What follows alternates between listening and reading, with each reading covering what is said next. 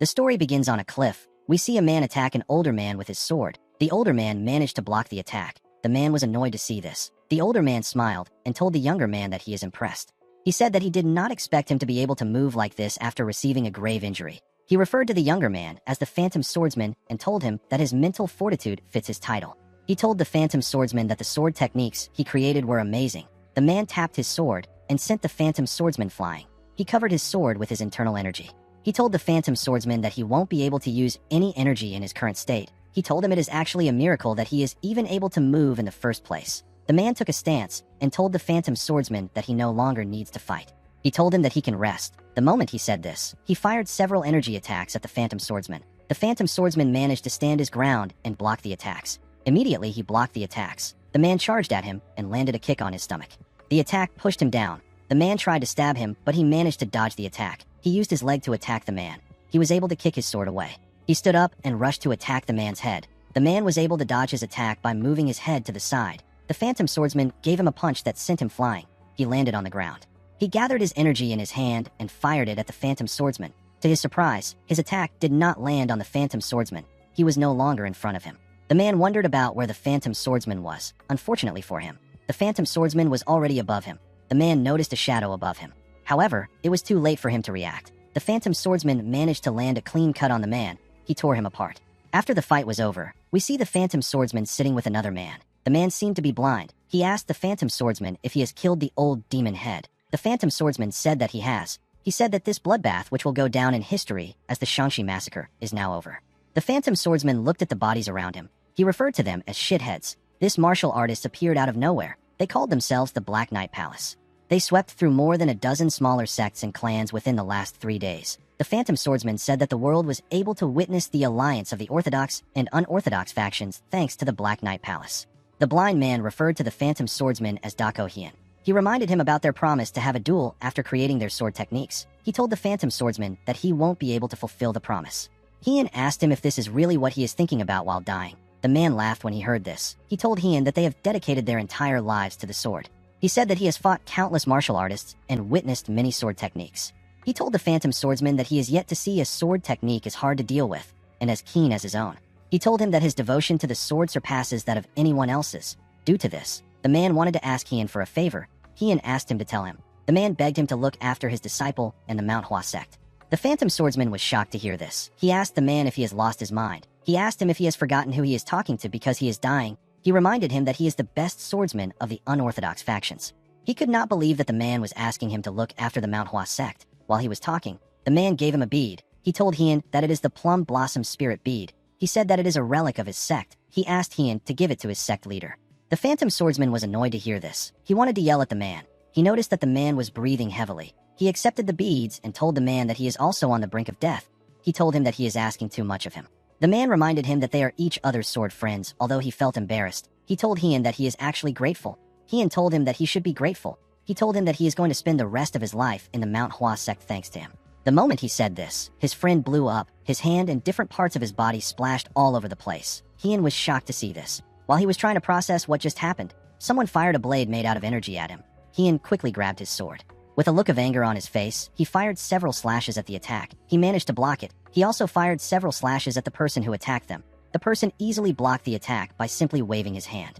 Hien was shocked to see this. The man gathered his energy in his hands and fired it at our boy. The attack caused a huge explosion. The Phantom Swordsman fell to his knees. He lost one of his arms. He could not believe what he was seeing. He wondered if it was possible for a person to be this strong. He looked around. He wondered if this was the Black Knight Palace Master. He remembered that he already killed the old man. His corpse was still where he left it. He believed that this must be a hidden disciple of the old man or the real Black Knight Palace Master himself.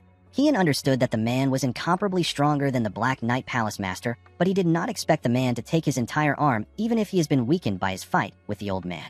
He could not believe that the man did this with just his demonic energy. Hien apologized to his friend. He told him that he didn't get the chance to take his body back home. He tapped his leg and said that he will try to keep his promise. The mysterious man was surprised to see that Hien managed to stand up. Our boy ran towards the edge of the cliff. Hien did not know if he will be able to survive falling off a cliff after losing the man, but he did not want to give up. He wanted to believe that there was hope. He jumped and turned around. He promised to never forget the man. He told himself that he will take care of the man the next time he sees him. The moment he thought of this, an energy blade tore his body apart. Hyun could not comprehend what was happening. All he could see was the lower parts of his body falling down. He also saw the man laughing at him.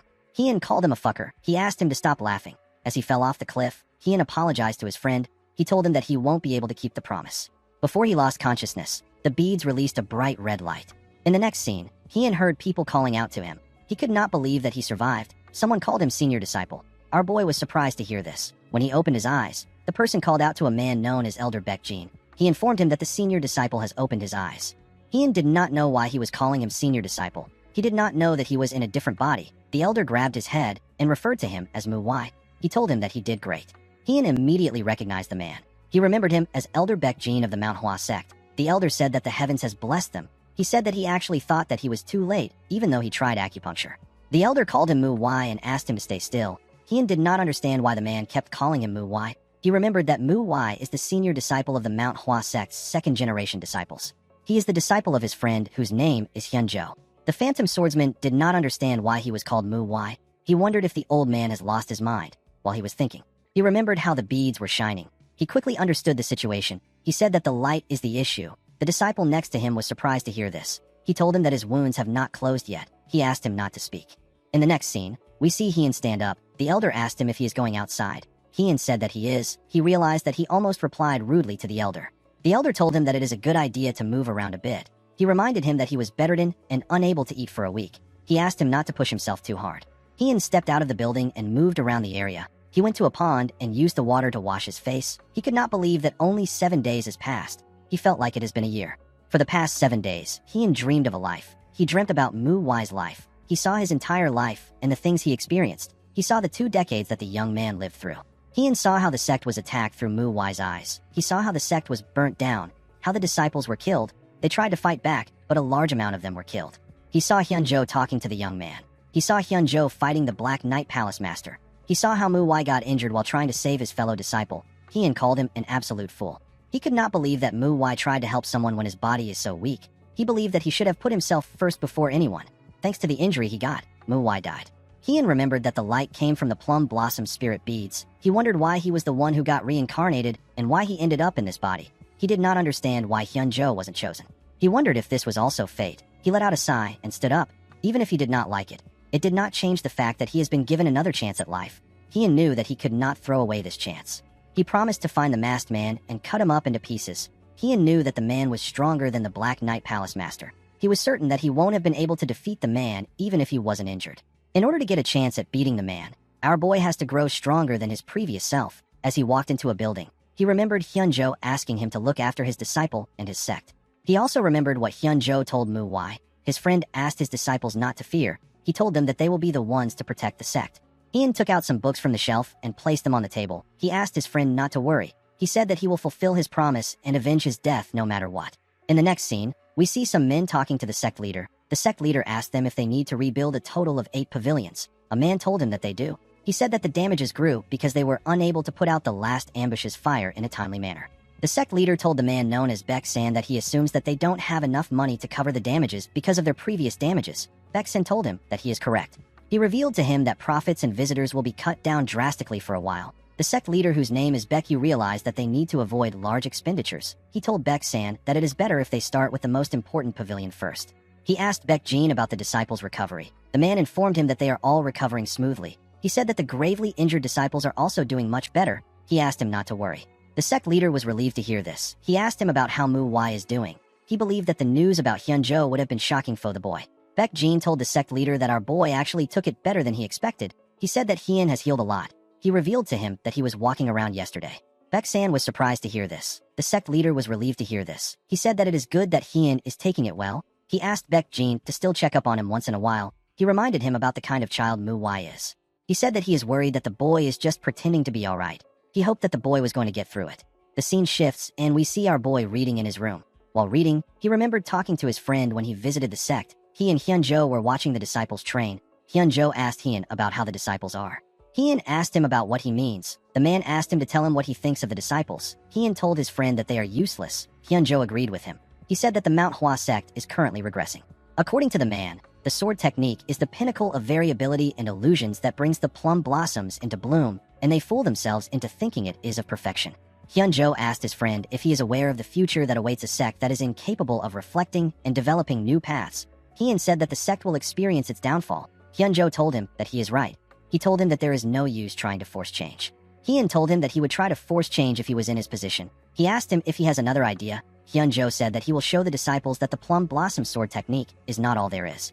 He said that he will show them that there is a higher realm that they can reach. Hyun asked his friend if this is the reason why he came up with the promise to create their own sword techniques and duel with them in the future.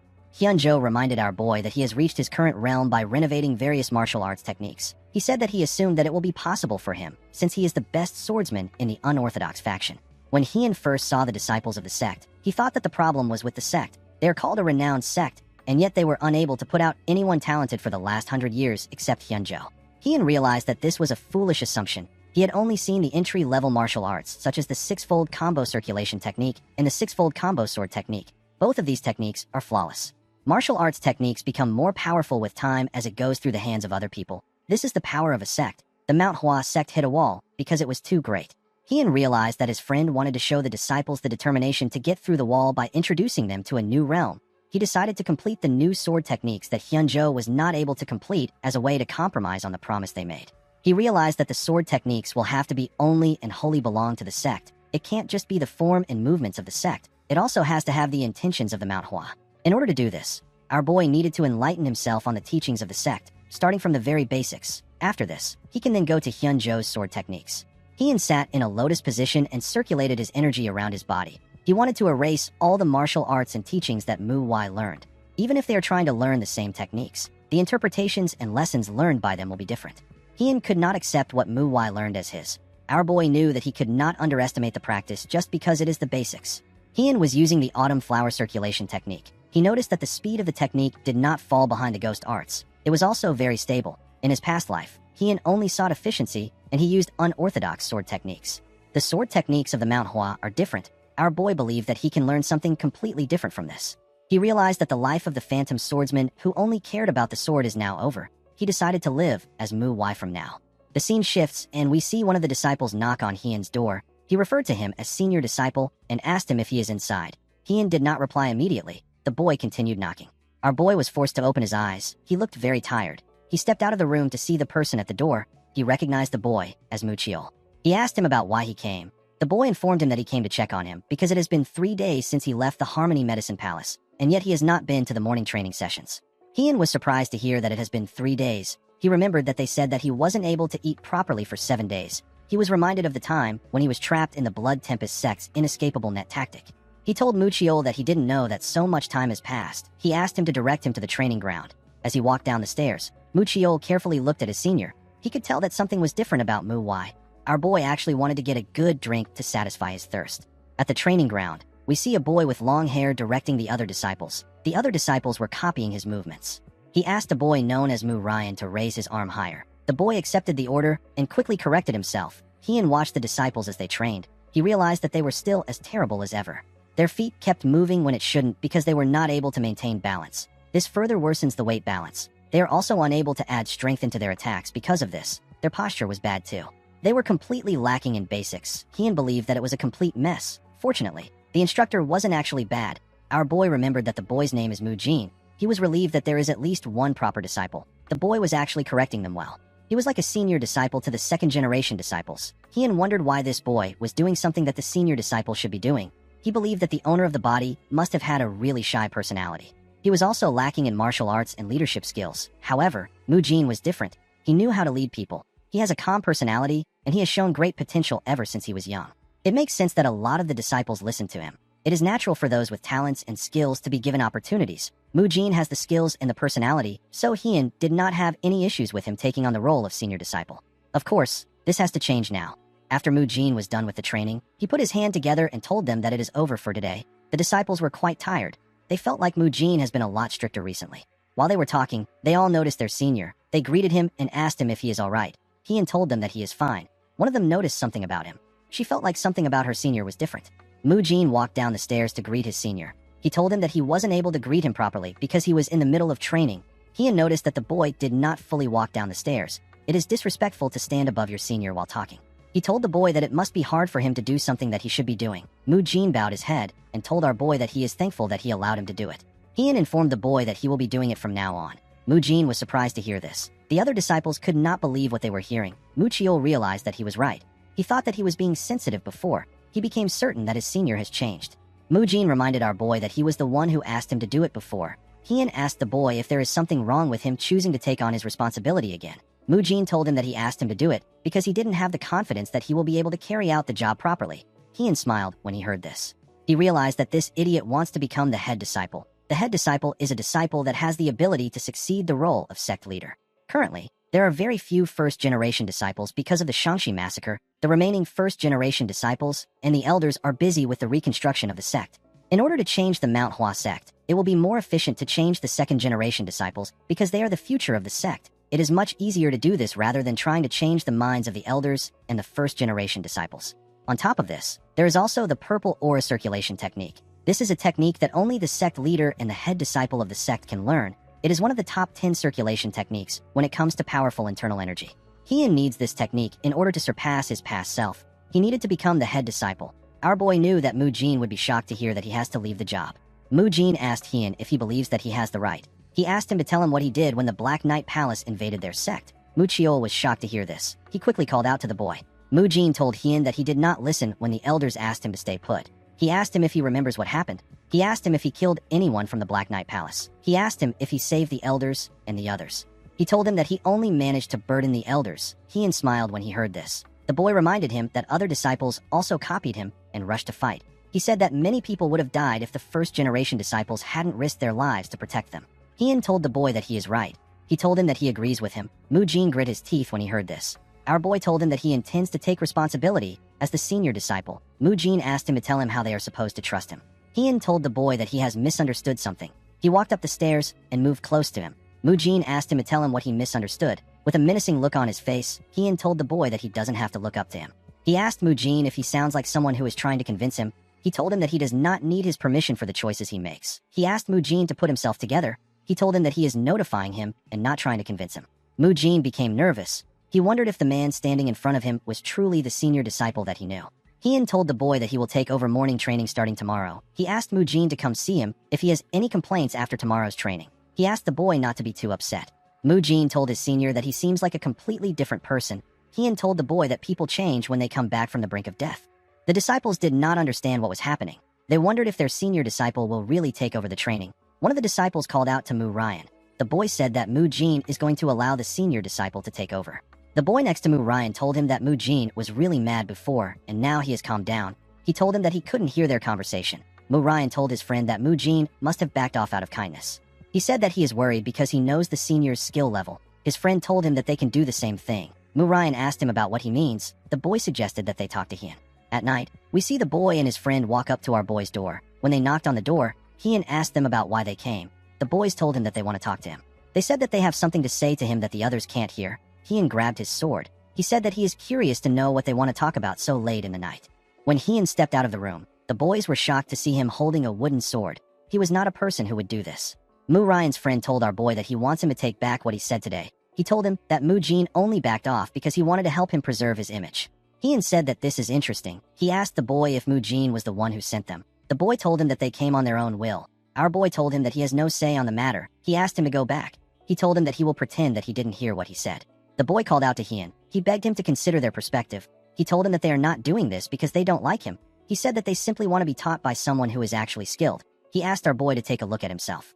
He told him that his skills are subpar. He told him that he is being greedy. The boy next to him told Hien that they won't accept a leader who is beneath them. With a terrifying tone in his voice, Hien said that the Mount Hua's hierarchy has degraded. He told the boys that he understands what they mean. He told them that he will prove his skills to them since they doubt him. He asked them to wield their swords.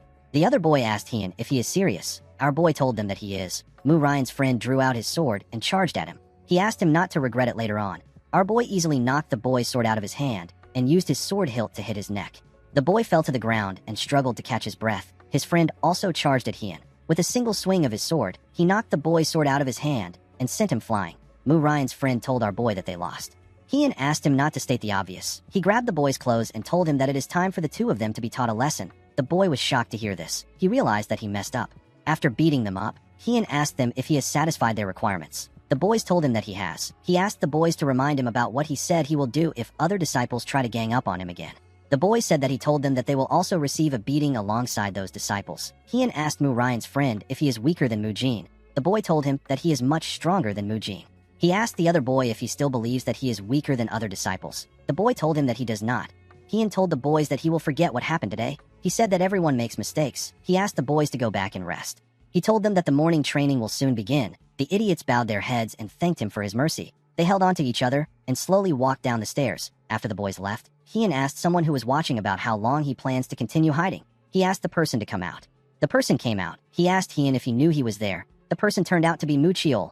Our boy told him that it is impossible for him not to know that someone of his size was hiding. He asked the boy about why he was hiding. Mu Chiol explained to him that he saw Mu San and Mu Ho coming to his place. Hien wondered about who Mu San and Mu Ho were. Mu Chiol said that he followed them just in case they wanted to try something. He told Hien that he did not expect him to win against them. Our boy realized that Mu Chiol was referring to the boys. Mu Chiol asked Hien if he has been hiding his true skills all this time. From what Hien observed, the second-generation disciples fall into two categories. There are those who maintain their distance from Mu Wai while showing him the respect that he deserves, and there are those who discreetly look down on him and speak poorly about him. However, Mu Chiol did not belong to any of these categories. He has actually helped Mu Wai a lot. Although he has a rather blunt and indifferent personality, Hien wondered about why the boy helps Mu Wai. He believed that Mu Wai did not understand the reason because he was young when he was in his body. Hien knew that there was a simple reason why the boy behaved like this. The reason Mu Chiol is willing to help Mu Wai is because Mu Wai is weak to the point where he actually needs help. Mu Chiol was worried that Hien might get injured by Mu San and Mu Ho, so he followed them there to make sure that our boy will be alright. Hien realized that Mu Chiol has always protected Mu Wai all this time. He knew that he had to make a somewhat believable excuse. He told Mu Chiol that he wasn't hiding his strength. He said that he simply reached a new realm of understanding. Mu Chiol was surprised to hear this. Hien told the boy that he will talk about what he has learned during the morning training. He told him that it is late. He asked him to go back.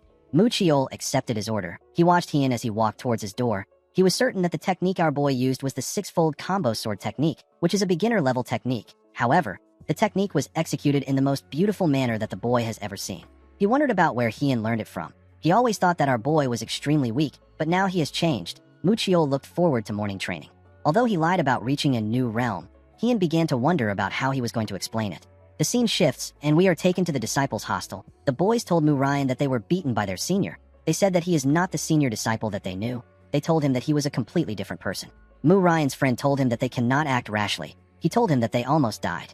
Mu Ryan stood up. He asked the boys to stop spouting nonsense. He asked them to go get ready for morning training. The two boys stood up and supported each other. The other boy told his friend that he hopes that Mu Ryan doesn't try anything against our boy. Mu Ryan's friend told him that he hopes Mu Ryan is beaten to a pulp. Mu Jin saw the boys injured. He asked Mu Ryan if something is wrong. He told him that Mu San and Mu Ho look terrible. The boy said that it is nothing much. He explained to him that the boys didn't like the fact that the senior disciple will be leading morning training sessions. He told Mu Jin about everything that happened. Mu Jin said that he will scold the boys later. Mu Ryan was shocked to hear this. He asked his friend for his reason. Mu Jin said that our boy can only stand up for himself now. He told him that the senior disciple will back off once he realizes that he is not fit for the position. He told his friend that there is no point in doing stuff like this behind his back. He said that he is ashamed. Mu Ryan told him that they were just worried. Mu Jin asked him to stop talking. He told him that he knows what they are worried about. He told him that he will take care of the matter himself. He asked him not to concern himself with it.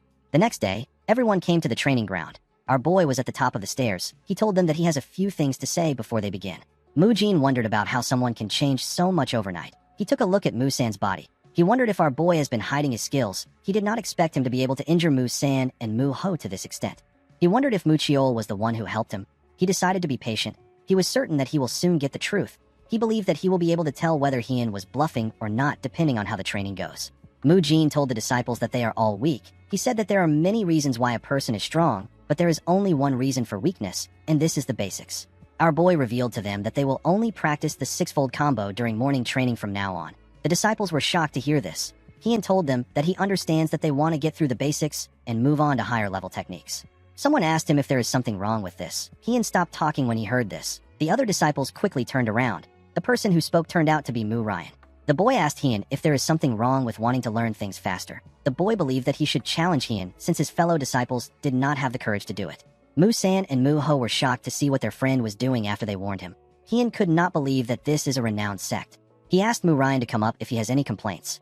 As Mu Jin watched his friend climb the stairs, he wondered about what he was thinking. The idiot smiled confidently as he walked up the stairs. He told Hien that he understands what he is saying. He said that he doesn't think it is a good idea to live the training under his leadership, especially if mastering the six-fold combo sword technique is as important as he said. He told our boy that everyone already knows the level of his martial arts. Hien said that everyone knows that his martial arts is terrible. He told the boy that he must have thought that he should be the one to prove that his martial arts is terrible since no one wanted to do anything.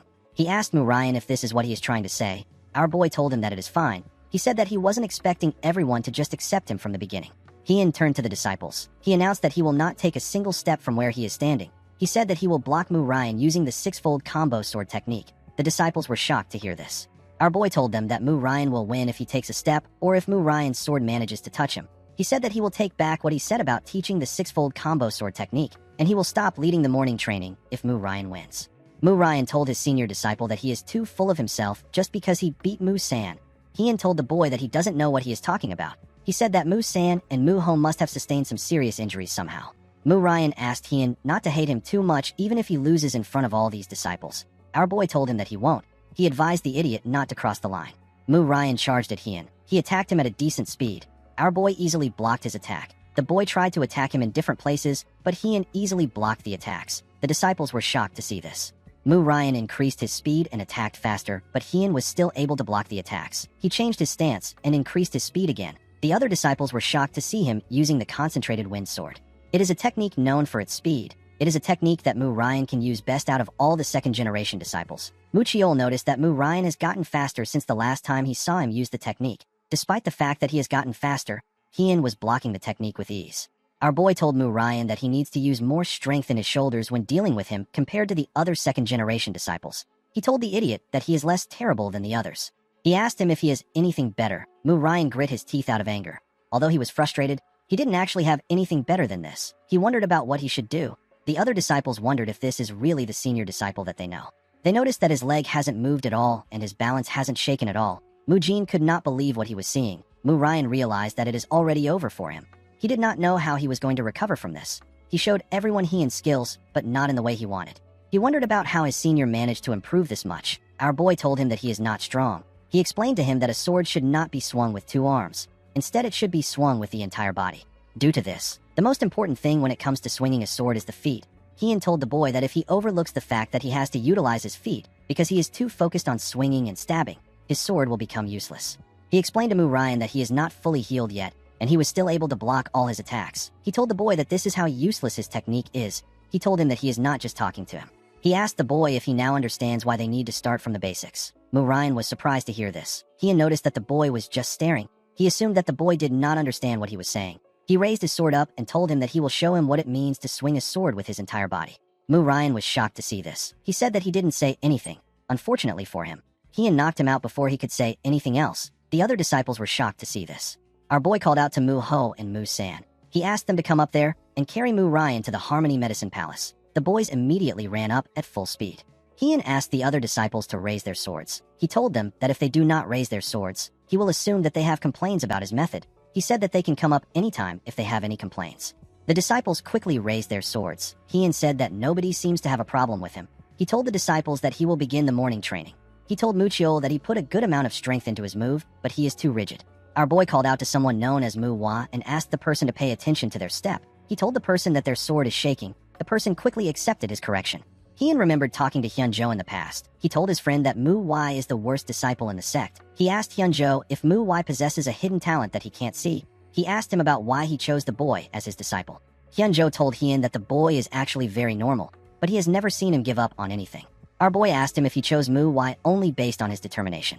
Hyunjo explained to him that the other talented disciples reach enlightenment regarding their martial arts on their own. However, this is not the case for Mu Wai. Hyunjo told his friend that to create a martial master out of an ordinary person is the duty of a mentor and the essence of martial arts. Hien actually wanted to pick out a few talented disciples and train only them. However, he is no longer the Phantom Swordsman. He is now the senior disciple. He is now a man who leads the second-generation disciples of the Manhwa sect. He cannot leave a single person behind, and he has to stick together with them till the very end. Hien believed that this was the most fitting thing for Mu Wai and the sect. Our boy actually never properly taught the disciples he had in his past life. Yet he suddenly has to train this guys from rock bottom. Having disciples was a lot more annoying than he anticipated.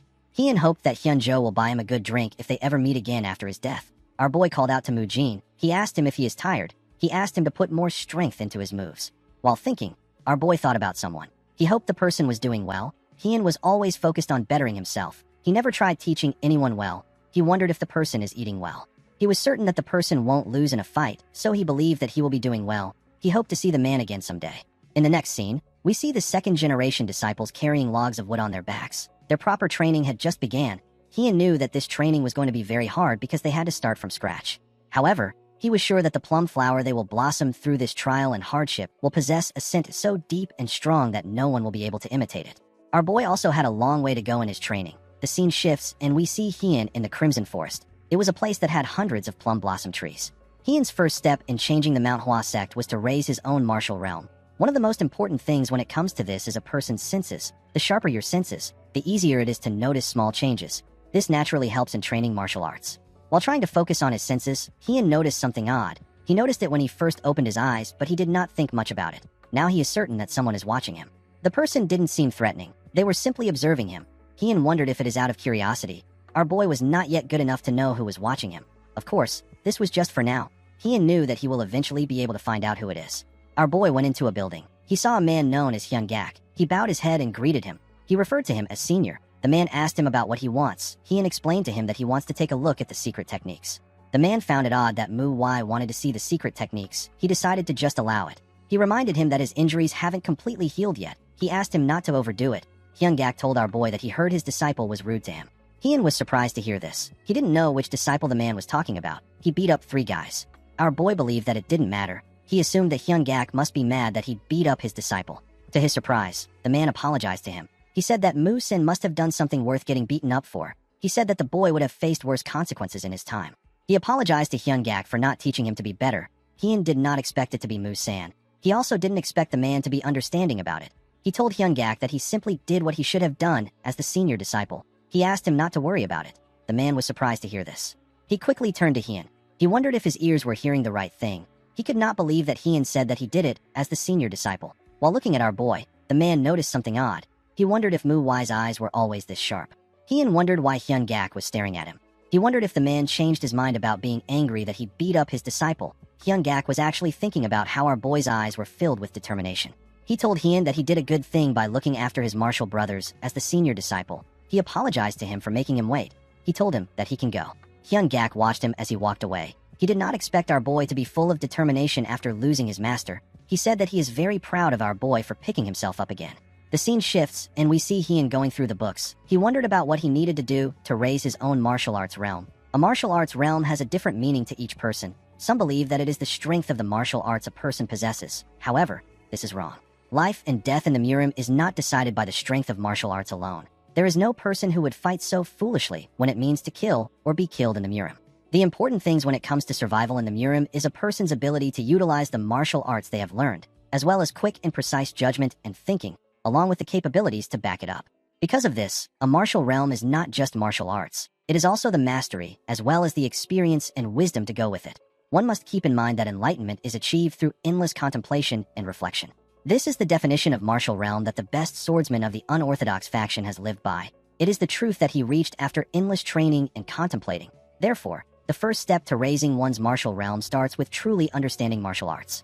This made Hien wonder about what the martial arts of the Mount Hua is. He didn't know yet. They were things that he was not permitted to read yet. The books were forbidden for disciples. They were to prevent greedy and curious disciples from foolishly trying to learn higher-level martial arts and rendering their chi paths useless.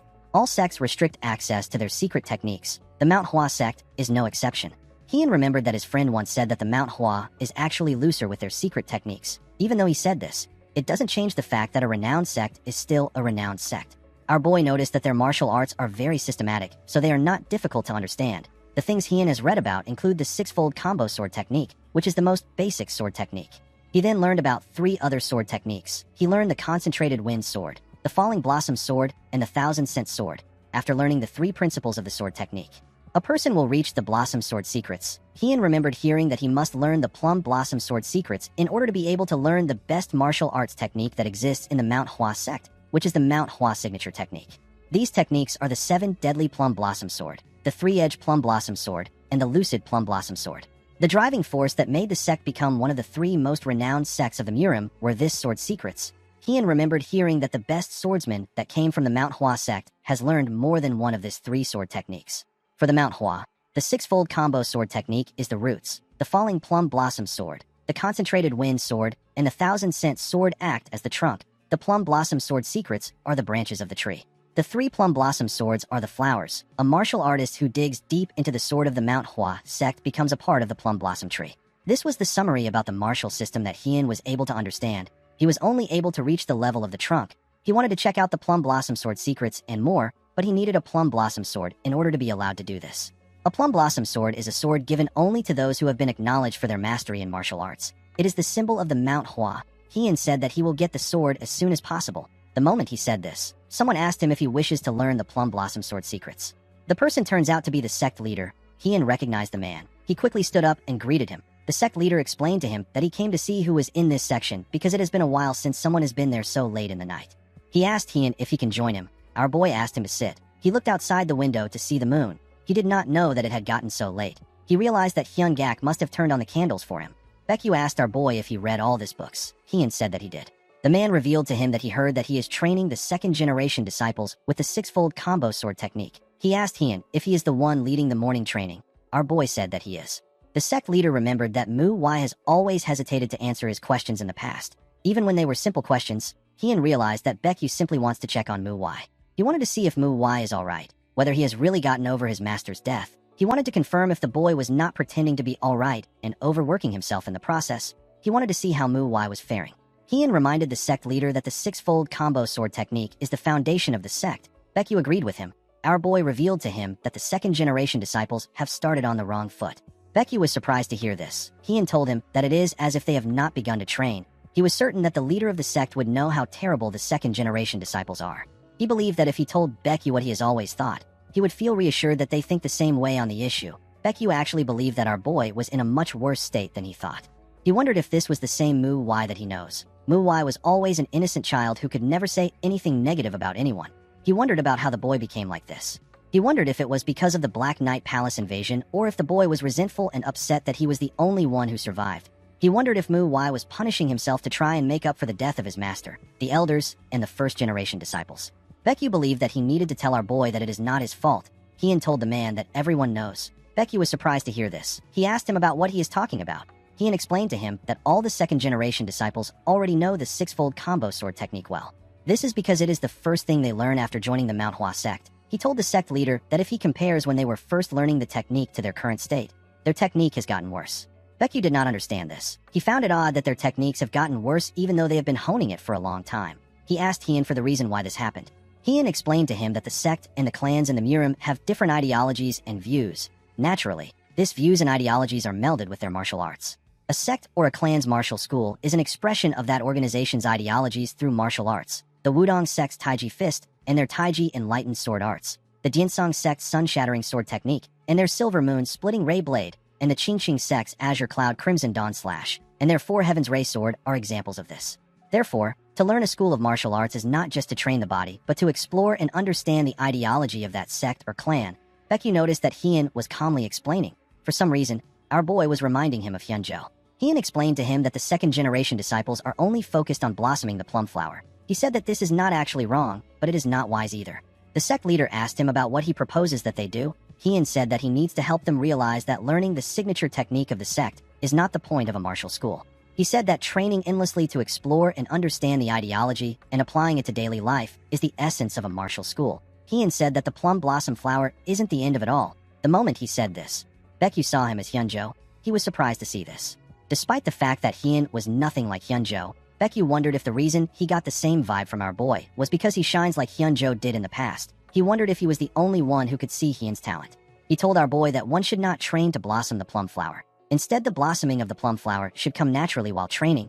Baekyu told Heian that he thinks quite deeply for his age. He commended him for making a great observation.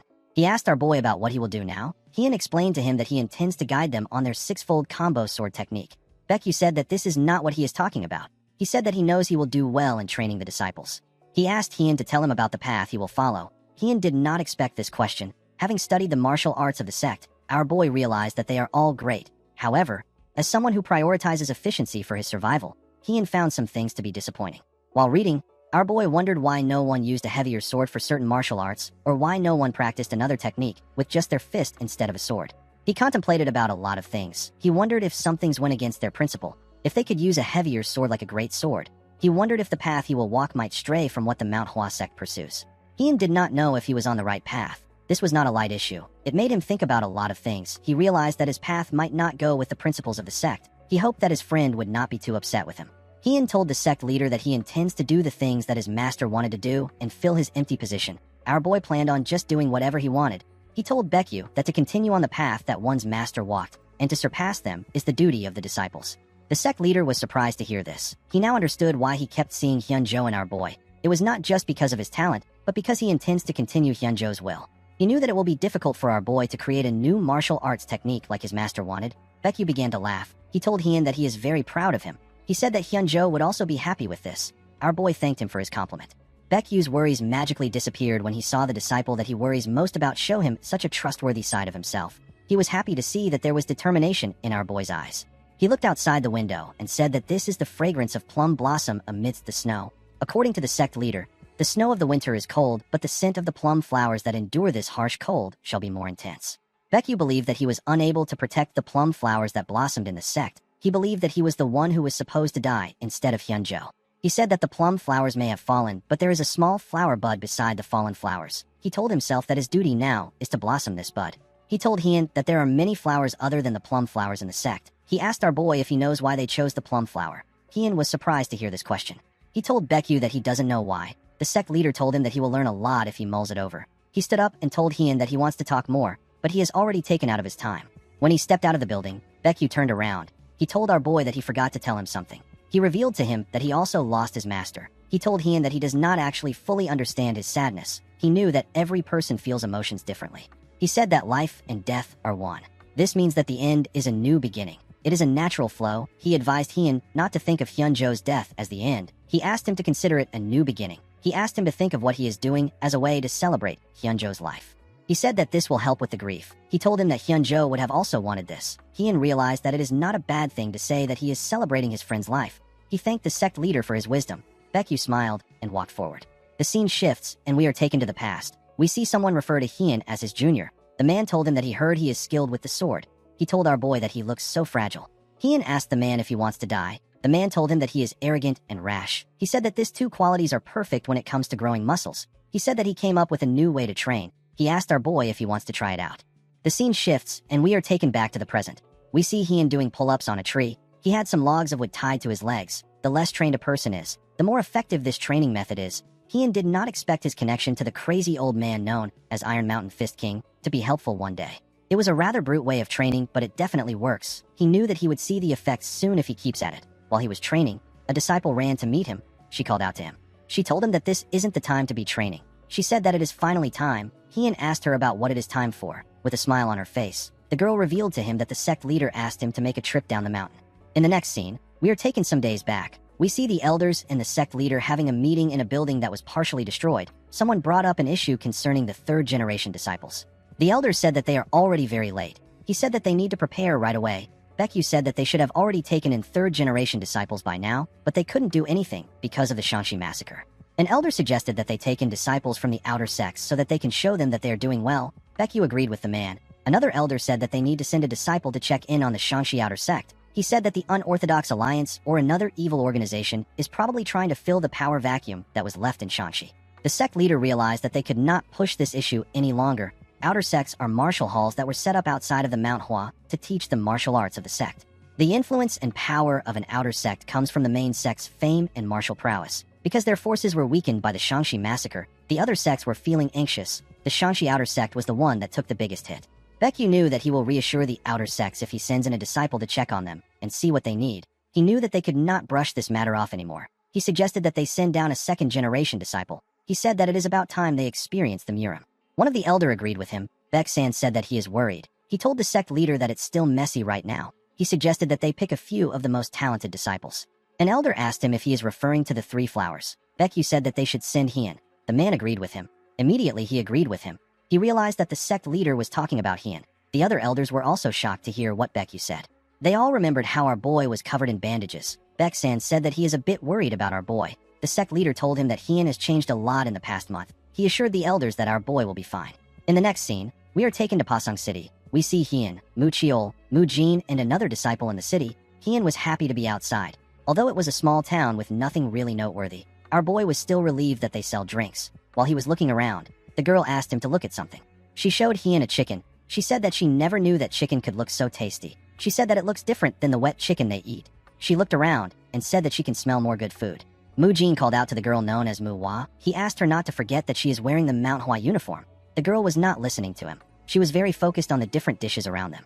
While they were walking, Manhwa asked them to take a look at another food. She asked Mu Jin to tell her how he does not like good food. The moment she said this, someone walked past her and hit her on the shoulder. Manhwa turned around and glared at the man. The man and his gang stopped moving. Mu Jin wanted to tell the girl to apologize, but Hyun signaled him to stop. The man noticed the 2 plum flowers on her clothes. He realized that she is a second-generation disciple of the Manhwa. He asked her if this is her first time in the Jonghu. He asked her if the Manhwa sect did not teach her how to ask for forgiveness. Manhwa was annoyed to hear this. The man told her that she bumped into him first. He asked her to apologize. The girl told him that he actually bumped into her. The man told her that she wasn't watching where she was walking, due to their clothing. Hyun was able to tell that the man and his gang belonged to a criminal organization. He could tell that they took over the power vacuum left by the Shangxi outer sect, but he did not expect them to pick a fight with him. Even though they took a hit from the Shangxi massacre, it wasn't so bad that some lowlifes could look down on them. Our boy realized that someone more influential was backing them up. He didn't actually care about who was backing them. He wanted the kids to experience this. They needed to learn how to deal with people like this. While he was thinking, our boy noticed that one of the man's friends was staring at Muwa's boobs. He pointed a sword at the man's eye. He asked him to tell him what he is looking at.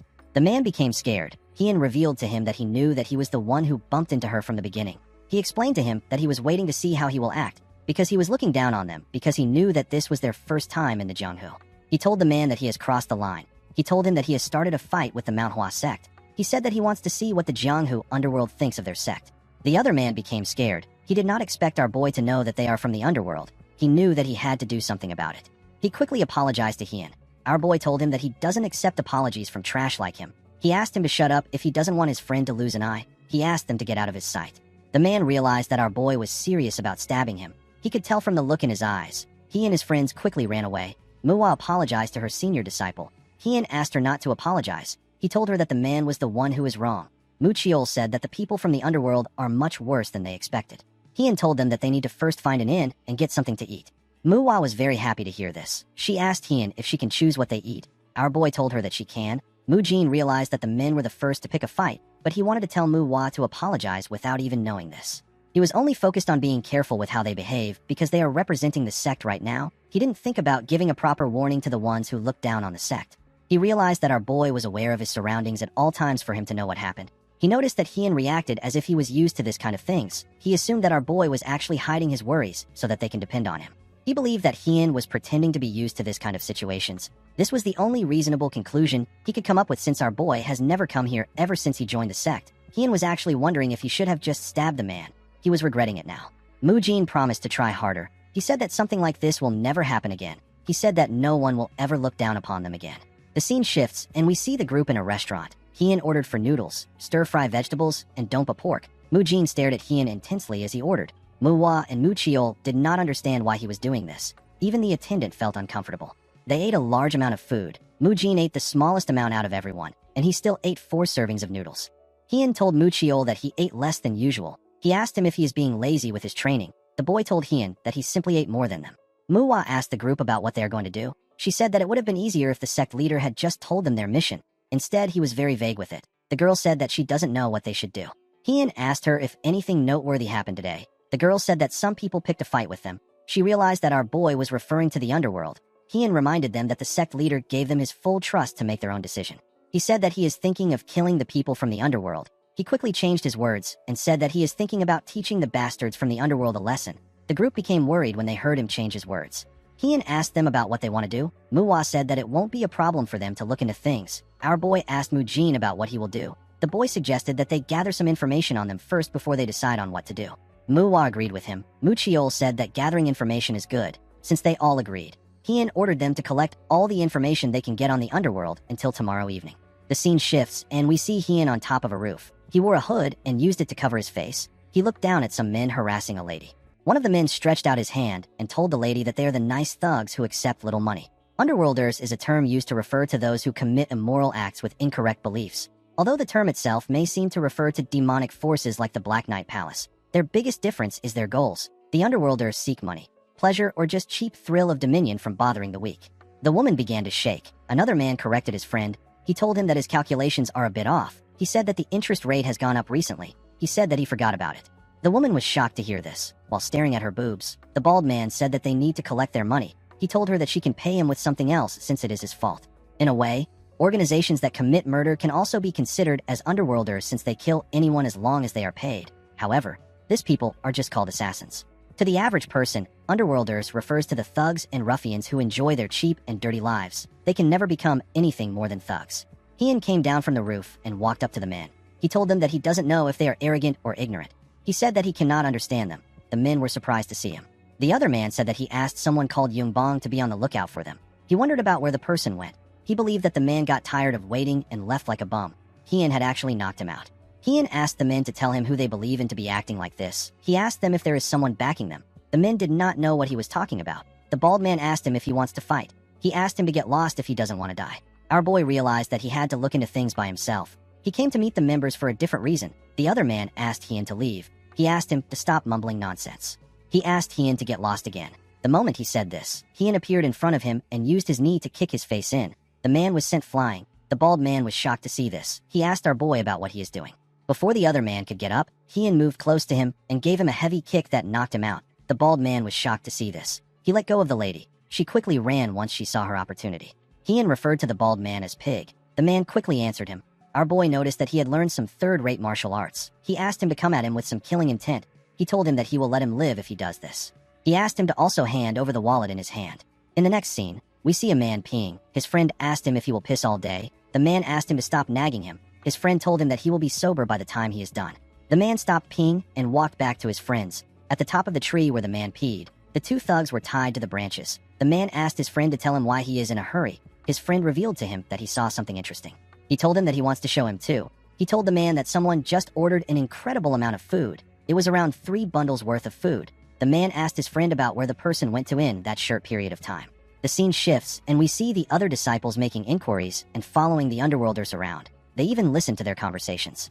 In the next scene, we are taken to another part of town. Some of the people in the town caught the smell of pork belly and spring rolls. One of the men said that he doesn't know where this person came from. He said that the person must be out of his mind to bring food in front of them. The people in the town couldn't contain their hunger. They all rushed to take the man's food. They wanted to see what was in the bundles. The person drew his sword and pointed it at them. The other men quickly stepped back. Hien told them that he is not there to share. He told them that he will cut off their heads if they lay a hand on the food. Someone told Hien that he is impressive. The person bowed his head and apologized to him. He introduced himself as So Jingi of the beggar sect. He apologized on behalf of the beggars. Hien put his sword away and introduced himself to them as a disciple of the Manhwa sect. Jingi told him that the beggar sect considers what happened to the Manhwa sword saint as a shame. He said that their sect leader found it deeply regrettable that he wasn't able to help during the Shanxi massacre. Hien told him that it is fine. He said that the situation would have been difficult for the sect leader to interfere because of the extreme heavenly sect. Jingi told him that he is well informed. He asked our boy about why he came to the beggar sect. Hien revealed to him that he wants to get some information regarding the underworlders who currently control Pasang. He told the man that the food won't taste good once it is cold. He told him that they can talk while eating. Jingi called him an interesting man. While they were eating, Jingi revealed to Hien that the underworlders are from the brutal blood faction. They took over the empty space left behind by the Hua Ryu sect, which is an outer sect of the Manhwa sect. The sect got annihilated during the Shanxi massacre. Hien told the man that this men are very strong for underworlders. Jingi agreed with him. He explained to him that everyone in the brutal blood faction is knowledgeable about martial arts. Hien told him that he dealt with a few of them. He told him that he is aware of this. He said that the men have learned some third-rate martial arts. He told Jingi that he has not talked about what is actually important. Jingi stopped eating and asked Hien about what he is talking about. Our boy revealed to him that he is talking about the person behind the brutal blood faction. Jingi asked Hien to tell him why he suspects that there is a mastermind behind the faction. Our boy explained to him that Pasang is not a very big area, but it is not a small one either. The Hua Ryu sect is pretty big for a mid-sized sect. Pasang is pretty big among smaller places, and yet a mere underworld organization managed to monopolize it. Going after power is an obvious action for those interested in the power vacuum, and Pasang isn't small enough for a single underworld organization to take complete control over. It would make more sense for dozens of underworld organizations to split control over parts of Pasung and compete against each other. Jingi told our boy that he is very discerning. He said that he finds it hard to believe that he is just a mere rising prospect who is new to the Jianghu. He explained to Hien that he didn't avoid the topic because he was trying to hide it. He said that he simply wasn't sure yet. Hien assured him that it is fine. He asked him to speak. The man asked him not to be surprised. He revealed to our boy that there is a martial artist that is often in contact with the Brutal Blood faction. He said that the martial artist is from the Nine Hells Sword sect. Hien did not expect this. The Nine Hells Sword sect is one of Shangshi's big 3 sects. It is next to 2 of the 10 largest sects. Yet the Nine Hells Sword sect has never cared about the Manhwa or the Zhongnan sect. Due to this, they not only have a strong nonchalant disposition, but they are also much bigger than the Manhwa sect in terms of scale. Hien found something strange about the sect. If they were the one responsible for this, they could have just flaunted their ambition. He wondered if the sect has the ability and time to focus on a place like this.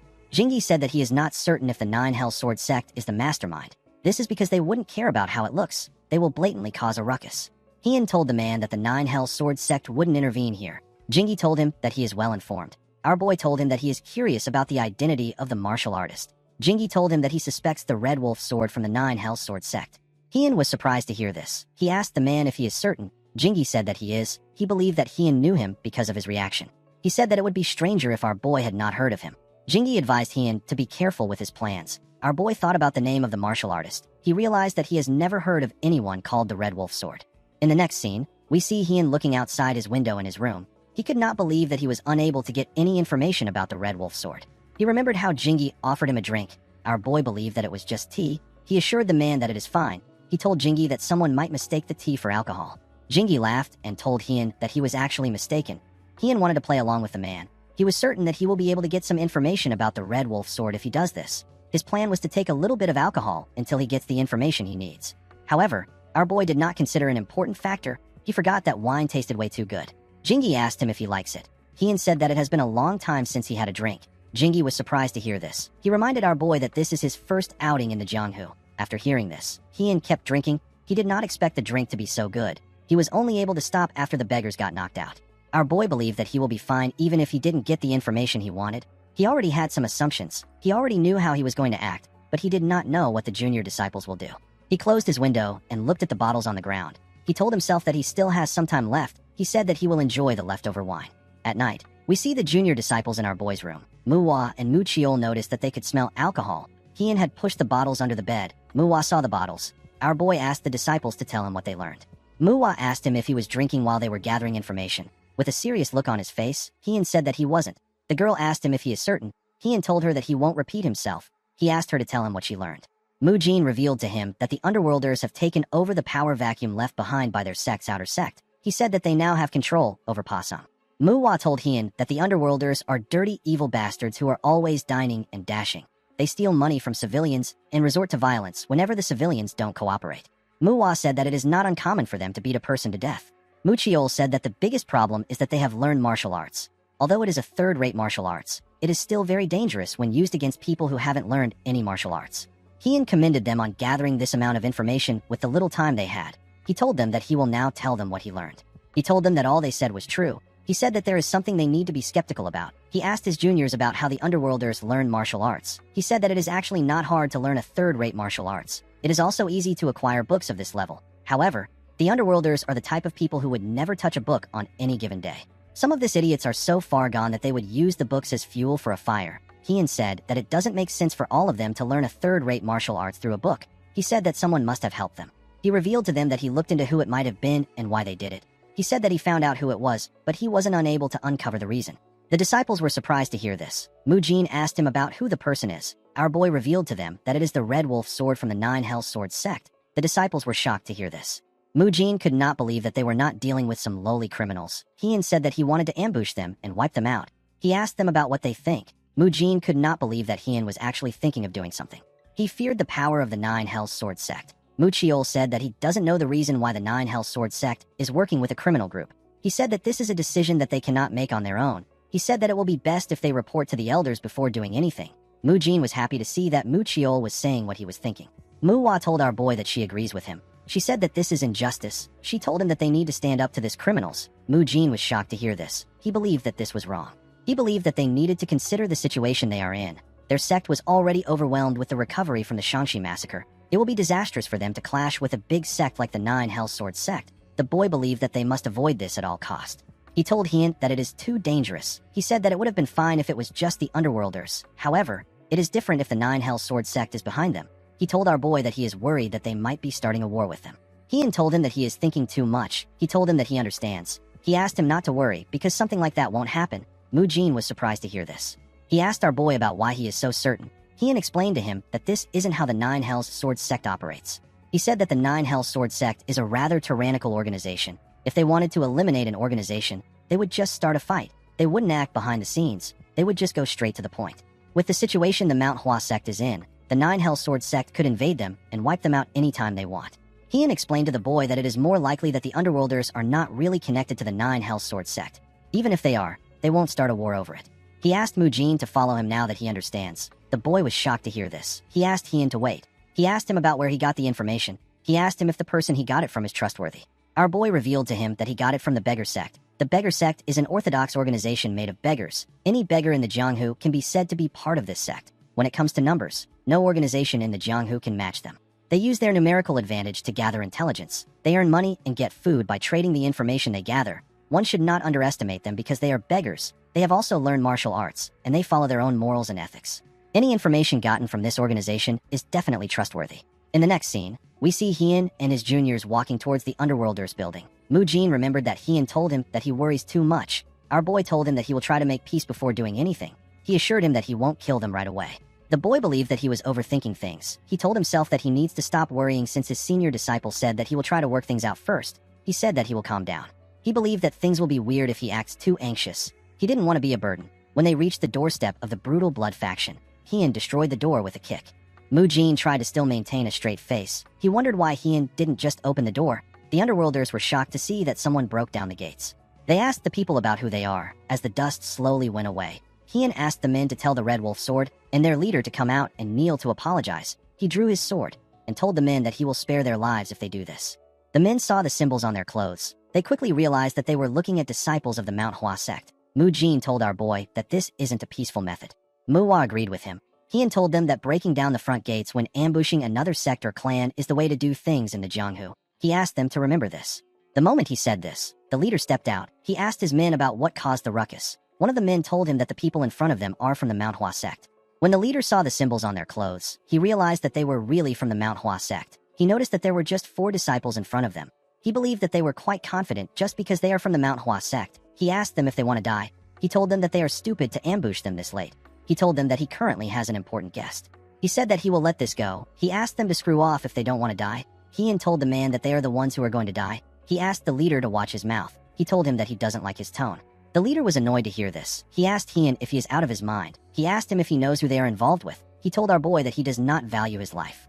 He turned to his men and ordered them to show the group how terrifying the Jianghu can be. He asked them not to kill them. The men quickly drew their swords and moved forward. Immediately they did this. Muwa saw something behind them. She saw 2 bodies on the ground. The girl was annoyed to see this. She quickly ran to the bodies. She wanted to check their condition.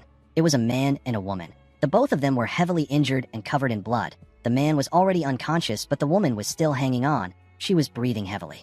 Mu Jin and Mu Chiol quickly ran to Muwa. Mu Jin asked her to look up. 2 men were about to attack her. Muwa grit her teeth out of anger. She used a technique known as bamboo leaf hand to send them flying.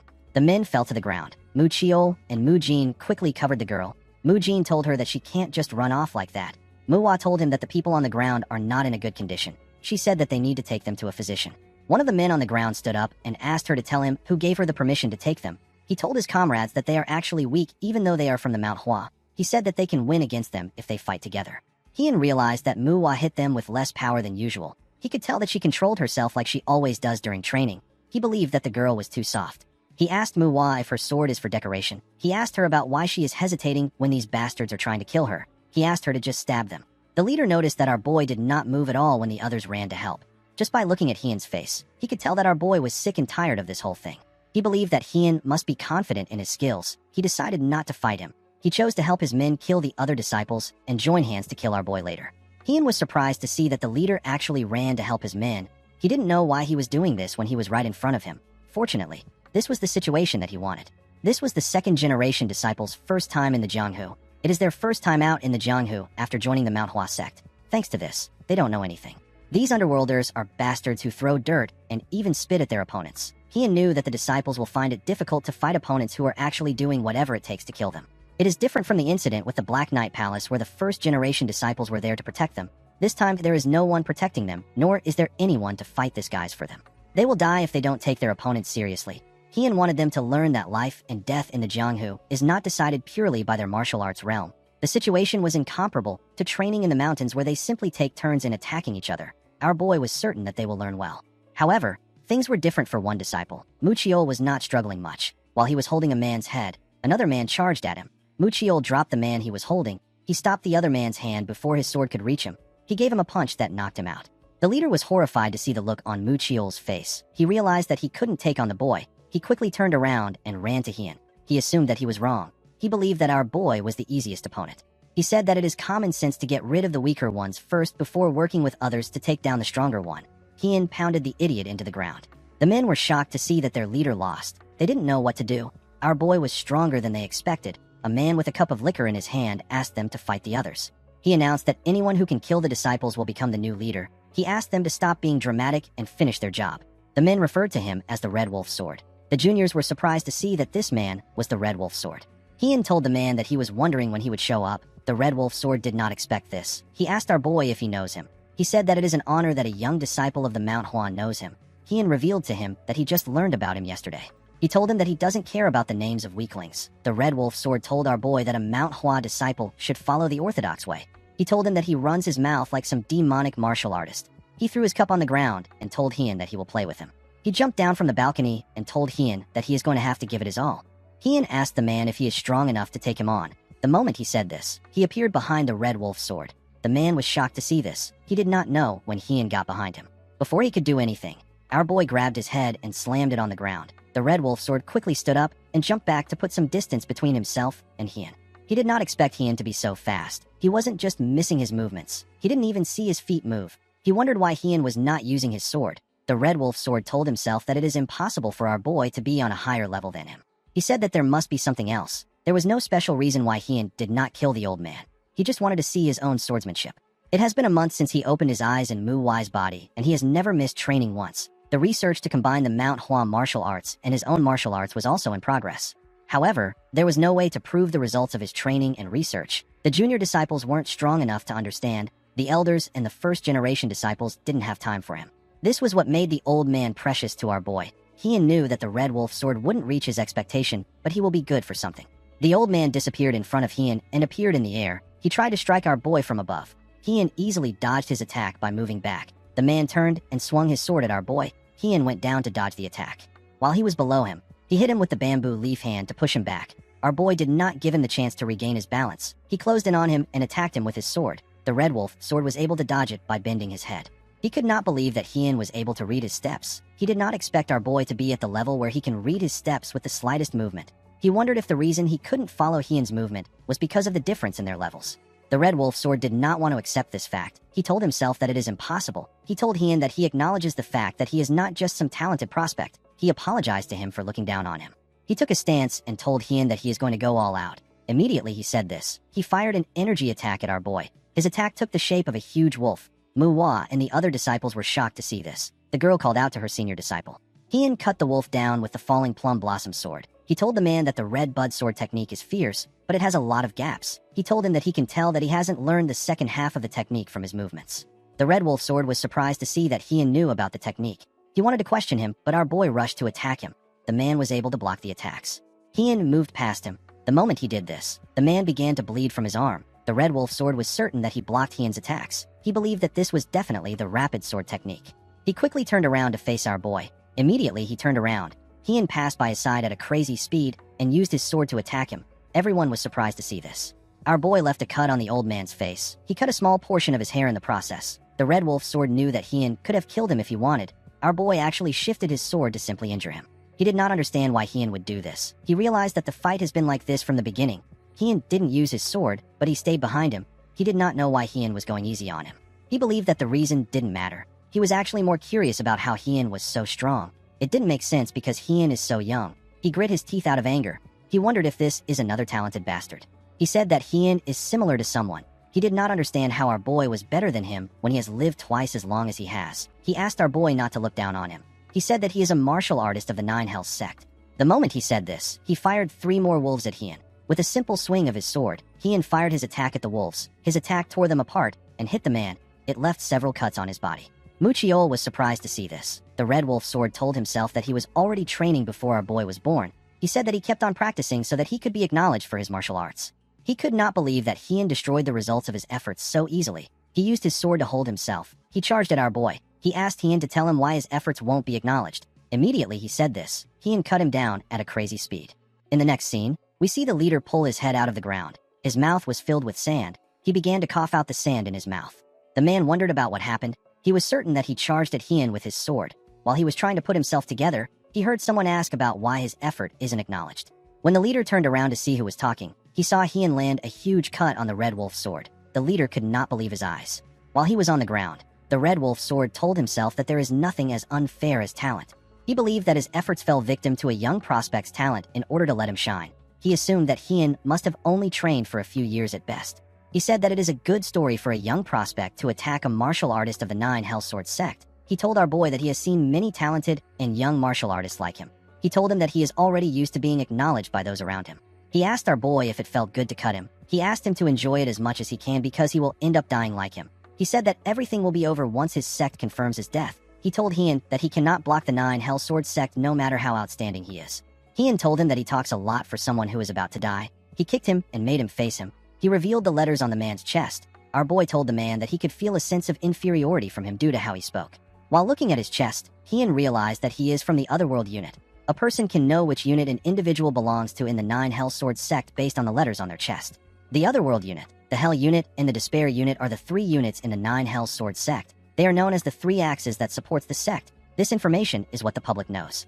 Hien told the man that he knows that the Otherworld unit has not achieved any merits and has been completely pushed aside from succession. The real power lies within the Hell unit and the Despair unit, who are at war with the Brutal Dragon faction. Our boy found it strange that the Nine Hell Sword sect, which is at war with the Brutal Dragon faction, would suddenly have their eyes on the south of Shanxi. After thinking about it a little, Hien realized that the mission that was given to the Otherworld unit in this war was to protect the headquarters and provide rear support. However, because the Otherworld unit wants merit, they pretended to be completing some missions on the outside. They were actually just wasting their time. The Red Wolf sword was shocked to see that Hien was aware of what was happening. He asked him about how he knew this. Hien asked him if he thinks that the Otherworld unit will step up for him if he dies. He told him that his unit will do their best to hide his death at all costs. He reminded the Red Wolf sword that he should be supporting the war instead of wasting his time with this nonsense. Hien told the man that this is the perfect opportunity for the Hell unit and the Despair unit to strike the Otherworld unit down. With a serious look on his face, Hien asked the idiot if the Otherworld unit will come to the Mount Hua for revenge. He asked him if the Mount Hua sect look like they are scared of the unit. He told him that they wouldn't win even if the Hell unit and the Despair unit helped them. Hien said that it was he who faced the Nine Hell Sword sect alone. The moment he heard this, the Red Wolf sword lost consciousness and died. The leader of the Brutal Blood faction was shocked to see what happened. He quickly dug a hole in the ground and put his head back inside. He told himself that he didn't see anything.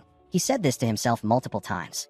While he was lying to himself, Hien pulled him out of the ground. He asked him about why he is pretending. He asked him to deal with this immediately. The man accepted his order. In the next scene, we see Hien and the other disciples in the office of the leader. The leader gathered the books containing their income for our boy. Hien saw the gambling debt income, the names of those who borrow money from them, and the accounts they borrowed from. Our boy did not expect the leader to keep a good record of the cash flow. While the leader and his subordinates were kneeling, Hien asked him if this is all. The leader said that it is. Our boy ordered him to return all the money they took and extorted to their respective owners. He asked him to also get rid of the gambling den and end his little faction. He asked the man if there are any complaints. The leader said that it will be a bit difficult to accomplish all of this today. The moment he said this, he saw the scary look on Hien's face. The leader kept quiet. Hien told him that he is mistaken about something. He explained to him that the reason he is not killing all of them is not out of mercy. He told him that they are simply trash who should not die. He told him that the victims will not be able to direct their anger at something if they die. Hien asked the men to not think that they can atone for their sins through death. He told them that their sins are heavier than death. He said that it is only right for them to live while atoning to those who they have bothered for the rest of their lives. Hien asked the men if they understand him. They all said that they do. Our boy ordered everyone to get started. He told them that they need to be proactive to finish it today. He asked the leader to stay behind. He asked his juniors to make sure the men are properly tearing things down and returning the money. Manhwa asked her senior disciple about what he is going to do. Heian told her that he has something else to do. The girl asked him if he is going to drink again like last time. Heian asked her if he looks like a person who can drink anytime he wants. Manhwa told him that he looks like someone like that. Our boy asked her to focus on her mission. Manhwa glared at him as she walked out of the room. She asked him not to worry. She said that they will be fine. Heian did not expect the girl to see through him. Fortunately, he wasn't going to drink this time. He wanted something else. The leader asked Heian about why he asked him to stay. Our boy stood up and asked him not to hide it. He told him that he can't fool his nose. While drooling, Heian asked the man to lead him to where the tuber fleece flower is. In his last life, Heian went around looking for rare opportunities in order to get stronger. He didn't have any sect to support him, and he also didn't have enough money to obtain elixirs. Because he didn't have money, he looked for these opportunities by himself. These items are rare for a reason. A person couldn't just find them by looking for them. You have to stumble upon them accidentally. While Heian was resting after training, he coincidentally discovered the tuber fleece flower. He discovered the flower after spending 7 years looking for a rare opportunity. The tuber fleece flower he acquired in his past life tasted bitter, and it had a drab scent of dirt. It was a scent that Heian couldn't forget. The leader took our boy to their basement. Heian noticed that the scent of the fleece flower he faintly smelled earlier is getting stronger now that they have gotten close to it. The leader told Heian that it is a 200-year-old tuber fleece flower. He revealed to him that they obtained it accidentally and have stored it for a while. He said that he had forgotten about it because of the chaos. He told Heian that he is truly different to be able to smell and recognize it. He revealed to him that the Red Wolf sword was originally going to take it. He said that the herb has now found its true owner. Heian stepped into the treasury and commended the man on his work. He asked him to go up to finish his work. The man accepted his order. Our boy locked the door and began to look around. Most organizations who are capable of using martial arts have a space where they can practice energy circulation. Heian observed that the iron doors and the stone walls were pretty thick. He was certain that he didn't need to worry about anything.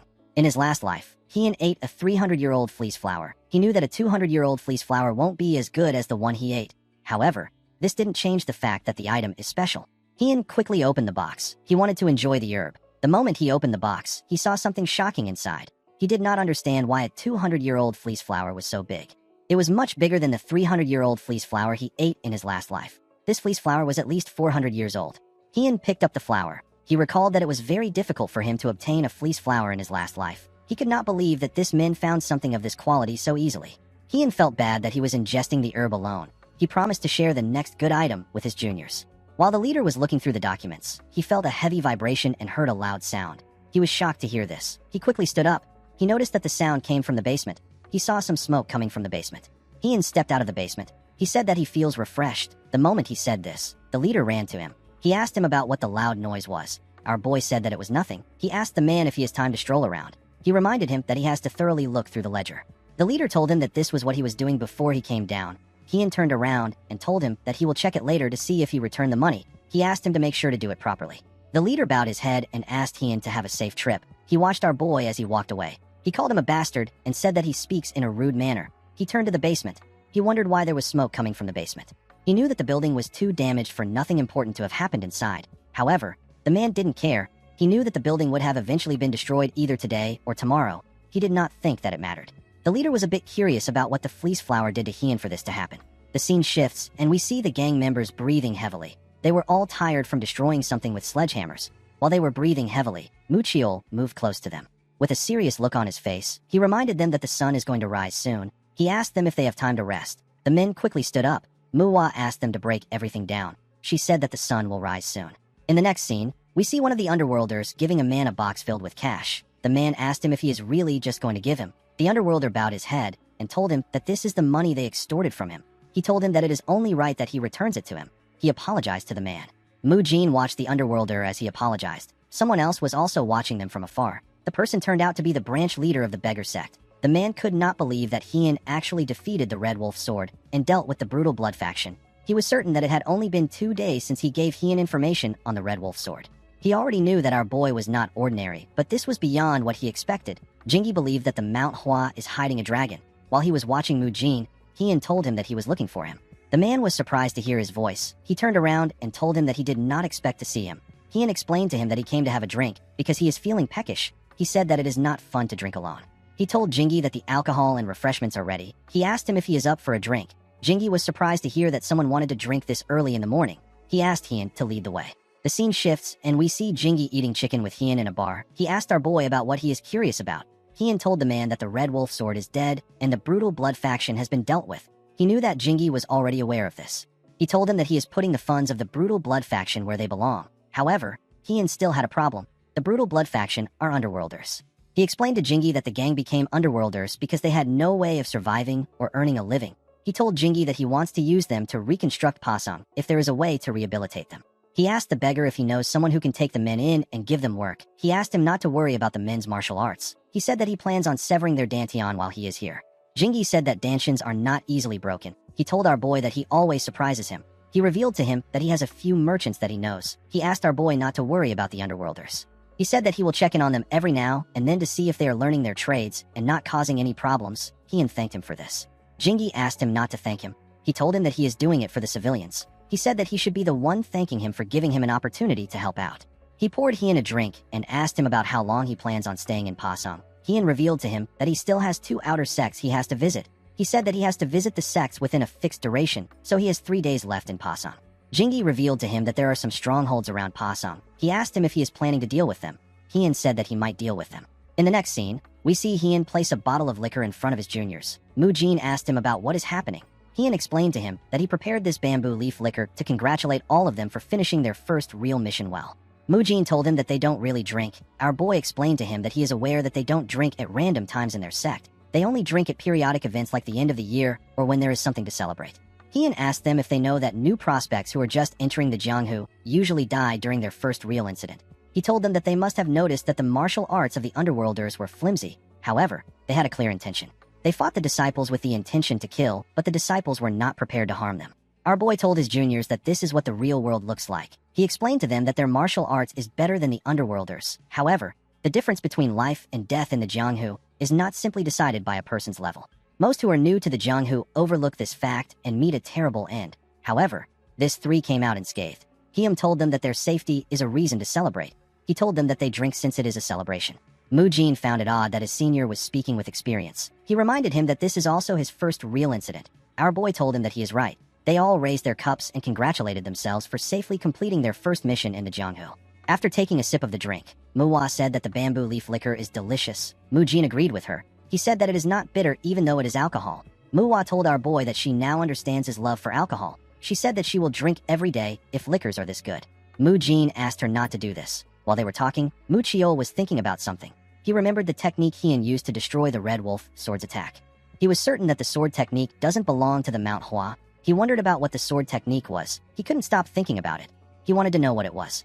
He told Heian that he has a question for him after watching his battle with the Red Wolf sword. He said that the first technique he used belongs to the Manhwa. However, the moment he deflected the Red Wolf sword strike, his swordsmanship changed into something else. Mu-chiol said that the power was concentrated and the curves were not smooth. He told Heian that he wants to know more about this technique. Our boy believed that they were all busy dealing with the underworlders. He did not expect Mu-chiol to be watching him. He knew that the technique he used had the principle of weight in it. Weight and power were the principles of the Dako sword technique, which Heian used and invented in his past life. Our boy simply put the principle of weight into the basic moves of the 6-fold combo sword technique. He could not believe that Mu-chiol actually noticed this. He remembered that the boy said that it didn't look like a Manhwa sword technique. He told Mu-chiol that he will tell him later. He said that there is something they need to do first. Heian had been waiting for a chance to mention this to his juniors. He believed that now was perfect. He asked his juniors if they have finished their drinks. He asked them to finish it if they haven't done so. He told them that they won't have time to drink for the next 3 days once they hear what he is about to say. In the next scene, we see a coachman driving a carriage in a forest. Someone came out of the bush and asked the coachman to stop. The man asked him if something is wrong. The man who came out of the forest said that nothing is wrong. He asked the coachman to give him everything he has if he doesn't want to die. The coachman begged the man to spare him. While he was begging, Heian and his juniors watched him from the bushes. Manhwa could tell that this man was a bandit. Heian explained to her that the bandits stay hidden in the woods until someone passes by in order to rob them. Although they look like they are part of the underworlders, they are actually different. The biggest difference would be the fact that they learn martial arts, and they are more systematic. The people they dealt with earlier also learned martial arts, but the Red Wolf sword taught them with a purpose in mind. So those men aren't like the average underworlders. These men are more structured. Heian told his juniors that they have to assume that a stronghold is nearby if they come across this bandits. He said that there are about 5 strongholds around Pasang. He told the disciples that he does not know the exact locations of the strongholds. He said that the only thing he is sure of is that this men are stronger than the underworlders under the Red Wolf sword. With a worried look on her face, Manhwa asked her senior disciple about why he is telling them this. Our boy revealed to them that they will be the ones to eradicate these strongholds in the next 3 days. He said that one person will take on each stronghold and the rest will watch. The juniors were shocked to hear this. Manhwa asked him about why he made such a decision. She asked him if they did something wrong. Our boy found her question to be odd. He reminded her that they almost died because they couldn't take down the underworlders. He told them that they almost died because they were not ready to harm others. He explained to them that this mission was made to deal with their fear. Muchiol told him that he is right. He said that they might have died if it wasn't for him. He said that it is a good idea. Mujin and Muhwa did not like the fact that he was right. Mujin asked Hien about how he prepared himself to harm others. Hien did not know how to answer the question. This wasn't his first real fight. His first real fight happened a long time ago. However, it wasn't something that he could easily forget. Hien told Mujin that he remembers being afraid, the fear that he will be the one to die if he doesn't kill the person got to him. Hien told his juniors that he is afraid of dying, and he is also afraid of them getting hurt. He said that he slayed the enemy in front of him in order to prevent his fears from becoming real. He explained to his juniors that this perspective belongs to him. He said that a person should have their own way of fighting. He told Muchiol that he will teach him the sword technique that he saw, depending on how he performs at his stronghold. Our boy told them that he will show them how it is done since it is the first night. He asked them to watch and learn. Our boy stepped out of the bushes. He beat up the bandit and knocked him out. He later woke him up and made him direct him to his stronghold. His leader was shocked to see Hien. Our boy easily took care of the bandits and destroyed their stronghold. After this night, the special training began for the juniors. They watched over the brutal blood faction during the day, and they took care of the strongholds at night. The training was quite effective. At first, the disciples hesitated. However, they quickly learned their lessons. They stopped hesitating sooner than Hien expected. They all did well. However, Mujin seemed like he needed more time. It was not that he was falling behind in terms of skills. He was actually even better than Muchiol and Muhwa when it came to skills. But he was still hesitating when it came to killing, even though he was at death's door. Having watched over the boy until now, Hien understood why he was hesitating, but he couldn't do anything about it. Mujin needed to overcome it by himself.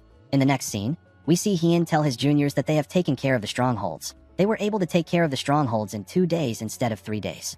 Our boy commended them on their efforts. He revealed to them that they will be leaving for Waynon as planned. He asked them to rest until tomorrow. Muhwa asked him about what they will do today. Hien reminded her that he told Muchiol that he is going to teach him a new technique. Muhwa asked him if they are also involved. Our boy told her that they have to help too. Muhwa was not excited to hear this. She planned on resting today. She could tell that Hien was going to work them to the bone again. The scene shifts, and we see Hien demonstrate the move to the juniors. He left a hole in the ground when he swung his sword. The juniors were shocked to see the technique. Hien told Muchiol that the technique he saw before was actually the six-fold combo sword technique. He said that he simply tweaked it a bit by adding weight to it. Muchiol was surprised to hear this. Hien explained to him that the sword techniques of their sect allow a person to proceed to the next move even if the sword path is blocked or destroyed. This is partly because there are so many changes in movement. It is also because there is no differentiation between defense and an offense in the six-fold combo. In other words, a person can link the six-fold combo sword technique to any other skill. Hien said that he will be displaying his own personal interpretation of the technique. He asked them about how things will be if he mixes the element of illusion and change to the six-fold combo sword technique. Muchiol asked him if he is serious. Hien revealed to them that Hyunjo wasn't the first to create this method, but he was the best at it. This means that he has a very profound understanding of martial arts. Our boy told them that Hyunjo thought a lot about the six-fold combo sword technique and came to a conclusion. Hyunjo said that Flamboyant Change and the Plum Blossom are both still the six-fold combo sword technique, but it is a different branch of the technique. Hien announced that Hyunjo was discreetly creating a new technique. He said that one of them uses the weight of the sword which he just performed. He said that he also has a conclusion about the technique. He said that it is incomplete. On top of this, the Manhwa doesn't have a technique that deeply studies the weight of the sword. Hien explained to Muchiol that it can be foolish to learn a technique that isn't even complete, especially when he already has a good basic technique. Our boy said that Hyunjo has a reason for creating the method in secret. He knew that an incomplete technique could just end up causing chaos and confusion. Hien asked Muchiol if this is really the technique he wants to learn. The boy became quiet. He quickly put himself together and asked Hien to teach him the technique. For the sake of the story, I will now call Hien Mu Wai. After telling Mu Wai that he wants to learn the technique, they began to train. They practiced their stance overnight. Mu Hua and Mu Jin were forced to watch them do the same thing. Mu Hua was tired of watching them. She gently called out to Mu Jin. She suggested that they should run. Mu Jin was surprised to hear this. Mu Wai corrects Mu Chiol by telling him that he has been wielding his sword with the principle of illusion. He asked him to forget the principle of illusion that he knows and focus on the principle of weight. He advised him to think about the difference between how they use their swords. While sweating heavily, Mu Chiol said that he understands. As the boy practiced his sword technique, Mu Jin and Mu Hua walked down the hill. They said that they wanted to go watch the Underworlders. In the town, we see a man asking his subordinate to move faster. He told him that he won't be able to get things done at his current pace. The subordinate was an Underworlder. He told his master that his back and the area around his stomach has been aching him since yesterday. Mu Hua saw that there were no issues in the town. She recalled that her senior disciple told her that those who became underworlders had no other choice but to walk that path. If they are given the opportunity, they would actually work hard. Manhwa did not expect it to be true. She believed that all underworlders were trash. She assumed that the underworlders were acting nice because they knew that she was watching them. Manhwa wasn't really bothered about this because the underworlders could no longer use martial arts anymore. The girl believed that Mu-jin must be watching the underworlders too. She decided to end things and go back to the inn to rest. She told herself that she has done what she needs to do. She believed that she deserved to rest because she has worked hard for a few days. The moment she turned around, someone called out to her. Manhwa quickly drew her sword when she turned around. She saw a woman and a child. She recognized the woman. She remembered that she was the one that she saved at the brutal blood faction. The woman apologized to her for surprising her. She introduced the little girl she was holding as her younger sister. Her name is Young. She asked Manhwa to say hi to her. The girl quickly put her sword away. She asked the woman about how her wound is. She apologized to her for scaring her younger sister. She explained to her that she is a bit sensitive because she has been working for a while. While she was talking, Young thanked her for saving her sister. Manhwa was surprised to hear this. She became emotional. She could not believe that the little girl was thanking her. She asked herself if this is why chivalrous fighters exist. Manhwa felt like crying. The woman explained to her that her big wound healed quickly. She told her that they were able to carry out their father's funeral thanks to her. Manhwa did not expect to hear about her father. She quickly realized that it was the man who was lying next to the woman. Manhwa put her hands together and bowed her head. She apologized to her for not being able to help earlier. She hoped that their father rests in peace. The woman asked the girl not to apologize. She told her that she did not bring up the topic to get an apology. She said that she is actually thankful. She thanked Manhwa for saving her and not letting her little sister live alone. Young stared at Manhwa as her eyes shined brightly. She told Manhwa that she wants to be a chivalrous fighter when she gets older. Manhwa became emotional when she heard this. She began to cry. The woman did not understand why she was crying. Manhwa told Young that she can also do it when she gets older. The little girl asked her if she is serious. While crying, Manhwa told the little girl that she will become an even greater fighter than her. The woman asked the girl if something is wrong. She asked her if she is hurt somewhere. Manhwa told her that it is nothing like that. At night, we see the lights in the town shine brightly. Inside the inn, we see Mu-jin sitting on the ground. He seemed to be thinking about something.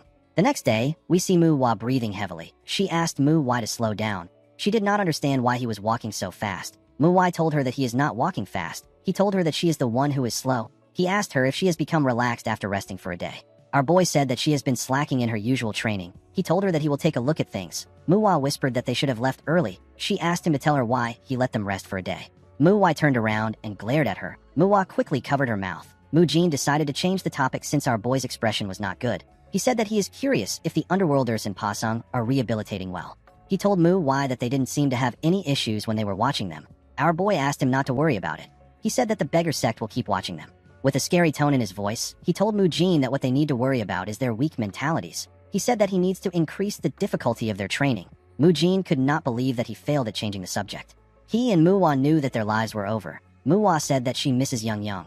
Our boy turned around when he heard this. Manhwa explained to him that Young is the younger sister of the girl she saved during the fight with the brutal blood faction. She told him that she met Young while she was watching the Underworlders. She revealed to Manhwa that Young said that she wants to be a chivalrous fighter like her when she grows up. Manhwa told her that this is the first time he is worried about a child's future. Manhwa was shocked to hear this. She called out to her senior disciple. Manhwa asked her to shut up. He told her that they have reached Waynon. The girl was happy to hear this. She moved up to see the town. Manhwa was relieved to see that they reached the town before sunset. Mu-jin informed him that the Manhwa outer sect that is here is known as the Fresh Flower Sect. Manhwa decided that they will have dinner at the Fresh Flower Sect. Manhwa was happy to hear this. Our boy reminded her that she said something about him going too fast earlier. Manhwa couldn't say anything. The scene shifts, and we see a boy beating another boy in the bushes. His friends assisted him in holding the boy down. The boy clenched his fist and punched the white-haired boy in his stomach. He raised his fist and said that he needs to give him one more punch. Before the boy could land his punch, someone blocked his hand. The person was surprised to see a young boy hitting another child with a little bit of internal energy. When the boy raised his head, he saw Manhwa holding his hand. He saw the other disciples behind Manhwa. The white-haired boy immediately realized that he was looking at disciples from the original Manhwa sect. Manhwa told the boy that his punch is enough to kill a child who hasn't learned martial arts. With a scary look on his face, he told the boy that he needs to be aware of this when punching with his fist. The boy glared at Manhwa when he heard this. Our boy could tell that his eyes were full of arrogance. He immediately realized that the problem lies with the parents. He knew that the boy has been influenced by his parents.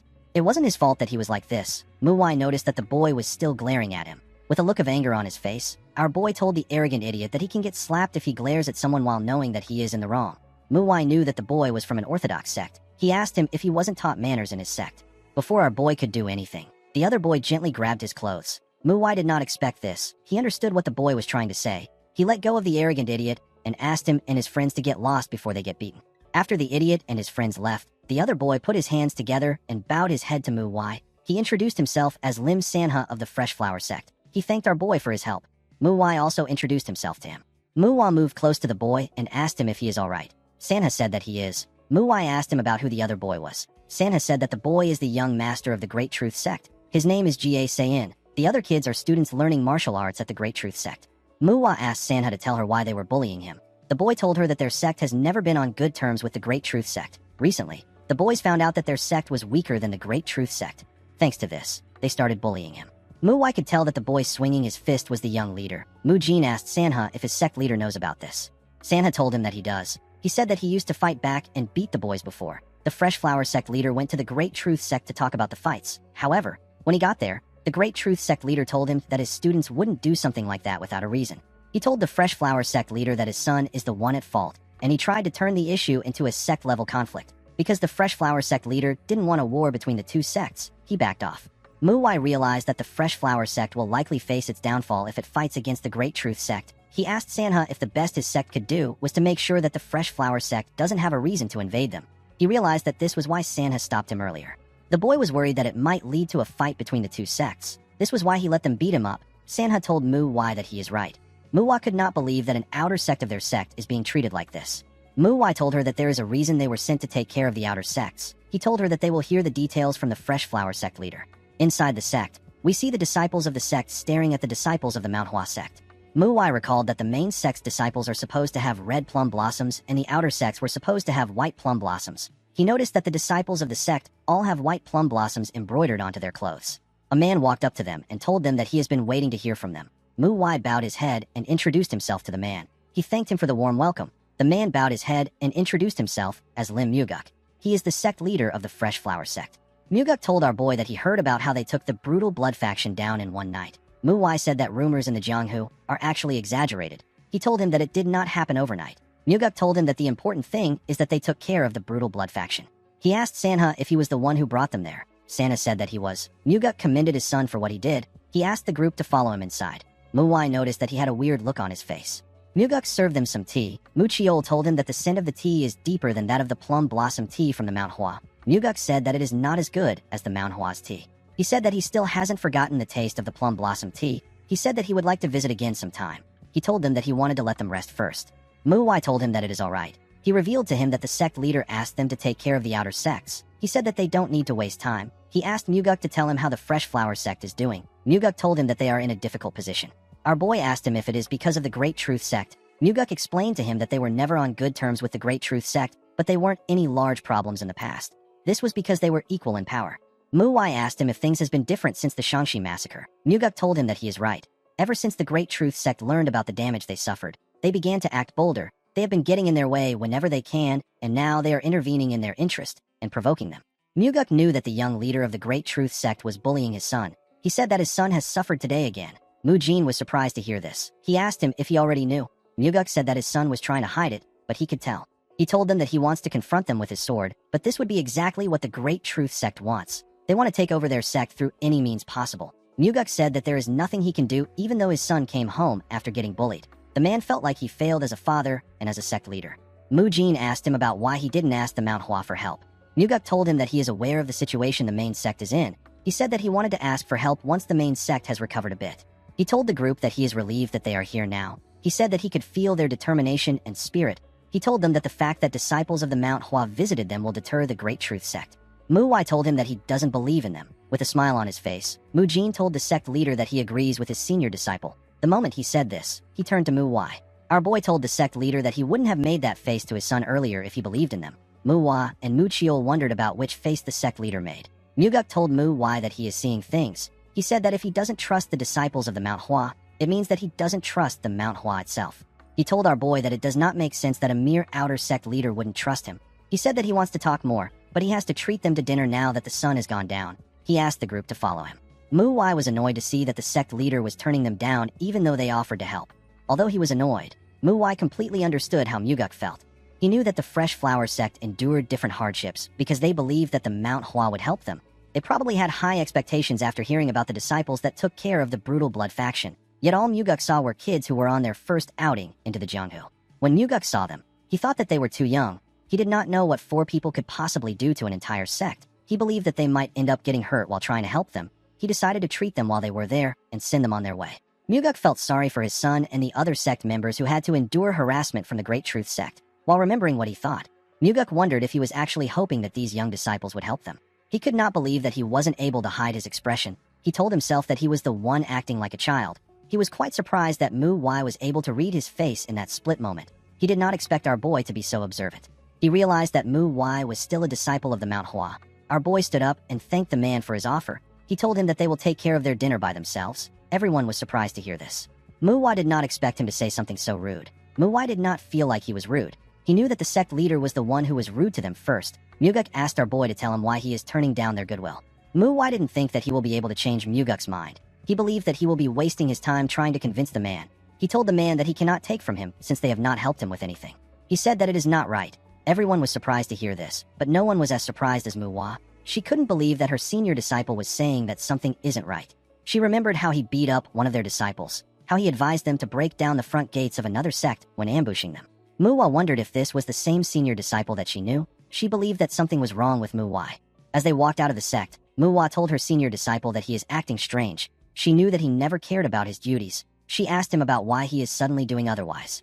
She knew that something was going on. She asked Mu Wai to tell them anything.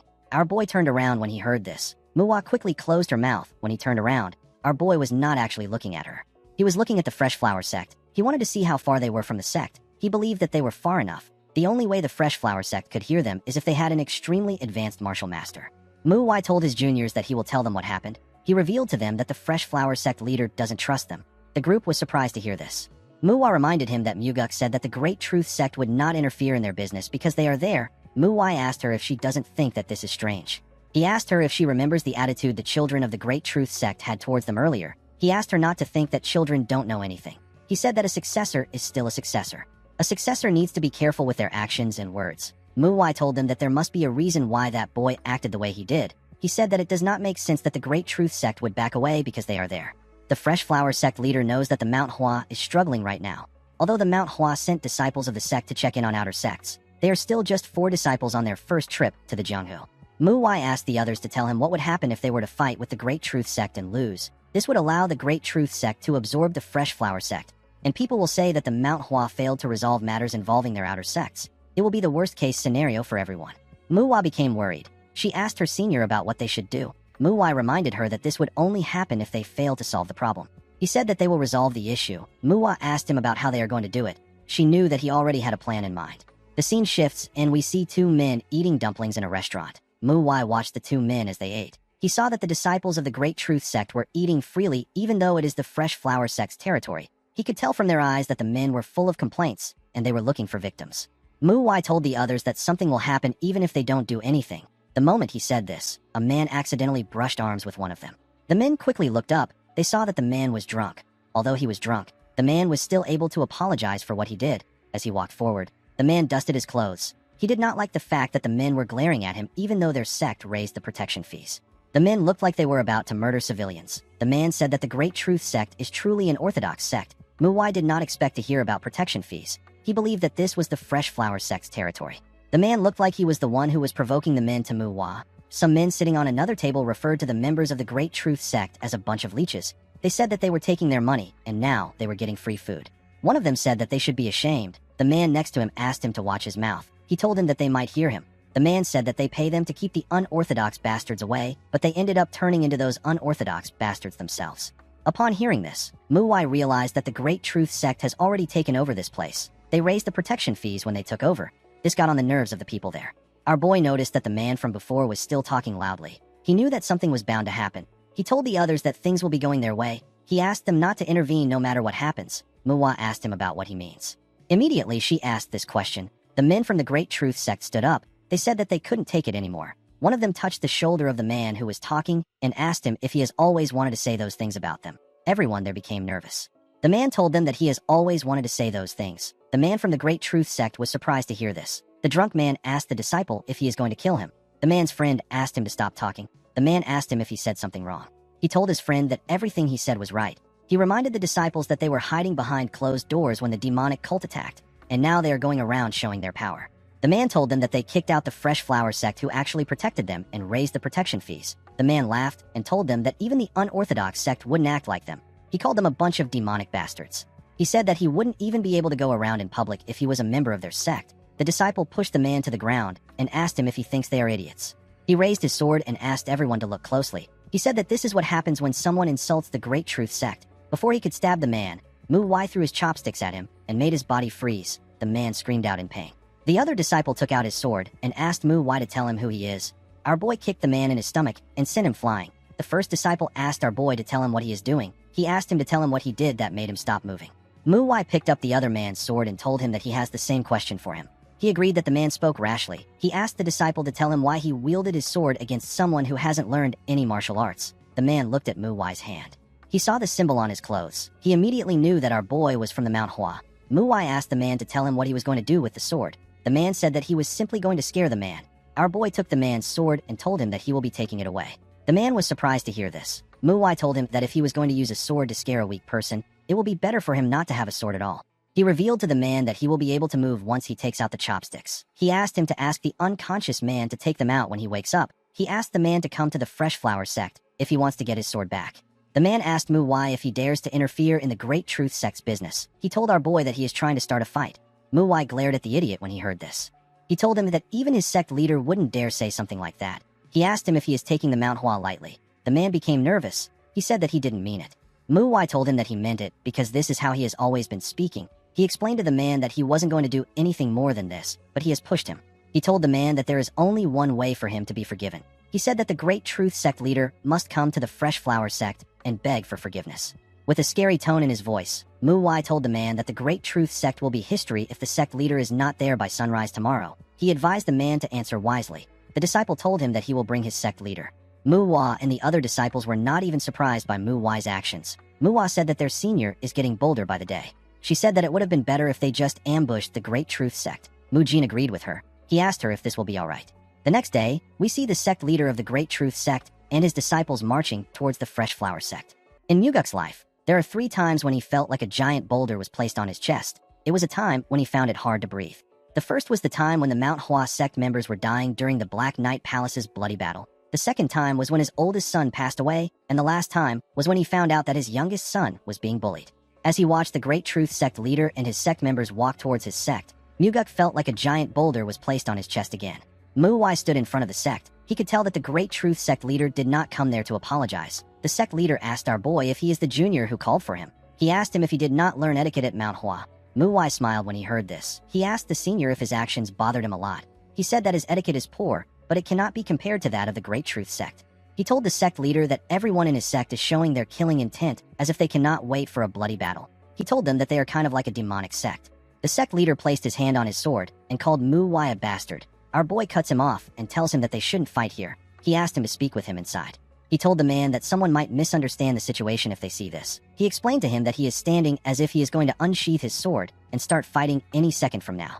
Manhwa reminded the man that they are orthodox sects. He told him that it won't be good for them to cause any misunderstandings. The sect leader took a look at his sword. He told Manhwa that he is quite the talker. He believed that Manhwa was just buying time. He decided to just humor him. He agreed to follow Manhwa inside and discuss with him. Our boy was relieved to see that he agreed to follow him. He planned on breaking his wrist and dragging him inside if he didn't comply. Muguk turned around and asked them to come in. He was relieved to see that everything was going the way our boy said that it would. The scene shifts and we are taken to the past. We see Muguk talking to Manhwa. He asked our boy to tell him what he has done. He believed that Manhwa understood his intentions of not having unnecessary conflict with the Great Truth sect. Manhwa told him that he does. The sect leader asked him to tell him why he caused trouble if he understood his intentions. Our boy asked him to calm down. He told him that he will speak frankly. He told Muguk that he is aware of the fact that he can't trust them. He revealed to him that the sect leader did not give them a specific task or duration when he asked them to check on the outer sects. This means that the sect leader trusts their judgments and actions while they are checking on the outer sects. Manhwa revealed to Muguk that the sect leader asked them to check on Weinan, Pasung, and Lushan. These regions are quite broad for 4 second-generation disciples to check out. Our boy told Muguk that he didn't tell him about it, because he didn't need to know. He told him that Posung's brutal blood faction is related to a martial artist of the Nine Hells sword. He said that he had to engage in conflict to deal with the brutal blood faction.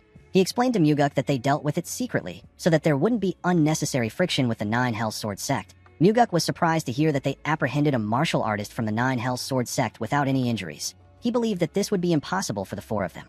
Manhwa told him that it wasn't the four of them that fought him. He said that he dealt with the martial artist himself. Muguk was shocked to hear this. Our boy explained to him that he only has one reason for bringing this up himself. He told Muguk that he wants him to trust them the same way their sect leader trusts them. He told him that he can speak if he wants to confirm anything. He told him that he can also take out his sword and request for a duel if he wants to test his skills. Muguk asked our boy if he will be able to handle fighting the entire Great Truth sect. Our boy assured him that the situation won't get to this level. He told him that he will take care of everything if a battle breaks out. The scene shifts, and we are taken back to the present. We see the Great Truth sect leader and his members sitting inside a room with Muguk and Manhwa. Although he remembered what our boy said, Muguk was still well aware that human nature is fickle. He believed that things were different now that the Great Truth sect was in front of them. Manhwa acknowledged the fact that they are there because of an incident between him and the Great Truth sect. He said that he has heard that the conflict between them and the Fresh Flower sect is also deep. He explained to the sect leader that he is a disciple from Manhwa and the Fresh Flower sect is their outer sect. He said that he wants to resolve things between the two sects, since both sects had no plans of reconciling and maintaining a great relationship in Waynon. Our boy decided to get to the point. He suggested that they choose a representative from both sects and host a duel. Muguk was surprised to hear this. The Great Truth sect leader laughed when he heard this. He told Muguk that he is now certain that he hasn't planned things with Manhwa. He said that he was wondering about the tricks he planned on using since he brought them there. He said that he is surprised to hear that it is just a duel. He told Muguk that the word duel wouldn't come out of his mouth unless he is insane. He asked Muguk if he has forgotten about his son's death. Muguk did not say anything. Manhwa stared at him. He did not know what the Great Truth sect leader was talking about. The sect leader asked Muguk if he didn't mention it to Manhwa because he thought that he could resolve things for him. He told Muguk that the person he trusted touched a topic that hurt him the most. Manhwa used a technique known as sound transmission to share his thoughts with Muguk in his mind. He asked the sect leader if his son died dueling someone from the Great Truth sect. Muguk was surprised to hear our boy's voice in his head. Manhwa apologized to him for touching a painful memory. The sect leader asked him not to worry about it. He said that it is his fault for not telling him in advance. He asked our boy to keep going. He told him that he trusts him. Manhwa thanked the sect leader for his trust in him. He told the Great Truth sect leader that it was a situation he was not aware of. He said that the issue is already gone. He told him that he will continue with what he is saying. He explained to the men in the room that the duel will include 3 people from both sides: the sect leader, the vice sect leader, and a strong person from the sect. Manhwa told the Great Truth sect leader that he will participate as the strong person for the Fresh Flower sect. He asked him if 5 days from now is good for him. The sect leader told him that they can even fight right now. He asked our boy if he can be considerate to them. Manhwa asked him to explain what he means. With an arrogant look on his face, the man said that the last duel was quite difficult for them. He said that people framed them by saying that they killed on purpose. He told Manhwa that he personally believes that it is correct to blame the weak one. He said that he is simply worried that he will be called a murderer again. Manhwa asked him if he doesn't know how the dispute between him and his sect members began. He asked the man not to worry because the farmers are already calling the Great Truth sect a demonic sect. With a look of anger on his face, the sect leader told Manhwa that he has been running his mouth for a while. He asked him to watch it. He told him that he and his sect members could attack the Fresh Flower sect right now. He said that they are holding back because he made an interesting offer. Our boy asked him if he is pissed off. He told him that he was simply informing him because he did not seem like he was aware. The man next to the sect leader asked Manhwa if he thinks that they are easy just because they are holding back. Before he could say anything else, Manhwa glared at him with a scary look on his face. The man became scared. The Great Truth sect leader stood up and said that they will come back in 5 days. He said that he wants a fair duel where no one dies. After saying this, he left. Muguk let out a sigh. He revealed to Manhwa that the Great Truth sect young leader was much weaker than his son in martial arts. He said that the Great Truth sect leader was once his equal, but now he is much stronger. He told Manhwa that the person he will face will be a hired assassin who they will pose as a guest of the Great Truth sect. Our boy was not surprised to hear this. He told Muguk that he is correct. Muguk assured Manhwa that his faith in him hasn't changed. He said that he simply wants to know if this is okay. Our boy told him that the duels will be easy. Muguk told him that he will place his full faith in him. Manhwa stood up and told the sect leader that they need to go to the training hall. The man was surprised to hear this. Our boy explained to him that he should consider himself dead for the next 4 days. Muguk did not understand what he meant. The scene shifts, and we see Mujin and the others staring at something with a look of shock. Manhwa asked Mujin if this is really okay. The boy asked her not to ask him. He said that he doesn't know. The disciples were looking at the Fresh Flower sect leader hanging upside down on a tree. His leg was tied to the branch. Manhwa stood below Muguk. He pointed his sword at his back, as if he was waiting for him to fall down. Our boy told Muguk that it is too early for him to get tired. He said that they still have a lot of time. He asked him to imagine that his sect is finished when he can no longer endure. He advised him to use this to push through. He warned him not to get too close to the ground. Manhwa told herself that her senior disciple is not a human. She was certain that he was a demon. At sunset, we see the sect leader still hanging on to the tree. Mucheol was the one holding the sword now. He told Muguk that he is going to get stabbed if he lowers himself any further. He reminded him that today's training is nearly over. He begged him to endure the pain a little longer. Mucheol felt bad for the sect leader. He wondered about where our boy went to after asking him to take over Muguk's training. The scene shifts, and we see Sanha sitting alone. The boy thought about the duel that was to take place in 5 days. He kicked a rock when he remembered that Manhwa said that he will help him with his training until the day of the duel. The boy knew that he couldn't suddenly get stronger with 4 days of training. While he was thinking, someone walked up to him. Sanha was surprised to see Manhwa. With a smile on his face, our boy told him that he is right. Sanha did not expect to hear this. He asked him about what he means. Our boy explained to him that he cannot become strong with just a few days of training. Such a thing is not possible without the help of a miracle medicine or strange encounter. Our boy picked up the rock he kicked. He told Sanha that this only applies when it comes to improving his martial arts. It is a different story when it comes to building experiences. Manhwa explained to the boy that what is important is how he uses his martial arts. Sanha did not understand what Manhwa was talking about. Our boy decided to change his approach. He raised the stone and asked Sanha if he is utilizing his martial arts properly. The boy was surprised to hear this question. He said that he is utilizing it properly. Manhwa asked him to copy what he is about to do. The moment he said this, he fired the stone at a crazy speed. It touched a tree and destroyed it. Sanha was shocked to see this. Manhwa explained to him that he used less internal energy than kids his age would typically have. He told the boy that he has far more energy than the average kid. He reminded him that he said that he knows how to properly utilize his martial arts. He told him that he should be able to utilize internal energy on this level. He told Sanha that his training is complete for the day if he succeeds. However, if he fails, he will have to keep trying until he gets it. Manhwa asked the boy to give it a try. Later in the night, we see several trees which Sanha had partially destroyed. Unfortunately, it wasn't on Manhwa's level. Our boy told him that he shouldn't be satisfied with this. He told him that he has gotten better. He said that they need to end things today. He told the boy that they will continue tomorrow. He asked him to rest well. Sanha fell to his knees. His hand was shaking. He had to use it to practice for a long time. While shaking in pain, the boy said that Manhwa is a demon. Unfortunately for the boy, the sun was already rising. He wondered about how he was going to even rest. The scene shifts, and we see Manhwa telling Muguk and his son that this is the second day of training. He told them that they have to train together since they don't have enough time. He asked the two of them if they learned how to use their body yesterday. They both said that they did. Manhwa told the sect leader that anyone can tell that his body is in great condition. Our boy knew that Muguk's body was able to quickly recover to its previous state because he was consistent with his training.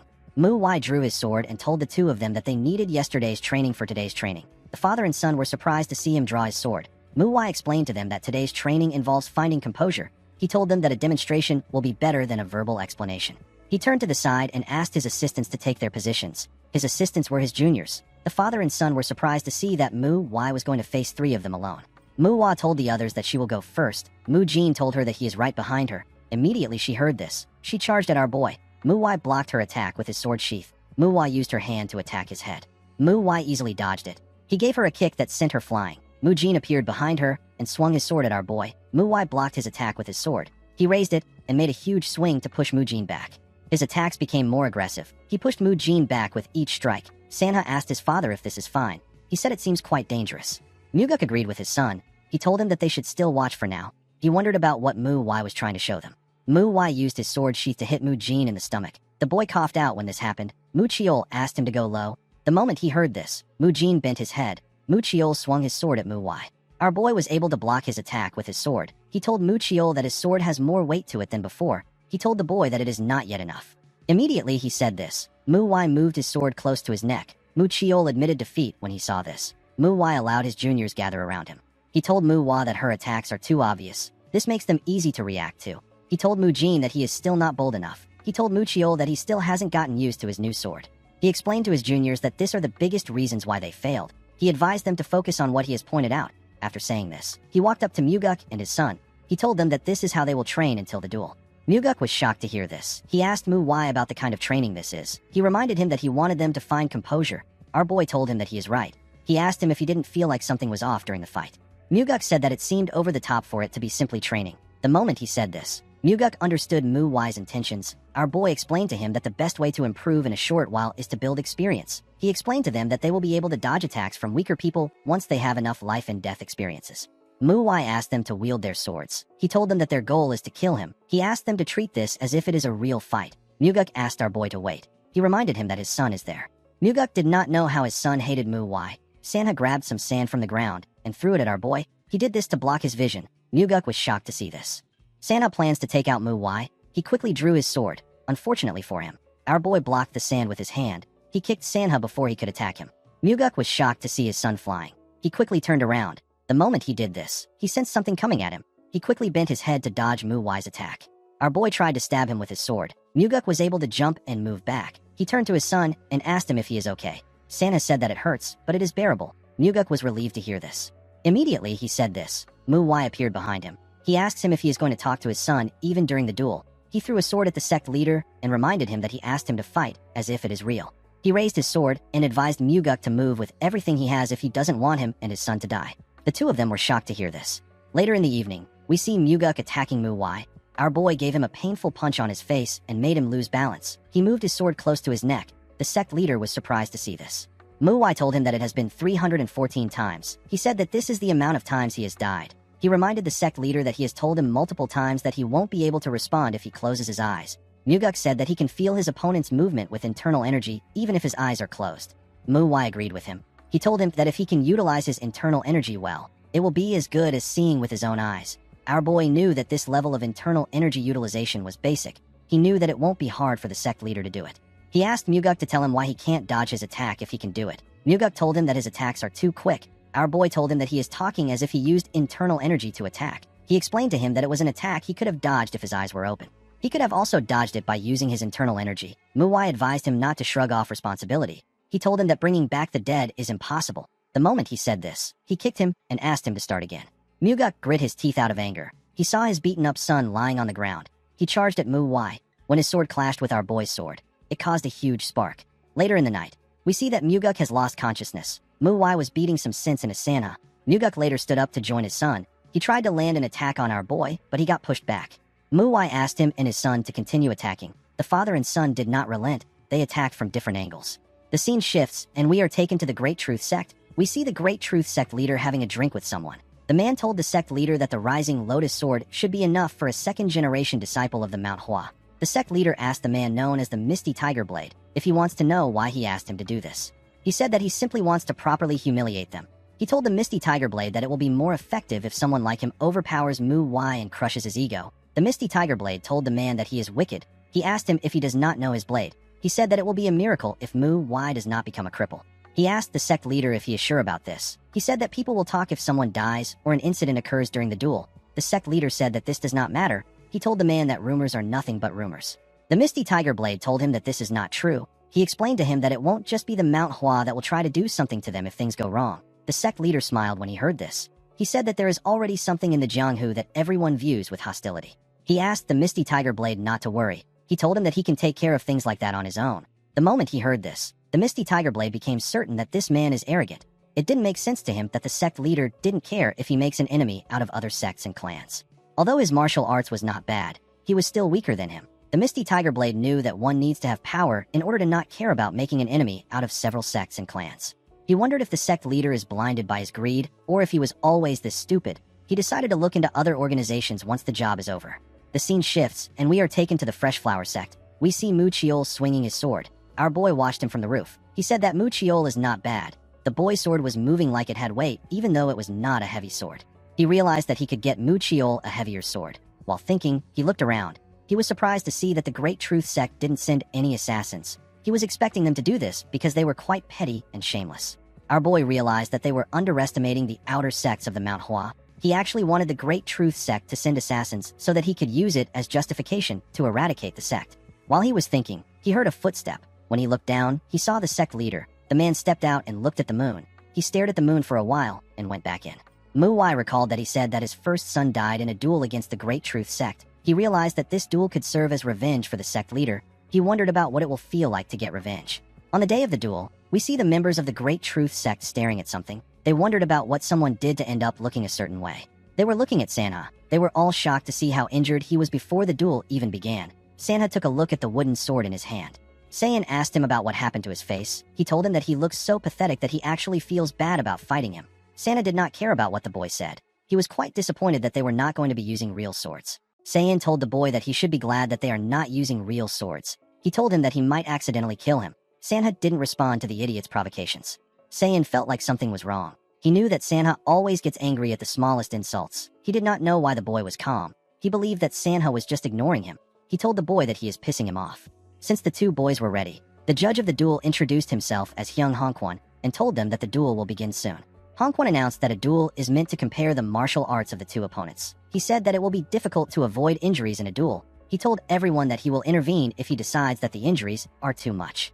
Hongkwon announced that all 3 rounds will be carried out, regardless of who wins. While he was talking, our boy noticed something odd when he looked across the stage. He saw the misty tiger blade. He recognized the swordsman.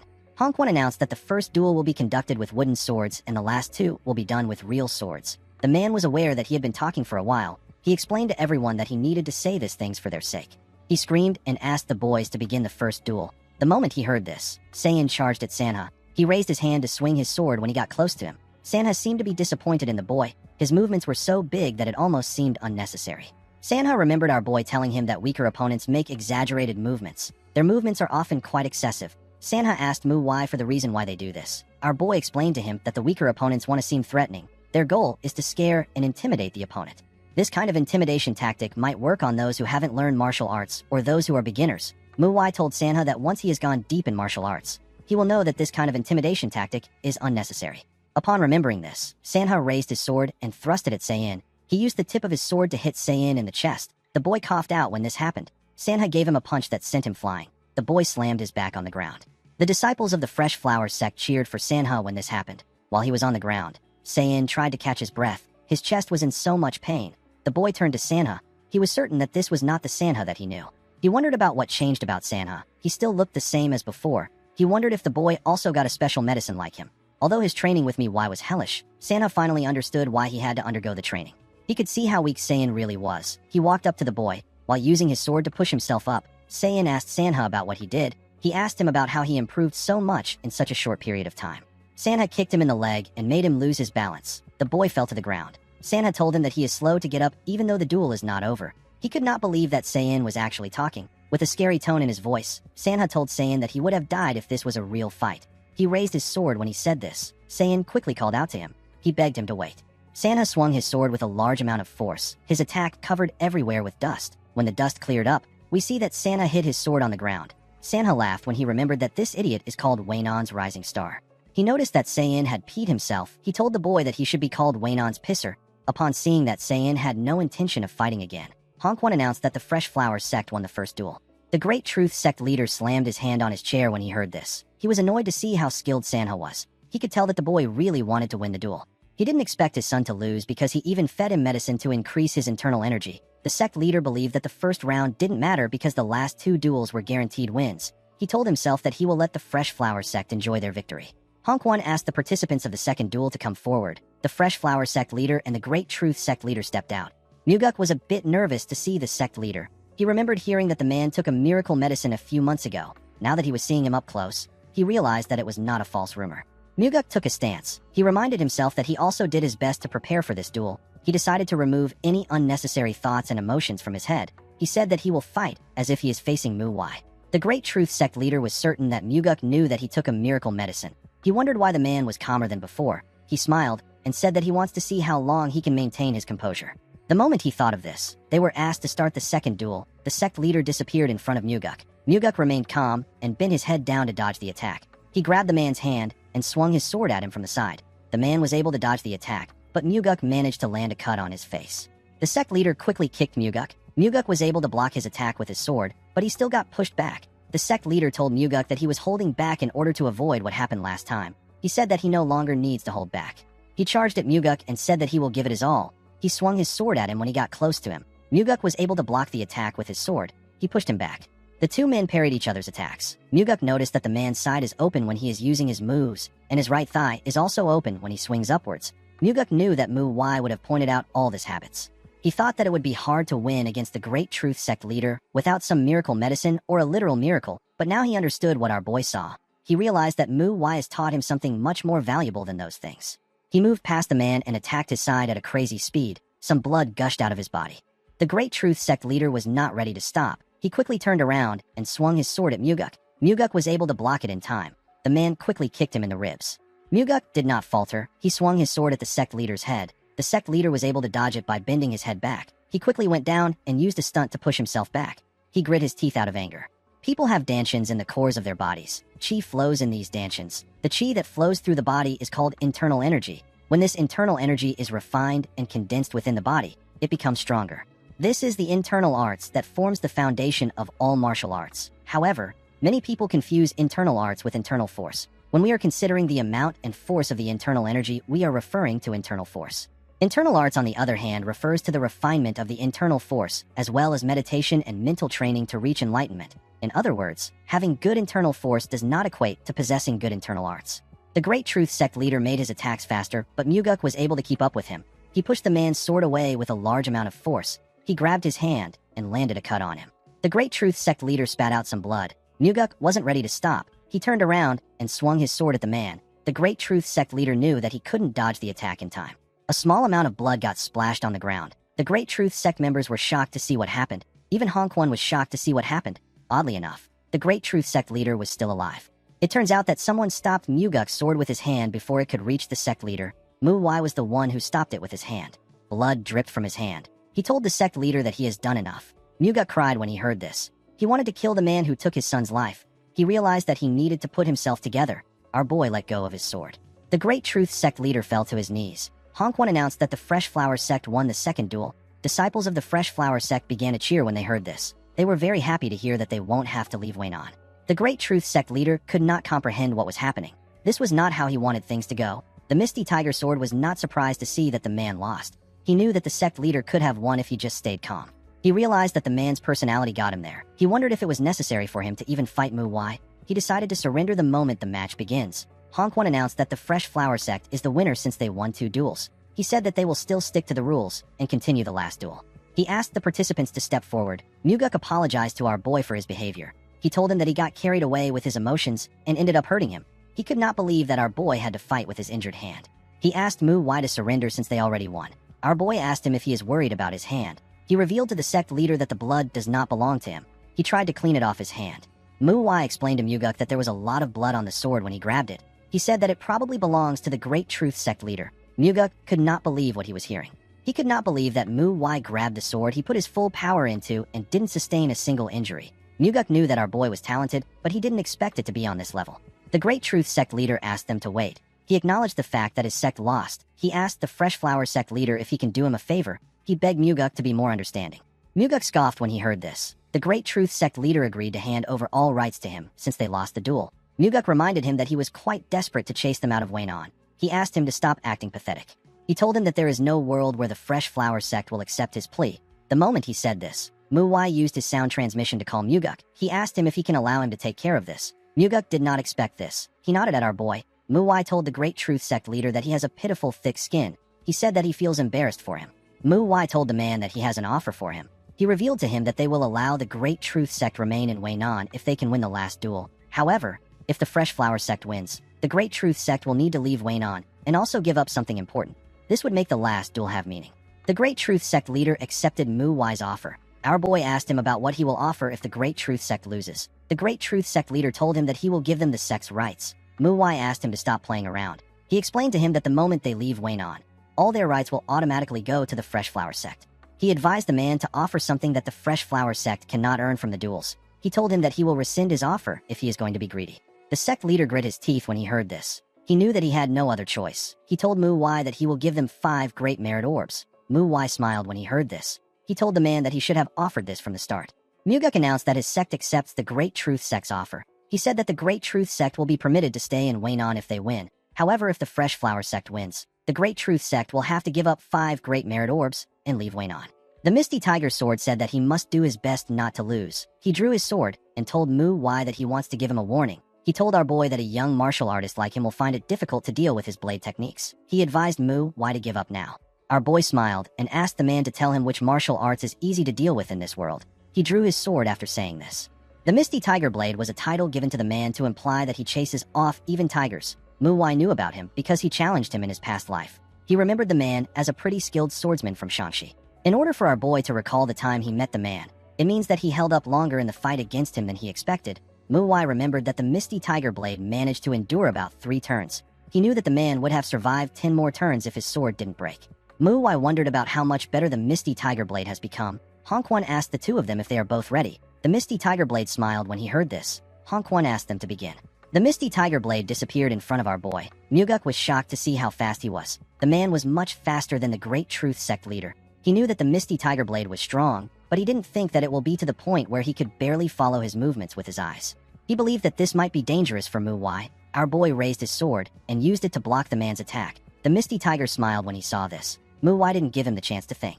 He used a technique known as Falling Flower Palm to hit his chest. The attack pushed the Misty Tiger Blade back. Before he could regain his balance, Mu Wai disappeared in front of him. He attacked them from the front and side. The Misty Flower Blade was able to block his attacks. The two of them made their attacks faster and swung their swords at a crazy speed. The others could barely see them. They couldn't believe that this was a duel. All they could see were rays of light. Muguk knew that they weren't seeing rays of light. They were actually sparks of flame created from their swords clashing against each other. Muguk became certain that our boy was facing a really powerful opponent. Mu Wai did not understand what was going on. She wondered why her senior was weaker than normal. She did not understand why Mu Wai was going easy on the man. The Misty Tiger Blade did his best to block our boy's attacks, but he couldn't block all of them. Mu Wai was able to land a cut on his thigh and on his arm. The man could tell that our boy was not a normal kid. He realized that he made a mistake by underestimating Mu Wai because of his age. Although Mu Wai surprised him with his power, the Misty Tiger Blade was still certain that he could win. He covered his sword with his energy and told Mu Wai that he will crush him. The moment he said this, he fired a technique known as the fourfold deadly fangs at our boy. He fired 4 powerful strikes at him. Mu Wai stepped back and used his sword to block the attack. He remembered that the man used this technique when he fought him in his past life. He was able to break through with his sword. Mu Wai decided to do something different. His sword released a pink energy and twisted like a snake. He spun his sword at a crazy speed and used it to block the strikes. Mu Wai was shocked to see this. She said that this is the Falling Plum Blossom Return Ring. Mu Jin told her that this is different from the one they know. It was more offensive. Our boy used the flowers to cut the Misty Tiger Blade's attacks. He created a huge plum blossom with his energy. The technique is known as the Falling Plum Blossom Return Ring. The members of the Great Truth Sect were shocked to see the technique. The Misty Tiger Blade was more shocked than everyone. He could not believe his eyes. Mu Wai fired the attack at him. He released tiny petals that tore through the Misty Tiger Blade. The man could not defend himself against this overwhelming attack. He fell to his knees and slammed his head on the ground. Mu Wai turned around to see the man on the ground. He realized that he was too weak to test the technique on. Upon seeing that the Misty Tiger Blade has lost consciousness, Honk One announced that the Fresh Flower Sect has won the duel. The Great Truth Sect leader froze in shock. He could not comprehend what was happening. Things were not going as he planned. He did not know what to do. Honk One presented Mu Wai with a box containing 5 Great Merit Orbs. The Great Truth Sect and the Fresh Flower Sect both realized that the Manhwa is a powerful sect. They could not believe that a young man like Mu Wai easily defeated the Misty Tiger Blade. Our boy turned to the side to see the Great Truth Sect leader. He used his sound transmission to ask him if it doesn't feel good to lose the Great Merit Orbs that he got sponsored with. The man was shocked to hear what our boy said. Mu Wai asked him if he is curious about how he found out. He told the man that it is quite obvious. He explained to him that it does not make sense for a small sect to have such valuable items. It is not possible even if they are very wealthy. Mu Wai knew that the people behind him are very powerful since they were able to get this for him. With a smile on his face, he thanked the man and told him that this belongs to him now. He wished him good luck. The sect leader didn't know what to say. All he could do was stare at Mu Wai. While he was staring at him, we see a man wearing a hood watching everyone from the woods. At night, we see the disciples of the Fresh Flower Sect lying drunk on their tables. Even the sect leader had passed out from drinking too much. Inside the forest, we see Mu Wai and the others leaving the town. Mu Jin asked our boy to tell him why he went easy on the Misty Tiger Blade. Mu Wai turned and told him that he simply wanted to see the techniques the man had. He said that he had to act weak in order to see them. Mu Chiol told him that the Falling Plum Blossom Return Ring that he used was different from the one they know. Mu Wai didn't respond to him. Mu Jin asked him if there is a reason why they are leaving late at night. Our boy told him that he doesn't want to deal with people. He said that it was quite hard for him to listen to the Fresh Flower Sect leader's drunkard rants. He told Mu Jin that if they leave tomorrow, more people will want to talk to them. He reminded him that they have taken their Great Merit Orbs. He said that he does not want to deal with any nonsense tomorrow. Mu Wai asked him if their next destination is Lushan. Our boy told her that it is. He actually had another reason for leaving at night. He hoped that he would come across the people that are behind the Great Truth Sect. Mu Wai believes that this people are either long gone or are taking care of things from afar. He wondered about what their goal was. He did not understand why they were helping the Great Truth Sect. Our boy didn't have a good feeling about the situation. On the other side of the forest, we see the Misty Tiger Blade's dead body on the ground. 2 men stood next to his body. The man who appears to be the leader held a sword and stood in front of the Great Truth Sect leader. The man told the scared sect leader that they didn't do much to stop him in all the trouble he has been in up until now. He reminded the man that his actions grew arrogant as days passed by. However, This didn't matter to them as long as he accomplished his missions. The man told the sect leader that he has now crossed the line. He reminded him that they gave him a miracle medicine to take over Waynon, but he ruined things and is now trying to run away. The sect leader told the man that he is sorry. The man asked him not to apologize. He revealed to him that his son will be the one to take responsibility. The sect leader was shocked to hear this. He asked him about what he means. Before he could say anything else, the man beheaded him. He put his sword away and turned to the man next to him. He referred to the man as the Dark Flame Pavilion Master. He asked the man to throw Sayin into the slaughter cave. The Dark Flame Pavilion Master accepted his order. He asked his leader about what they should do about the Fresh Flower sect and the Manhwa disciples. He said that they interfered with their activities. The leader told him that they won't do anything. He explained to him that there would be no point in killing them if they don't have pawns in Waynon. He said that they will take their hands off this place. He asked the Dark Flame Pavilion Master to keep an eye on Manhwa. He said that their young leader might be interested in him. The Dark Flame Pavilion Master bowed his head and accepted the order.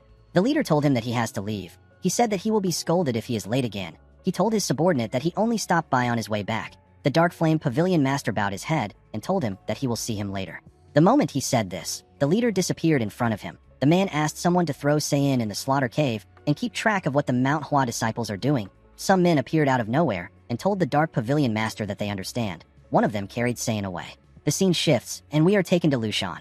Manhwa told her senior that Lushan is known for hot springs. She said that she was excited when she heard that they had to stop by somewhere first. She believed that they were going to a hot spring because they have been walking without rest.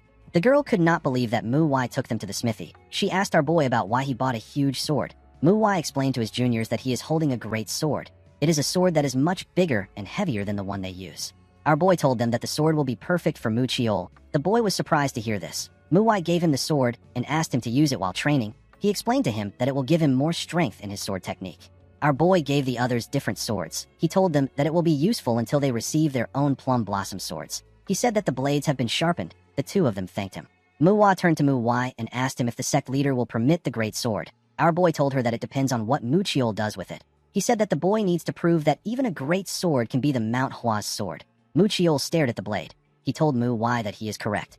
Our boy told his juniors that they need to head to the Shining Radiance sect. Manhwa asked him about when they will go to the hot springs. Manhwa told her that they will go once they are done there. In the next scene, we see a man with a scar on his face welcome the group to the sect. He introduced himself as the sect leader. His name is Kong Buim. The sect leader told them that he has been eagerly waiting for them after hearing about what they did in Pasung and Waynon. He said that people from the Manhwa are truly amazing. Manhwa put his hand together and bowed his head to introduce himself to the man. Manhwa and her fellow juniors did the same thing. Buim couldn't put his hand together. He was only able to bow his head. He revealed to them that he lost his right arm in the Shanxi massacre. He asked them to understand why he cannot fully pay his respects. Buim asked them to come in. He said that he wants to speak to them in a more comfortable setting. Inside his office, we see Buim offer them tea. He revealed to them that he heard about how they chased away the brutal blood faction and the Great Truth sect. He could not believe that this was done by 4 second-generation disciples. He told the group that they are amazing. Our boy told him that he is being too kind. The sect leader asked him not to say this. He said that he wouldn't have been able to achieve the same feat, even if he still had his right arm. Mu Jin told the man that he has already done something greater than this by fighting in the Shanxi massacre. Manhwa told him that they are there thanks to him. She said that this is why they are able to do what they do. Buim touched his shoulder and asked them if they think that he was a lot of help because he is missing an arm. He said that he was actually in the way of the Manhwa disciples. He revealed to them that the Phantom Swordsman saved him. Manhwa was surprised to hear this. He asked him if he is serious. Buim explained to him that the Phantom Swordsman killed the demonic martial artist that was about to kill him. He said that he is certain that the Phantom Swordsman has saved more people in that manner. Manhwa felt embarrassed. He told the man that it is probably just a coincidence. The sect leader disagreed with him and told him that the Phantom Swordsman might seem like he runs wild on the battlefield, but he can actually see everything that is going on. He said that the Phantom Swordsman only attacked the enemy's weak points. He assured Manhwa that it wasn't a coincidence that the Phantom Swordsman killed the demonic martial artist that wanted to kill him. He told him that the Phantom Swordsman ran wild in order to save as many allies as he could. Our boy didn't know how to explain things to the man. The sect leader told them that he was too embarrassed to be thanked by them when he only made it out alive because of the Phantom Swordsman. With a bright smile on his face, Buim thanked them for what they have done. He told them that the Manhwa Sword Saint and the Phantom Swordsman would be proud if they saw what they have done. He advised them to continue doing things as they have. Mu Jin and the others were happy to hear this. Our boy was actually embarrassed that the man praised him. Since the group has been to Pasung and Waynon, Buim asked them if they are here to look after outer sects. He apologized to them and told them that the Shining Radiance sect does not have any issues. He said that he doesn't like letting problems fester. Manhwa told him that it is a good thing that they don't have any problems. He asked him not to apologize. Buim told our boy that he can be honest. He explained to him that he would also be bored and disappointed if he came all this way only to find out that there is no one for him to fight. Manhwa was shocked to hear this. She didn't hope to fight anyone at all. The sect leader asked her not to be shocked. He told her that he is also a man of the Murim. He assured her that he understands her feelings. Our boy did not expect the sect leader to see through him. Manhwa told the sect leader that this is actually better. She said that they want to experience the hot springs in Lushan to wash away their exhaustion. Bo Yum revealed to her that this won't be possible. Manhwa was shocked to hear this. The sect leader explained to them that he would love to show them, but a murderer is on the loose. He assured them that he does not doubt their skills. He told them that it won't be wise to expose themselves to danger unnecessarily. He revealed to them that the Zhongnan sect's first-generation disciples are already after the criminal. He said that it is only a matter of time before the criminal is caught. He told the group that he will take them to a great spring if the murderer is caught before they leave Lushan. Bo Yum stood up and asked them to rest. He asked them to show his disciples the Manhwa sword if they get bored. They all bowed their heads and thanked the sect leader. Manhwa could tell that the murderer has been on the loose for some time. He did not know why Bo Yum was acting carefree, as if it doesn't matter. Our boy found it weird that a man who said that he doesn't like letting problems fester hasn't done anything about the murderer in question. Manhwa felt like the sect leader was trying to keep them there. He was certain that Bo Yum was hiding something. He decided to keep an eye on him. In the next scene, we see Manhwa standing on the stairs. He had not yet figured out what the Shining Radiant sect leader was hiding, but he believed that he would soon get a hint on it. He didn't feel the need to rush anything, especially since the Zhongnan sect was after the murderer. Manhwa believed that it was more important for him to train his juniors with his time. He told his juniors that he feels that he hasn't been able to supervise their training lately. Manhwa felt like crying when she heard this. She asked him not to feel bad. She said that they were very happy. Manhwa told the girl that it is good that they were happy. He told her that he is going to train them like dogs. The girl felt like breaking down when she heard this. The scene shifts, and we see Mu Chiol swing his great sword at Manhwa. Our boy blocked his attack and got pushed back a bit. He noticed that Mu Chiol's movements have more weight and strength to them now that he is using a great sword. However, this wasn't enough to stop Manhwa. Our boy disappeared in front of Mu Chiol and reappeared next to him with his blade pointed at his neck. Mu Chiol was shocked to see this. He couldn't even react to Manhwa's speed. Our boy explained to him that he has become slower now that his sword has more force in it. He told him that a fast opponent wouldn't miss this detail. He explained to him that he needs to be aware that even the smallest mistake can cost him his life when he is wielding a great sword. Immediately he said this. Manhwa sensed something. He quickly moved to the side to dodge Manhwa's attack. He saw that she only attacked him with her sword sheath. He realized that she was trying to deceive her opponent with a sheath in order to attack with her sword. He quickly noticed that he was wrong. Manhwa pretended to use her sword. She gave Manhwa a kick in his leg instead. Our boy found her strategy to be clever, but it wasn't going to work on him. He used his sword to block her kick. Although her trick was a bit obvious, it was actually more difficult to fight Manhwa than the other disciples. This is because she has better senses than others. Manhwa pushed her leg away and swung his sword at her with a lot of force. Manhwa quickly moved away to dodge the attack. She felt like a demon was trying to kill her. Although her senses are amazing, the girl has never trained them. It was a talent she was born with. Manhwa was certain that the girl would greatly improve if he could help her utilize her advantage. After moving away from Manhwa, the girl turned around and told her senior that she almost died. Immediately she said this. Our boy appeared next to her with his blade at her neck. Manhwa was shocked to see this. Manhwa told the girl that she needs to calm down. He asked her to tell him how she is going to slay her enemies if she is always so chaotic. After saying this, he took his sword away and asked the next person to come. The girl was quite relieved that his blade wasn't next to her neck again.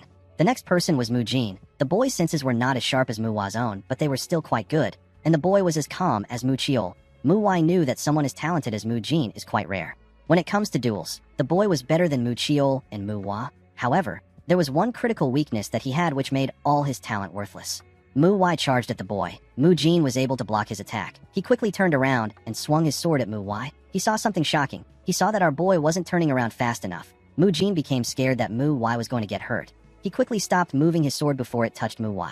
Our boy asked him about why he is worrying about him. He grabbed Mu Jin's sword and used his sword hilt to hit him in his stomach with a large amount of force. The boy coughed out heavily when he received the attack. Manhwa told Mu Chiol that she just felt his pain. The boy told her that Manhwa hit Mu Jin harder than he hit them. Mu Jin fell to his knees and placed his hand on his stomach. The boy's problem is that he is afraid of hurting others more than death itself. Although it might not seem like a big issue now, it will be a different thing when he comes across an opponent that he needs to face with all his might. If he was to meet an enemy that was this strong, he would fight them with his friends. However, his weakness would not only put him in danger, it would also put his friends in danger too. Manhwa knew that he will have to remove Mu Jin from his group if he is unable to overcome this critical issue. He was certain that Mu Jin was also aware of this. He told his juniors that they are done for the day. He told them that they should already be aware of what their issues are. He walked past Mu Jin and explained to them that there is no shortcut to improving their skills. Proper training is the fastest route. He asked them to train as if there is no tomorrow. Mu Wai knew that it is impossible for a person to passively overcome a problem. He believed that Mu Jin needed to actively try to overcome his problem. Mu Jin looked defeated as he knelt on the ground. He looked like he was aware of his issue and what it could cost him. Later in the night, we see Mu Wai training his body. He held his sword in one hand and used it to push his body up. He closed his eyes and stayed perfectly still in the air. While he was training, someone said that he did not think that he would be training at this hour. He said that he doesn't expect anything less from our boy. Mu Wai opened his eyes and saw the sect leader. He quickly moved down. Bo Yum was amazed by how fit Mu Wai was. He told him that many people don't focus on training their strength. Mu Wai said that training his strength is as important as training his sword. The sect leader told him that he reminds him of the Iron Mountain Fist King. Mu Wai told the sect leader that he can leave if he wants to train. Bo Yum laughed and told him that this isn't the only training ground in the sect. Mu Wai asked him about why he came there. Bo Yum revealed to our boy that he wants to ask him for a favor. With a serious look on his face, he asked Mu Wai if he can kill him right now. Our boy did not expect to hear this. He raised his sword and told the man that it actually won't be difficult. The sect leader raised his hand and asked him to wait. Mu Wai asked him if he doesn't want him to kill him again. The man said that he doesn't want to die. He told him that most people would ask him about why he requested for such a thing. He didn't think that our boy wouldn't question him. He realized that it was good that Mu Wai didn't question him. He decided to go straight to the point. He revealed to our boy that he wants to have a duel with him. Mu Wai accepted his request. He believed that this was an opportunity for him to figure out what the man is hiding. The sect leader told Mu Wai that he has a condition. He asked our boy to fight him as if he intends to kill him. Mu Wai did not expect to hear this. He now understood what the man was hiding. Bo Yum placed his hand on his sword and said that there is no point in training if it is not like a real situation. He drew his sword and told Mu Wai that he will fight him as if he means to kill him too. Immediately he said this. The man charged at Mu Wai. He swung his sword at him when he got close to him. Our boy used his sword to block the attack. The sect leader quickly swung his sword at him again. Mu Wai quickly bent his head down to dodge the attack. He thrust his blade at the man. He was able to push his hand away. He gave the man a punch on his ribs. The sect leader coughed out when he felt the punch. Mu Wai swung his sword at him with a large amount of force. Bo Yum had to jump out of the way to dodge the attack. He swung his sword at Mu Wai from behind. Our boy easily blocked his attack. He and the man made their attacks faster. They blocked each other's attacks. They both jumped back to create some distance between themselves. They raised their swords and charged at each other again. Before the sect leader could swing his sword, Mu Wai placed his sword on his wrist and pointed his palm at his head. He was ready to blow away the man's head. Bo Yum was amazed by how skilled Mu Wai was.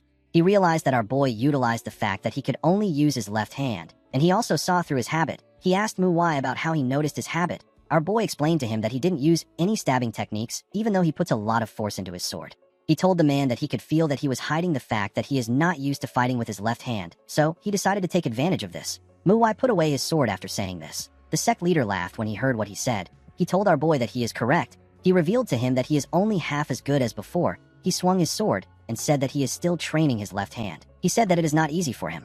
Mu Wai told him that this is normal. He told the man that everything will change for him. His directions, perspectives, and techniques will be completely different. He found it amazing that the sect leader was already able to fight on this level.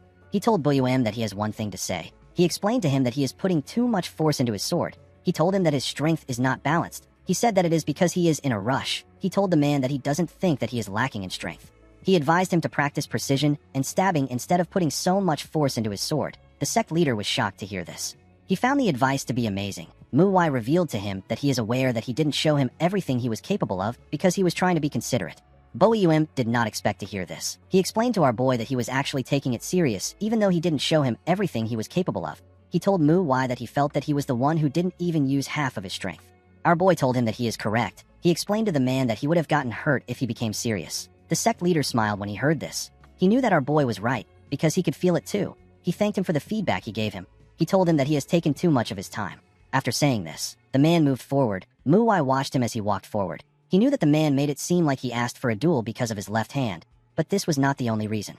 Our boy became certain that the man was hiding something when he noticed the amount of force the man had in his sword. He knew that Bo Yum was trying to assess something. He believed that the sect leader wanted to see if he was skilled enough to fight alongside him if the murderer came to the sect. He didn't understand why Bo Yum would do this. He recalled that the man said that the Zhongnan sect is already after the murderer. He wondered why the man was doing all this. Mu Wai realized that the sect leader does not think that the murderer is an ordinary murderer. Our boy completely understood why the man was acting like this. He believed that his actions make sense, especially if the man was thinking about a certain murderer. Mu Wai once met a murderer in his past life. This monster is known as the Old Monster of 100 Faces. This crazy old man is the one who made people create the term known as the Killing Demon. There is a very small number of people who have seen the old monster's true face because of how good he was with disguise. The old monster gained fame in the Jianghu because he used his disguise skills for evil. He would kill leaders of smaller sects and pretend to be the leader. He would also go back and forth between two sects in order to cause conflict between them. The story of how he went around causing discord between two sides is already well known. The old monster also committed terrible acts to those near the person he was disguising himself as. This is why the old monster of 100 faces was so well known even though nobody had ever seen his face, and he had no organization supporting him. The old monster once disguised himself as Hyunjo and approached our boy in his past life. They fought for a while, and our boy managed to injure him badly, but he ended up getting away. The man went into hiding after their fight. There were rumors that he later returned, but the culprits of the incidents were nothing compared to the old monster of 100 faces. In the end, the old monster of 100 faces wasn't caught, and he did not appear again. Even though the current criminal is called a murderer, Manhwa felt like he was a bit different. This made him concerned. He wondered why the sect leader would be this concerned because of some rumors. He believed that the man has additional information that he wasn't sharing with him. He knew that the old monster wasn't the murderer. Even a martial master as advanced as him can't live that long. It makes more sense for the murderer to be his disciple. The main issue lies in the murderer's strength. Manhwa believed that he could guess how strong the murderer is. All he needed to know is the person from the Zhongnan sect who is after the murderer. As long as the person is not an elder, Manhwa believed that he would also be strong enough to take on the murderer. He actually wished that the Zhongnan sect could catch the murderer without him having to intervene. The next day, we see some people walking past the place where Manhwa and Bum fought. One of them told their senior disciple that there are deep sword traces in the ground. The senior said that the murderer was definitely there. She asked her juniors not to let their guards down. She told them that they can never know when or where an attack might come from. These people in the blue and white robes are the disciples of the Zhongnan sect. The senior disciple said that she can smell death there. Manhwa watched them from the roof as they walked towards the Shining Radiant sect. He realized that these people are first-generation disciples. He recalled that 3 first-generation disciples are worth 1 elder. Manhwa realized that the murderer might be on the level of an elder. He knew that he was screwed. First-generation disciples are people who stand a chance to become the head of a sect or a clan. They are an essential force of an organization. Hyunjo was among the first-generation disciples of the Manhwa sect. He was known as the Manhwa Sword Saint. The Zhongnan sect is one of the renowned sects that resides in Shaanxi like the Manhwa. Just like the Manhwa has Hyunjo, the Zhongnan sect also has someone they consider special. There is a person among the first-generation disciples who is known for being hardworking. This person is known as the greatest disciple. This person is the woman in front of our boy. The woman introduced herself as Il Mu of the Zhongnan sect. The man sitting next to Il Mu was happy to meet a disciple of a renowned sect. He introduced himself as Il's son. The last man introduced himself as Il Hun. Our boy put his hand together and introduced himself to the disciples. He referred to them as seniors and told them that he is still lacking when compared to them. He said that he is honored that they hold him in such high regard. Manhwa believed that it made sense for Sun and Hun to partake in the mission, but he did not expect Il Mu to also be involved. Boyim knew that our boy would not expect to see the disciples of the Zhongnan sect in his sect. He explained to him that he couldn't tell him in advance because it was supposed to be kept a secret. He asked Manhwa to understand him. He asked our boy to sit so that they can have a talk. Mu revealed to him that they were having a conversation about the murderer, but they were all waiting for him. She told our boy that the sect leader decided that it would be best for him to join them. Manhwa asked them if it is alright for him to join. He said that the case is supposed to be top secret. Sun told him that they would be honored if he can listen and help them. Mu decided to continue the conversation. She said that there are 5 murderers. She and her comrades already killed 2, but the other 3 are on the run. According to the woman, the murderers split up in different directions, and they haven't been able to make a lot of progress in the chase. She said that the murderers are experts when it comes to disguises. She said that it will be quite difficult to know who they are based on their appearances. She revealed to Manhwa and Boyum that their sect leader created a special miracle medicine that allows them to smell the murderers. She said that this is how they were able to track them down. She explained to them that the medicine actually allows them to smell blood. However, it has a small problem. Although they have an acute sense of smell, it is hard for them to track down the exact location within a certain radius. Boyum understood what she meant. The woman said that there is at least 1 murderer in the Shining Radiant sect at this moment. Boyum and Manhwa were shocked to hear this. Mu said that she doesn't know who it is. She told the sect leader that she wanted to meet him because she was hoping that he would lend them a hand. Boyum told her that he might not be of help to her with just his 1 arm. He asked the woman to tell him what he can do. Mu said that they need to figure out who the murderer is. Sun said that there was no alcohol in every single murder scene they went to. He deduced that the murderer is someone who likes drinking and showing off a bit. Manhwa understood why the man thought like this. Since the murderer didn't bother to erase their traces even though they knew that they could be tracked down, it means that they are arrogant. Sun told him that he is correct. He revealed to them that they plan to hold a party full of alcohol. Hun said that the culprit will probably fall for this trap since he is an arrogant man. Mu said that it will be more advantageous for the murderer if a lot of people are in one place. She put her hand into her clothes and took out a small item. She revealed to them that it is sleeping gas. She said that the gas that comes out of this item will put the people to sleep. She explained to them that they will incapacitate the crowd and take care of the target when they find out who it is. Boeum accepted the woman's explanation. He believed that it would be better for him to help them since the murderer is already in his sect. He said that they will hold a party tonight. Later in the night, we see several drinks and food on the tables of the disciples of the sect. Boeum raised his cup and said that this is for the heroes of Manhwa and righteous martial artists of Zhongnan. After he said this, everyone in the room took their drinks. The people ate and spoke to one another. While everyone was talking to each other, we see Mu looking at a huge fried chicken and some side dishes. While drooling, our boy wondered about who wouldn't come to such a good party. He decided not to drink so that no one would mistake him as a culprit. The moment he thought of this, he saw Mu slam a bottle of alcohol on the table after drinking it. The girl said that it is so good. Mu decided to ignore her. He turned to the side to see the first-generation disciples of the Zhongnan sect. He saw the three of them discussing something. Mu noticed that he saw them. She gently smiled at him. Our boy wondered if the disciples will doubt them. He turned to Mu Jin. He noticed that the boy was touching his nose. He remembered asking him not to do this. Boeum stood up and said that he has to leave in order to prepare for tomorrow's training. He asked the others to enjoy themselves.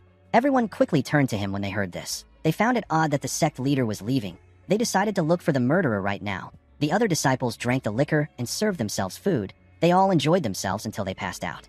Even Mu Y's juniors got knocked out. Only Mu Y and the first-generation disciples were awake. The disciples saw that no one was standing. Sun said that the murderer is either not there or he is caught up to their plan and is pretending to be asleep. Sun spoke to our boy without moving his lips. Mu Y did not expect the man to talk to him using the frequency whispering technique. The man revealed to him that the Shining Radiance sect leader is the murderer. Mu Y was shocked to hear this. Mu said that they can't be certain if the sect leader is the only person with a fake identity there. She said that she will stay behind to watch over everyone. She asked Mu Y to take care of the murderer pretending to be the sect leader with Il Sun and Il Hun.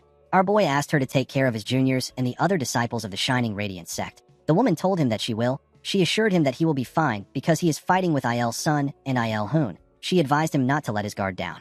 Immediately she said this, Mu Y and her comrades disappeared in an instant. The scene shifts, and we see the group step into the sect leader's quarters. The man asked them if they have caught the murderers. He was shocked to see them pointing their swords at him. Mu Y raised his sword and told Boeum that he almost fooled them. Sun asked him if it was fun playing someone else. Hun asked him to surrender. The sect leader seemed to be quite shocked. He didn't understand what was going on. Mu Y asked him if he is still not going to show his true colors. He told him that he will show him something. Sun asked him to not do anything. He said that they will take care of things. Immediately he said this. Hun got stabbed in his chest from behind. Sun was shocked to see what happened to his comrade. Before he could do anything, Boeum charged at him and asked him to stop spacing out. Sun quickly turned to him. The sect leader sent the man flying with his strike. He got pushed out of the building. Mu Y kicked Hun out of the room. He watched the two men fall to the ground. He couldn't believe that they said that they were tracking a murderer through his scent. He said that the old monster of 100 faces would have already been caught if this was possible. The two men laughed and turned around. Their eyes had turned red. Hun told Mu Y that he catches on fast. Mu Y and Boeum moved outside. Sun asked his comrade if he is fine. Hun told him that the injury is nothing. Fortunately for him, Mu Y did not stab his heart. Mu Y actually didn't kill him on purpose. He was happy to see that he finally met someone that he can test his martial arts on. Boeum told him that he was correct to think that this disciples were the culprits. He asked Mu Y about where Mu is. Our boy asked him not to worry about her. He said that he already told his juniors about her. The scene shifts, and we are taken to the dining hall. We see Mu get up and move close to the junior disciples. She focused her attention on Mu Y.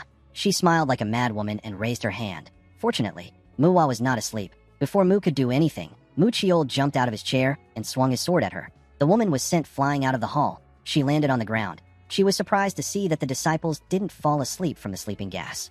Mu Chiol and his fellow disciples stepped outside. Mu Jin explained to the woman that they were prepared for it because their senior disciple warned them about it. Mu Wa pushed out a cloth from her nose and told Mu that it is cowardly and sickening to try to use sleeping gas to subdue them.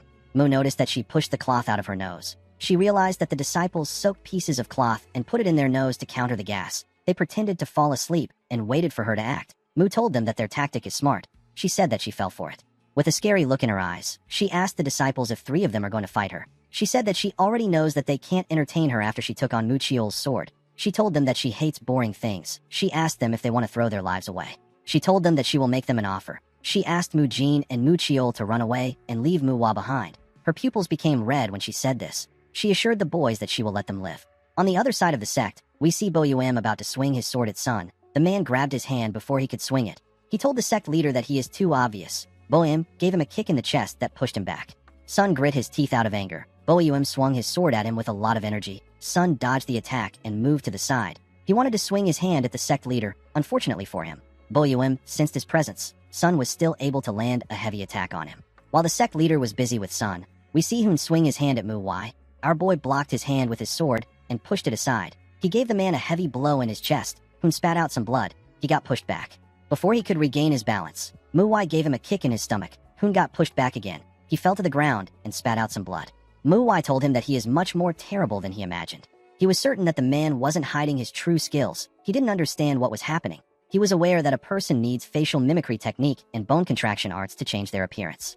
In order to use this arts properly, the person needs to be directly looking at the targets. This means that these killers were able to change their appearance because they came across disciples of the Zhongnan sect. Mu-wai couldn't believe that the man managed to meet the disciples and survive with his lowly skills. He found it odd that the men and his fellow comrades were going around and acting like they were really disciples of the Zhongnan sect. He asked the man if they have an organization supporting them. The man laughed and told him that he knows them a little too well. He told Mu-wai that he is correct. He said that they actually ran into first-generation disciples of the Zhongnan sect. He said that they lost 2 of their comrades in the fight, but they did not run away. He revealed to Mu-wai that they killed the disciples. Our boy asked him to stop lying. He reminded him that he just saw their skill level. The man laughed and told him that he is so arrogant. He asked Mu-wai to tell him how he got the sword on his waist if he is lying. Mu-wai wondered if this was the sword of the Zhongnan sect disciples. He carefully looked at the sword. He quickly realized that the sword was not some cheap copy. The man asked him if he knows that there are not many blacksmiths that can make the swords of the Zhongnan sect. Even making a copy would take a long time. In other words, the man was holding a real sword of the Zhongnan sect. He asked Mu-wai if he understands what this means. Our boy could tell that the sword was real. He wondered if this guy's really killed the disciples with their skills. The man could tell that Mu-wai didn't really believe him. He told him that he has a question for him. He asked our boy if he has the same martial level as his juniors. Mu-wai was shocked to hear this question. The man explained to him that their groups are similar, just like how Mu-wai is more skilled than his juniors. Their group also has different skills levels. The man said that his senior disciple is an example of this. He told Mu-wai that even their master admitted that their senior disciple has surpassed his younger self in skill. The senior disciple is a man that shape-shifted into a woman. The face changer said that it was his senior disciple that killed the disciples of the Zhongnan sect. Immediately he said this. Our boy cut off his head. The other face changer was shocked to see what Mu-wai did to his comrade. Before he could even do anything, our boy cut off his head too. The sect leader was shocked to see the killer's head on the ground. He turned to Mu-wai and asked him about the kind of technique he used. It was quite fast. To his surprise, our boy was no longer around him. He was running on the roof. On his way to his juniors, Mu-wai regretted taking the time to test his skills. He knew that his juniors were in danger.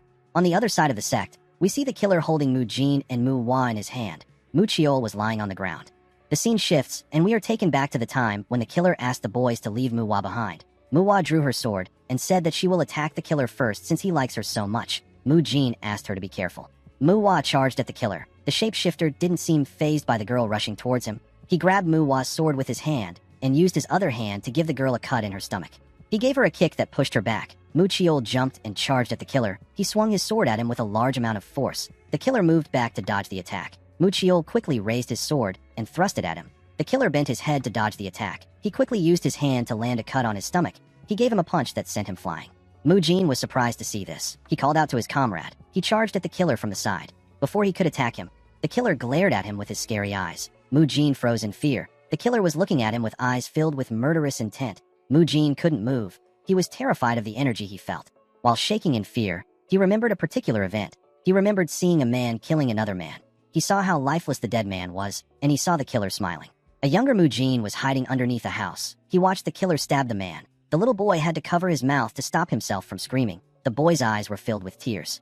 Mu-jin's remembrance was cut short when the killer gave him a punch on his face. He sent him flying with the punch. Mu-jin slammed his back on the ground. The killer didn't understand why Mu-jin stopped moving. It didn't make sense to him.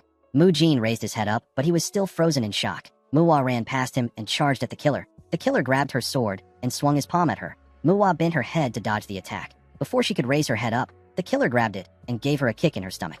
Mu-wai spat out some blood. She lost the strength to move. Mu-chiol instantly appeared behind the killer and swung his sword at him. The killer bent his head to dodge the attack. He grabbed Mu-wai's sword and used it to attack Mu-chiol before he could even change his stance. A large amount of blood gushed out of the boy's body. He fell to the ground. Mu-jin was shocked to see this. He wanted to charge at the killer, but something stopped him. It was his younger self. His younger self held his hand and told him that he is going to die if he attacks him. Mu-jin didn't know how to react to this. while shaking in fear. The little boy asked his older self if he really thinks that he can defeat the monster in front of him. He reminded his older self that the killer hasn't shed a single drop of blood, even though Mu Chiol and Manhwa attacked him. He asked his older self to run away. He said that a single ant cannot stop a human from walking. He told his older self that they won't change anything even if they wield their sword. He said that they will simply get stepped on. He asked his older self if this isn't the reason why he has turned a blind eye his entire life. He told him that the reason he keeps hesitating is because he hasn't trained enough. He advised his older self to survive for now and train to become stronger like he did when the Black Knight Palace attacked. He told Mujin that he has no courage because he hasn't trained enough. The older Mujin accepted this ideology. He told himself that it is his fault for not training hard enough. He wanted to run away. Before he could do anything, someone got thrown next to him. Mujin turned to the side to see Mu Chiol. His comrade grabbed his sword and stood up. He told Mujin that this killer is even stronger than their senior disciple. He asked Mujin to make it out of here. He said that they can't all die in this place. He asked the boy to return to their sect and report the situation. He told him that he will stall the killer for as long as he can. The killer told Mu Chiol that he is quite stubborn. Mujin's younger self told him that the logical thing to do is to run. Mujin completely understood this, but he found something strange. He didn't understand why his teammates continued to fight despite losing so much blood. He watched Mu Chiol as he charged at the killer. He noticed that the boy's steps were covered with blood. He wondered if his teammates were fighting because they have trained enough. He wondered why he wasn't angry at what Mu Chiol just said to him. Mujin remembered asking Mu Wai about why he keeps hesitating. Mu Wai told him that he can't know what he doesn't know about himself. He told the boy that he might actually be tricking himself because it is too scary for him to think about the reason. He buried the fear within him because it is so great, and now so much time has passed since then. He doesn't know why he buried it, and he doesn't know what he buried. Mu Wai advised him to think about the reason he picked up a sword. The moment he heard this, Mujin remembered the traumatic event that took place when he was younger. He remembered how the killer was smiling while he stabbed the man on the ground. Mujin saw himself in a pool of blood. There were several bodies on the ground. He remembered the one-sided massacre that took place in his home. All his family could do was hold on to the sleeves of their killer's pants. This pitiful resistance was pointless. Mujin watched as his family was ripped to shreds by their killer's swords. However, even in this terrible situation, his rage was suppressed by his fear. Mujin saw himself as a pathetic human being. He believed that he will gain the courage to fight his killers if he learns martial arts and becomes stronger. He wielded a sword and began to learn martial arts. His worries and anxiety disappeared when there was a sword in his hand. The only thing he lacked was a good training. Mujin pushed his cowardice and fear into his blade. He became the new version of himself. He believed that he overcame his past self. He was certain that he had gotten better. He told himself that the only reason he keeps hesitating is because he hasn't trained enough. He believed that he lacks courage because he hasn't trained enough. He kept on reminding himself that he is not well trained. He remembered how Mu Hua and Mu Chiol charged at the killer. He wondered about how they are able to fight this monster without any hesitation. He still didn't understand why he felt relief instead of rage when Mu Chiol asked him to run. He wondered why he was not any different from his past self. He couldn't believe that he thought that he overcame himself. He realized that his fear still trumps his rage even when those he holds dear are dying in front of him. He kept blaming his cowardice on not training enough, and he wanted to run away without shedding a single drop of blood. Mujin wondered about what he actually managed to overcome. He wondered if he wielded a sword just to end up like this. He grit his teeth out of anger and asked himself if he wielded a sword to run away from his cowardly self. He saw that his teammates still stood up against injustice even though it was a futile and pitiful resistance. They did not give up. Mujin picked up his sword and stood up. He realized that his friends didn't give up even when they were ripped to shreds. He recalled that he picked up a sword so that he could be like them. As tears gushed down from his eyes, Mujin told himself that he won't run away again. He charged at the killer. The killer raised his head up when he sensed his presence. He did not think that Mujin would stay there. He told Mujin that he is annoying. He let go of Mu Chiol and dodged Mujin's blade. Although he dodged it, Mujin managed to leave a cut on his face. The killer gave Mujin a powerful blow in his chest. Mujin spat out some blood when he received the punch. He let go of his sword and lost consciousness. The killer had now finished taking care of the junior disciples. Immediately he was done. Mu Wai arrived to the scene. He quickly checked Mu Chiol's pulse. The killer quickly turned around when he sensed his presence. Mu Wai apologized to his juniors for being late. The killer did not expect to see our boy. He wondered about what happened to his two junior disciples. Mu Wai asked Mu Chiol to wait a little longer. With a horrifying look on his face, he said that he will take care of things as quickly as he can. The shapeshifter laughed and told Mu Wai that he is funny. He threw Mujin to the ground and told our boy that he rarely gets to see brave guys like him. He told him that he is not into men, but he wouldn't mind facing someone as brave as him.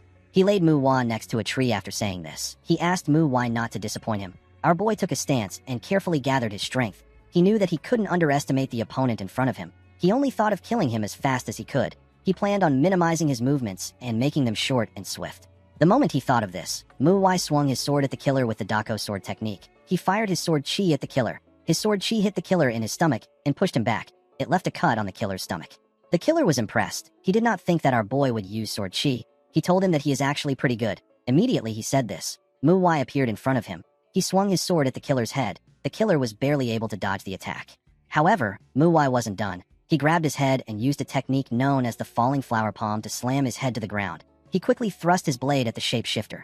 Even though his head was in the ground, the shapeshifter was still able to stop Mu Wai's blade with his hands. He quickly raised his leg up and gave Mu Wai a kick from the side. The kick sent our boy flying. He was able to instantly regain his balance. The shapeshifter took his head out of the ground. He threw Mu Wai's sword away and snapped his neck back in place. He glared at our boy with a scary look in his eyes. Mu Wai walked forward and grabbed Mu Chiol's sword. The killer was happy to see this. He and Mu Wai disappeared and reappeared in front of each other. Mu Wai swung his sword at him, but the killer caught it with his hand. The shapeshifter attacked Mu Wai with his hand and legs. Our boy blocked each one of the attacks. He used his sword to hit him in the head. He quickly made a huge swing with the sword. The killer was able to dodge it by moving to the side. He gave Mu Wai a punch on his head. He spat out some blood and lost his balance. He quickly regained it and changed his stance. He used the blade edge to hit the killer in his stomach. The attack sent him flying. Mu Wai quickly followed him. The killer caused a huge explosion when he landed in the forest. The sect leader noticed this explosion from a roof. He was wondering about where Mu Wai ran to in such a hurry. He now understood that our boy wanted to reach the killer. Boyuim could have helped Mu Wai if he still had his right arm, but it is an entirely different thing now. He would simply get in our boy's way if he tries to help him. The sect leader decided to save Mu Wai's juniors. Inside the forest, we see the killer gather his chi and attack Mu Wai with the 100 Forms Palm technique. The attack was quite huge. Before it could touch him, Mu Wai swung his sword and blew it away. He created a wind shield around him that blocked the killer's attack. The killer was surprised to see that Mu Wai blocked his palm technique with the wind pressure he created from swinging his sword. The moment he thought of this, he saw something odd. He saw plum blossom petals in the forest. The petals covered him and the trees around him. The technique is known as the plum blossom in full bloom. The petals cut everything they touched. The killer had to cover his body with his arms. Of course, the petals still landed several cuts on his body. The shapeshifter smiled and said that this is good. He gathered his energy in his hand and fired it at Mu Wai with a technique known as form-shattering whip. Our boy easily dodged the attack by jumping over it. He raised his sword up and swung it at the killer. The shapeshifter was able to dodge the attack. He thrust his hand at Mu Wai from the side. Unfortunately for him, our boy blocked his hand. He swung his sword and used it to cut off his right arm. He gave him a kick to push him back. The killer raised his head up and told Mu Wai that he can't be nice to him if he does this. Immediately he said this. Our boy charged at him. He thrust his sword at him when he got close to him. The killer bent his body to dodge the attack. He raised his head up and used his body to push Mu Wai back. He jumped on a tree and tried to kick Mu Wai. Our boy quickly tightened his grip on his sword. The killer actually noticed this. He covered his hand with his energy and used it to block Mu Wai's attack. Mu Wai's hand was twisted when their energies clashed. He noticed that he couldn't control the sword in his hand. The killer explained to him that his internal energy won when their energies clashed. He told him that he won't be able to move because of the pain. He told him that he had fun. Unfortunately, this shapeshifter did not know that Mu Wai is crazy. He used his other hand to support the weight of the sword and forcefully move the sword. He was able to stab the killer in his chest. The shapeshifter quickly jumped back. He fell to his knees and spat out a large amount of blood. He was unable to move again. While breathing heavily, he looked at the sword in his chest. He found the situation to be strange. He was just going to have some fun with Mu Wai and then kill him. He didn't understand why he was in this state. He was certain that he possessed a superior martial prowess and internal energy. He raised his head to see Mu Wai. He saw our boy snapping his arm back in place. The shapeshifter couldn't believe that he didn't even panic. He knew that the ability to stay calm and look for an opportunity to attack was also a skill. He accepted the fact that he lost. Mu Wai asked the killer if the old monster of 100 faces has other disciples. The killer said that the disciples are all dead. He told Mu Wai that he and the other two that came to the Shining Radiant sect are the only disciples left. Mu Wai said that they won't have any murders to deal with for now. The shapeshifter asked him if he believes that the murders will end just because of the disciples of the old monster of 100 faces are dead. He told him that he is misunderstanding things. He asked our boy if he thinks that his master is dead. Mu Wai asked him if his master isn't dead. The killer said that his master hasn't appeared in the public eye ever since he ran away, but this doesn't mean that he is dead. He said that the old monster of 100 faces is actually training in isolation and becoming stronger. Mu Wai moved close to him and twisted his blade inside his chest. The killer screamed out in pain. With a terrifying look on his face, Mu Wai asked him to tell him where his master is. The killer told him that there is no point in telling him. He told our boy that his master is in a place that he can't reach. Mu Wai asked him if he is being cryptic in order to stall for time. The killer assured him that he is not stalling. He raised his hand and told Mu Wai that he isn't actually going to tell him where his master is. Mu Wai quickly saw the man's hand going up. He watched the killer stab himself in the neck with his hand. The shapeshifter's blood splashed all over the place. he died with a smile on his face. The scene shifts, and we see Mu Jin wake up in a room. The boy quickly raised his head up and looked around. He felt a large amount of pain in his body. Mu Wai was in the room too. He advised the boy not to move because his wounds have not yet healed. Mu Jin was surprised to see his senior. He asked him about what happened to the murderers. Mu Wai asked him not to worry. He told him that he killed all of them. Mu Jin was shocked to hear this. Our boy revealed to him that he has sent a message to the Zhongnan sect. He said that they will be there in a day or two. He told the boy that Mu Hua and Mu Chiol are already training because they were not seriously injured. He offered the boy a plum blossom tea. Mu Jin accepted it and thanked his senior. The moment he took a sip, Mu Wai apologized to him. Mu Jin was surprised to hear this. Our boy told him that he didn't expect him to be so strong. He told him that he is relieved that he got away with just an injury. He explained to him that he never believed or expected them to be ready to give up their lives for the sake of fulfilling his order. He told Mu Jin that he is going to take full responsibility as the senior disciple. He said that he is going to step down from his position when they return to the sect. He told the boy that he has already told the others about it. Mu Jin was shocked to hear this. Mu Wai revealed to him that Mu Chiol told him that he was the only one that was able to land a strike on the killer. Mu Jin was surprised to hear this. Our boy explained to him that he doesn't know the full details because he arrived late. It was Mu Chiol that told him about how Mu Jin landed a cut on the killer's face. Of course, he got knocked out immediately he did this. Mu Chiol was the only one who saw it. Mu Wai told his junior that the small hit counts. Mu Jin couldn't believe that our boy was making fun of him. He thought that he would be praising him. Mu Wai explained to his junior that the size of the wound doesn't matter. The important thing is that he has grown. Mu Jin was surprised to hear this. Our boy explained to him that a great enlightenment is not what a martial artist always needs to overcome a wall. Sometimes, it is simply the small difference of an action or attitude that breaks down the wall. It was only a scratch this time because the killer was strong. Mu Wai assured the boy that he will see that he has overcome the past when he is in a similar situation again. Mu Jin was amazed by his senior's words. Our boy said that he has spoken for too long. He asked Mu Jin to follow him. Mu Jin was surprised to hear this. He asked him about where they are going. Mu Wai told him that they are about to do something similar to training. Mu Jin reminded his senior that he is hurt right now. Our boy told him that it is necessary that they go. He asked him to get dressed. He said that everyone is waiting for him. Mu Jin felt like crying. He couldn't believe that he had to work even when he is hurt. In the next scene, we see Mu Jin and Mu Wai in a hot spring with Mu Chiol. Mu Jin was shocked to see where he was. Our boy told his juniors that there is nothing more important than a good rest. He said that the hot spring is the best for this. Mu Chiol said that it is amazing that the water's warmth helps in healing. Mu Jin couldn't believe that this was what Mu Wai called training. Our boy revealed to his juniors that he did not think that the sect leader would prepare the best hot spring for them. He decided to come there because Mu Wai has been crying about wanting to visit a hot spring. He was certain that the girl was having fun right now. Mu Wai let down her hair and sat in the hot spring with a smile on her face. While they were soaking their bodies in the hot spring, Mu Jin asked his senior about how he was able to take out the killer. Mu Wai told him that he was really lucky.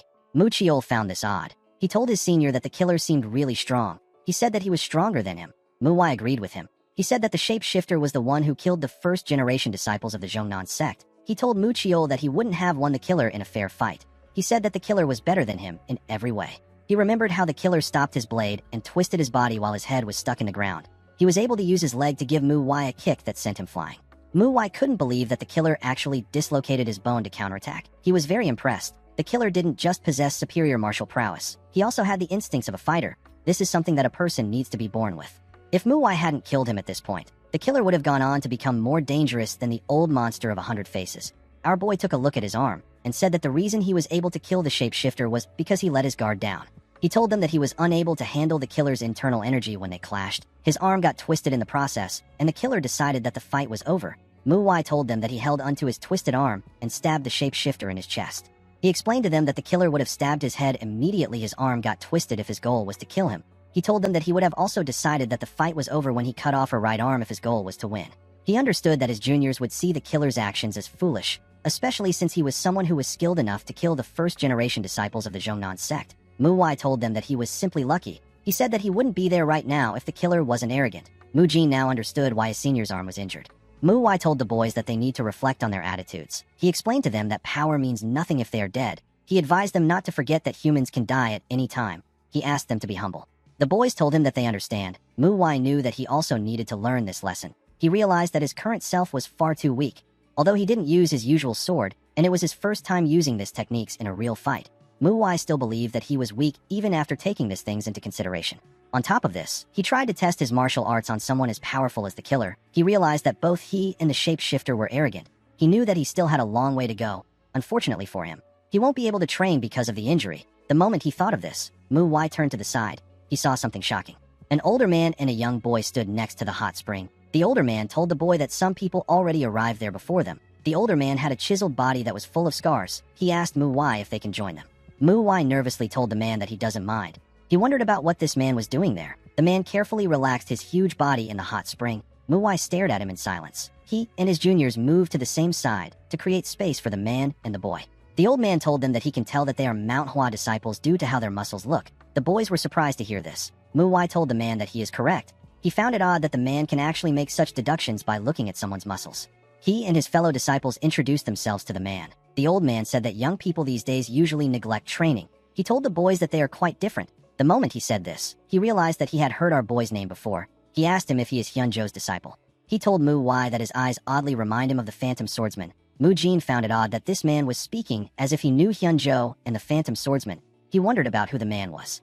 Mu Wai told the man that he has gotten advice from the Phantom Swordsman on how to train. He said that he took this advice to heart. He told the man that this might be the reason. The old man was surprised to hear that our boy got an advice from his past self. He began to laugh. He recalled that the Phantom Swordsman acted like he didn't care when he taught him something. He did not think that the Phantom Swordsman cared enough to even advise others on it. He said that the Phantom Swordsman is quite egotistical. Mu Jin still didn't understand what was going on. The old man apologized to the boys. He knew that they wouldn't understand why he was laughing. He revealed to them that he was the one who taught the Phantom Swordsman his training methods. Mu Jin and Mu Chiol were surprised to hear this. They couldn't believe that this man taught the best swordsman of the unorthodox Mirim his training methods. Mu Jin realized that this man must be a famous martial master if he taught someone that skilled. Mu Wai stood up and put his hands together. He apologized to the man for not immediately recognizing him. He bowed his head and offered his greetings to the Iron Mountain Fist King. Mu Chiol and Mu Jin were shocked to hear this. They couldn't believe that they were looking at the Iron Mountain Fist King. This is the man with the heaviest fist in all of the Mirim. He is the most powerful martial master when it comes to fist arts. While other martial masters meditated or swing their swords to reach enlightenment, the Iron Mountain Fist King simply focused on growing his muscles. Mu Jin and Mu Chiol quickly got up and offered their greetings to him. The man was honored to see that they knew his title. He introduced himself as Ma Yonho. He said that he finds it embarrassing that people call him the Iron Mountain Fist King. He told them that he didn't want to make them uncomfortable. He asked them to just enjoy themselves. He pointed at the boy next to him and introduced him as his disciple. The boy quickly got up and introduced himself as Wu Taekong. Mu Wai did not expect Yonho to have a disciple. He could tell that Taekong was strong enough to defeat most martial masters. The Iron Mountain Fist King explained to the boys that they are traveling around for his disciples' training. He said that Taekong doesn't have a lot of experience because he trained in the mountains. Mu Jin asked Taekong about how his journey is going. The boy said that he has fought 43 people and he has won them all. Mu Jin was surprised to hear this. He told Taekong that this is amazing. Mu Wai wasn't really surprised. He believed that this was natural since the boy had a master like Yonho. Taekong revealed to the boys that his most recent duel was a very close one. He said that he would have lost if his opponent's sword didn't break. Mu Wai told him that he is wrong. He said that the sword is a reflection of the owner's hand. He said that a broken sword only proves the owner's lack of skill. He told Taekong that no martial artist in the Mirim would pity a broken sword. Mu Jin told the boy that his senior is right. He said that it is the owner who didn't take good care of his sword that is at fault. He told Taekong that he is really strong since he has won all his duels. He told him that his opponent must have been formidable if the fight was this close. He asked him about who his opponent was. The boy believed that they would recognize his opponent if he mentions his master's name. He revealed to them that his opponent was the Phantom Swordsman's disciple. Mu Wai was shocked to hear this. The Iron Mountain Fist King remembered the disciple's name. He said that the man's name was Dako Yul. It sounded really similar to Mu Wai's former name. The old man told his disciple that he would have lost if Yul's sword didn't break. He said that Mu Wai and his fellow disciples are actually correct. He told him that a martial artist needs to take care of his sword. He said that it is the responsibility of the swordsman. He asked Taekong not to think of it as an unfair win. Mu Wai forcefully smiled and told the boy that he looks like he wanted a perfect victory. He asked him if he can tell him how the duel went. Taekong accepted his request. Yul and Taekong had a simple duel. After 100 turns, Yul's sword could no longer handle Taekong's fist. It eventually broke. The fight ended when his sword broke. Mu Wai was annoyed to hear this. He couldn't believe that his disciple admitted defeat immediately his sword broke. He was more angry to see that Yul admitted defeat to the disciple of the Iron Mountain Fist King. Although he didn't know when he would meet his disciple again, Mu Wai told himself that he will work the man like a dog when they meet. The Iron Mountain Fist King said that he actually once told the other two that they should raise their disciples and have them fight each other. He said that the Phantom Swordsman told him that his disciple would beat their own disciples. He laughed and wondered about the kind of face the Phantom Swordsman would have made if he heard about what happened. Mu Jin realized that the two people Yonho was referring to was the Phantom Swordsman and Hyunjo. He and Mu Chiol couldn't believe that the Phantom Swordsman's disciple actually got defeated. They turned to their senior when they thought of this.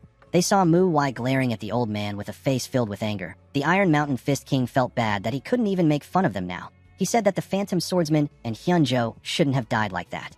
He turned to Mu Wai and told him that fate allowed them to meet. He asked him if he is interested in fighting his disciple. Our boy quickly accepted his offer. With a scary look on his face, he asked Yonho to tell him the time and the place. He said that he can even fight right here, right now.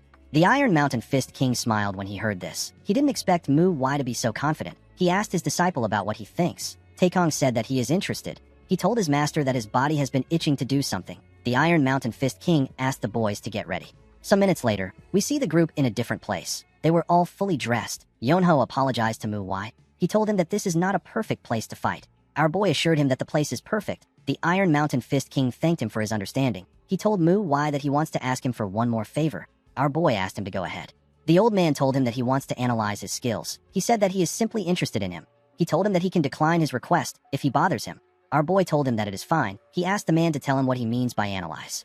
The Iron Mountain Fist King raised his hand and told Mu Wai that he simply needs to hit him in his palm as hard as possible. He asked him to do it when he is ready. Mu Jin and Mu Chiol became nervous when they heard this. They were well aware that their senior disciple's arm injury hasn't recovered. Mu Jin wondered about why he was pushing himself like this. With a look of anger on his face, Mu Wai glared at Yonho. He didn't care if Taekong was strong or not. He just hated seeing the Iron Mountain Fist King acting arrogant. Although his body hasn't healed yet, Mu Wai was certain that he was still good enough to remove the arrogant smile on Yonho's face. He charged at the Iron Mountain Fist King and gave him a powerful punch on his palm. His punch created a gust of wind that blew away the things around them and allowed some dust to spread in the area. The old man told Mu Wai that he is definitely the Sword Saint's disciple. He told him that his punch was good enough. He asked him to rest for now. He said that they will proceed with the duel once his breath is even again. He asked his disciple to get ready. Mu Wai couldn't believe that this was all Yonho had to say. He thought that he would look shocked. He knew that the Iron Mountain Fist King was not the type of person who would give such a lame reaction. He called him a bastard in his head. As he walked forward, the Iron Mountain Fist King wondered about what just happened. He couldn't believe that Hyunjo was hiding a disciple as great as Mu Wai. He called him an evil bastard. He realized that this duel will be good. Although Mu Wai was strong, Yonho was certain that his disciple was as good as him. A while later, we see Taekong standing in front of Mu Wai. The boy seemed determined. Mu Wai noticed that the boy had a good spirit and a great pair of eyes. He was very happy to crush Taekong's determined eyes. He drew his sword and took a stance. He said that he is ready. Taekong went low and placed his hand on the ground. He looked like he was about to run. Mu Jin found his stance to be interesting. Taekong said that he will start the duel. Immediately he said this, he disappeared. Mu Jin and Mu Chiol were shocked to see how fast he moved. The boy clenched his fist with a skill known as the Heavenly Iron Fist. Mu Wai felt like a great boulder was flying at him when he saw the boy coming. Our boy felt like he was looking at the Iron Mountain Fist King. Of course, Taekong still had a long way to go. Mu Wai swung his sword and released the Plum Blossom energy with it. Taekong used his fist to break through the energy. He released a powerful attack on Mu Wai. His attack covered the place with dust. When the dust cleared up, Mu Wai was no longer in front of him. Our boy appeared behind him. Taekong quickly sensed his presence. Mu Wai swung his sword at the boy from behind. Taekong managed to blow it away with his fist. Mu Jin was shocked to see that the boy deflected his senior's sword. Taekong turned around and gave our boy a punch. Mu Wai used his sword to block the attack, but he got pushed back. Although the attack was good, it wasn't enough to defeat him. The moment he thought of this, Mu Wai felt something odd. He took a look at his hand. The moment he did this, Taekong charged at him and swung his fist at him. Mu Wai dodged his attack instead of blocking it. He was going to deflect all Taekong's attacks to humble Yonho, but the injury in his left hand was much more worse than he imagined. Mu Wai knew that it was better if he didn't take any of these attacks head-on. Taekong noticed that Mu Wai suddenly hit his left hand and dodged his attack. He wondered if our boy's left hand was not good. He decided to aim for this hand. He swung his fist at our boy from behind. Mu Wai dodged the attack by bending his head. Taekong put his hands together and raised it when he saw our boy's back. He wanted to slam our boy to the ground. Before he could move his hand, Mu Wai landed a cut on his chest. Taekong wasn't moved by the attack. He swung his fist at our boy. Fortunately, Mu Wai was able to dodge the attack. Taekong's attack destroyed the ground and the things around him. It spread some dust in the area. Immediately, the boy got up. Mu Wai appeared behind him. Taekong was able to sense his presence. He quickly bent his head to dodge our boy's attack. He gave Mu Wai a punch on his left arm. Our boy was surprised to see this. He did not expect the boy to go for his left arm. He couldn't believe that Taekong was able to tell that he was hiding his left arm with just those few attacks. He had to admit that the boy was skilled. He gave him a kick to push him away. He originally planned to play along with Taekong for a bit, but he has now realized that this is impossible. The boy's skill and the state of his arm won't allow him to do this. Mu Wai decided to show Taekong something nice. He carefully raised his sword and changed his stance. Before he could even swing his sword, Taekong saw that he was going to die. He saw an attack that was going to take him out. Although the attack looked simple, it was still different. Taekong knew that there was no way to block or deflect Mu Wai's next attack. It was like a giant wall was coming down on him.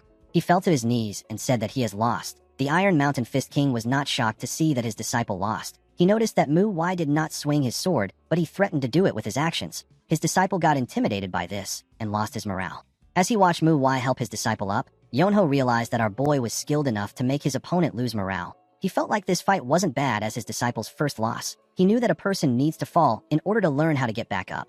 He was certain that Taekong is going to have a lot to think about after this. The Iron Mountain Fist King wondered if Hyunjo was watching. He wanted to tell him that his disciple got a perfect victory. Since Mu Wai taught his disciple what loss looks like, Yonho decided to do something for him as his martial senior. Taekong bowed his head and told our boy that he has learned from him. Mu Wai bowed his head and told him that it was a good duel. He asked him if he is not injured. The boy told him that he is fine. Yonho told Mu Wai that he is the one who is hurt. He asked him if he can take a look at his left arm. Later in the evening, we are taken to the Shining Radiance sect. We see Mu Jin and Mu Chiol informing Mu Hua about what happened. They told the girl that they watched a duel after leaving the hot spring and are now just returning to the sect. Mu Hua told them that this was 4 hours ago. She asked them about why they left her behind. Mu Chiol nervously told her that he forgot. Mu Jin told her that the duel was so fierce that he could only focus on it. The girl told them that they shouldn't have left without saying anything. She asked them if they know how worried she was. Mu Chiol apologized to her and told her that the duel was truly fierce. The girl asked him about how fierce it was. Mu Chiol revealed to her that the opponent was the Iron Mountain Fist King. He told her the story that led to the duel. While he was talking, we see Taekong doing a handstand with his thumb. He was doing it on a roof in the sect. The scene shifts, and we are taken to a room. We see the Iron Mountain Fist King talking to Mu Wai. He told our boy that his injury is worse than he thought. He couldn't believe that Mu Wai defeated his disciple in this state. He asked him about how he got his wound. Mu Wai screamed when the man said this. Yonho told him that it will hurt a lot. He was squeezing Mu Wai's left arm. He told him that he needs to endure it. He told him that his arm might have been paralyzed forever if he checked on it later. He told Mu Wai that he should be grateful that he can feel pain. He asked him about what happened to him. He knew that it would be difficult for our boy to find someone who can do something like this to him. Mu Wai told him that he met a serial killer. The Iron Mountain Fist King was surprised to hear this. He asked Mu Wai if he is referring to the old monster of 100 faces. Our boy told him that it was the old monster's disciples. Yonho didn't expect to hear this. He thought that the old monster was dead. He couldn't believe that the old monster managed to hide from those chasing him, and he even raised some disciples. He asked Mu Wai if the disciples were strong. Our boy revealed to him that one of them was strong enough to kill first-generation disciples of the Zhongnan sect. The Iron Mountain Fist King was shocked to hear this. He asked Mu Wai if he is strong enough to kill someone who killed first-generation disciples of the Zhongnan sect. Mu Wai grit his teeth and said that he was just lucky. He said that he was only able to get the killer because he let his guard down. Yonho told him that he was able to do this because he was skilled. He told him that he is lucky to have gotten away with an injury like this. Since Mu Wai agreed to duel his disciple even though he was injured, the Iron Mountain Fist King told him that he wants to return the favor. He asked our boy if he would like to learn something from him. Mu Wai was shocked to hear this. A person cannot get far in martial arts with just knowledge alone. One needs to keep training until the knowledge is engraved in both their body and mind, and they need to amass experience. When it comes to experience, the most efficient type of experience is a near-death experience. The scene shifts, and we are taken outside. We see Mu Wai looking at his sword. Our boy was aware that he was only able to improve quickly in this life thanks to the experience he gained in his past life. He remembered the man that killed him in his past life and told himself that there is no limit to power. Mu Wai knew that he needed to avoid being arrogant. He reminded himself that he is not yet used to the Manhwa sword. He understood that what he needed was not a new martial art. It was learning experience. The quickest way to gain experience is to fight someone and overcome the threat of death. This is why the Iron Mountain Fist King is the perfect person for Mu Wai to fight right now. Yonho asked our boy if he is certain. He revealed to him that the Phantom Swordsman also asked for this type of training, but he passed out after one round. He told Mu Wai that he is throwing away a good opportunity. Mu Wai assured him that it is fine. Yonho knew that our boy believed that he is going to learn a lot from a duel than an actual lesson. He told him that he won't question him any further if this is what he wants. The Iron Mountain Fist King took a stance and told Mu Wai that he will only use the martial arts of his level. He asked our boy to come at him. Mu Wai charged at Yonho when he heard this. He swung his sword at the man's arm. His sword was unable to cut Yonho's skin. The Iron Mountain Fist King grabbed our boy's hand. He raised Mu Wai and slammed his body to the ground. He clenched his fist and swung it at our boy. Mu Wai was able to push himself up and dodge the attack. He jumped back to create some distance between himself and Yonho. Before he could attack, the Iron Mountain Fist King appeared in front of him with his fist close to his face. Before Yonho could destroy his face, Mu Wai gathered his energy in his palm and used it to block Yonho's attack. He wasn't able to completely stop the Iron Mountain Fist King's attack, but he was able to change the trajectory of his fist. Yonho was shocked to see this. He couldn't believe that Mu Wai actually twisted the trajectory of his fist. Our boy thrust his sword at the man's head. Yonho was able to dodge the attack. He moved to the side and gave Mu Wai a kick. Our boy was able to block the kick with his sword, but the attack pushed him back. His hand was shaking from taking the man's kick. Mu Wai put himself together and created 3 afterimages of himself. The Iron Mountain Fist King charged at him and used his huge body to destroy the afterimages. He sent Mu Wai flying. Mu Wai grit his teeth to endure the pain. He remembered that Yonho said that he will control his strength. He didn't understand why the man charged at him like a bull. The scene shifts, and we see Mu Wai wake up in a room. He was wearing some white clothes. Our boy was shocked to see himself in the room. He quickly raised his head up and looked outside. He saw that it was already morning. He looked around and found a letter next to his leg. The letter was written by the Iron Mountain Fist King. The old man apologized to Mu Wai. He explained to him that he used more internal energy than he expected because he hadn't felt so excited to fight in a while. He asked Mu Wai to forgive him for his mistake. He told him that he treated his internal wounds to make up for his mistake. He explained to our boy that he wanted to stay until he woke up, but he had to leave to find another duel opponent for his disciple. He asked Mu Wai to understand him. He revealed to him that he looked back on their duel while waiting for him to wake up. He told Mu Wai that the method he used to twist the trajectory of his fist was a technique that made one think of a formless flower, and it made any attack scatter like petals. The Iron Mountain Fist King said that he doesn't know the name of the technique, but it should belong to the Manhwa. He said that he didn't get to hear the name of the technique. He asked Mu Wai to tell him the name the next time they meet. He told him that the technique had its flaws even though it was excellent. The Iron Mountain Fist King assured our boy that he will tell him about the flaws of the technique and what he thinks about it. He said that he will also give him a new training method that he just came up with. Mu Wai saw that Yonho only used 1 page to discuss the flaws and used 9 pages to write about the training method. He found the old man's thoughts on the flaws to be quite interesting. He gently smiled. He realized that Yonho must have really liked him. The Iron Mountain Fist King isn't the type of person who would shy away from teaching those younger than him, but he was also not the type of person who would give out this much advice. Mu Wai realized that Yonho is doing all of this because he saw his talents. He knew that the old man was a difficult person to see because no one ever knows where he might be. He believed that he was fated to meet Yonho by coincidence and receive this much help from him. He kept the letter in his clothes. He decided to throw out the man's training method. The moment he thought of this, Mu Wai entered his room. The girl was surprised to see him awake. She asked him about when he woke up. Mu Wai told her that he just woke up. Mu Wai revealed to him that she wanted to wake him up. Mu Wai was surprised to hear this. He asked her if something is wrong. Mu Wai revealed to him that some people from the Zhongnan sect are currently in the sect. Our boy realized that it must be about the killers. He told her that he will join them soon. The scene shifts, and we are taken to a forest. We see Yonho looking at the sky. His disciple told him that he looks like he has been having a lot of thoughts ever since they left the hot spring. Yonho asked him if it looks this way. Taekong told him that he has not been his usual self. The Iron Mountain Fist King told his disciple that he is the one who has been thinking about Mu Wai. He asked him if he is thinking about how he lost. The boy asked his master about how he knew. The Iron Mountain Fist King told him that he would be stupid to not know this after living for so long. He advised Taekong to not be so hung up over his loss. He told him that he simply needs to focus on his training now that he knows what he lacks. Taekong accepted his master's advice. He asked him about what he is thinking about. Yonho looked at the sky and said that it is nothing much. He said that he is thinking about his old friends. Taekong asked him if he has friends. The scene shifts, and we are taken back to the Shining Radiance sect. We see the Zhongnan disciples looking at the belongings of their fellow disciples. The 2 men easily recognized the Big Dipper embroidered inside their clothes and the swords that they carried. They knew that these items belonged to Sun, Mu, and Hoon. The men turned to Mu Wai and his fellow disciples.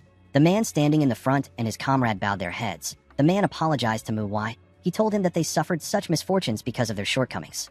The man whose name is Il Hyun thanked Mu Wai and the Shining Radiance sect for apprehending the killers. He told Mu Wai that he is thanking him in place of their sect leader. He assured him that the Zhongnan sect will never forget what they have done for them.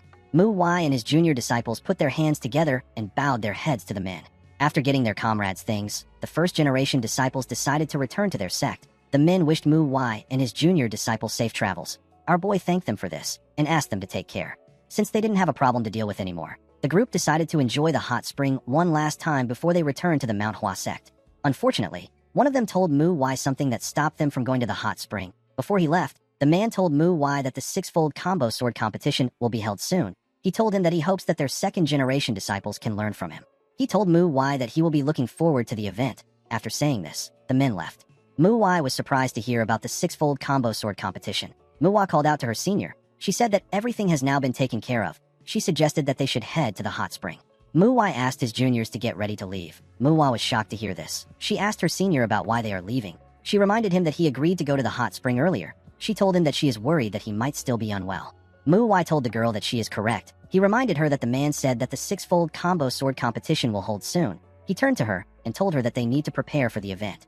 The six-fold combo sword competition is an event held to reinforce the friendship between the Zhongnan sect and the Manhwa sect. The reason it is called the six-fold combo sword competition is because the basic martial arts of both sects is the six-fold combo sword technique.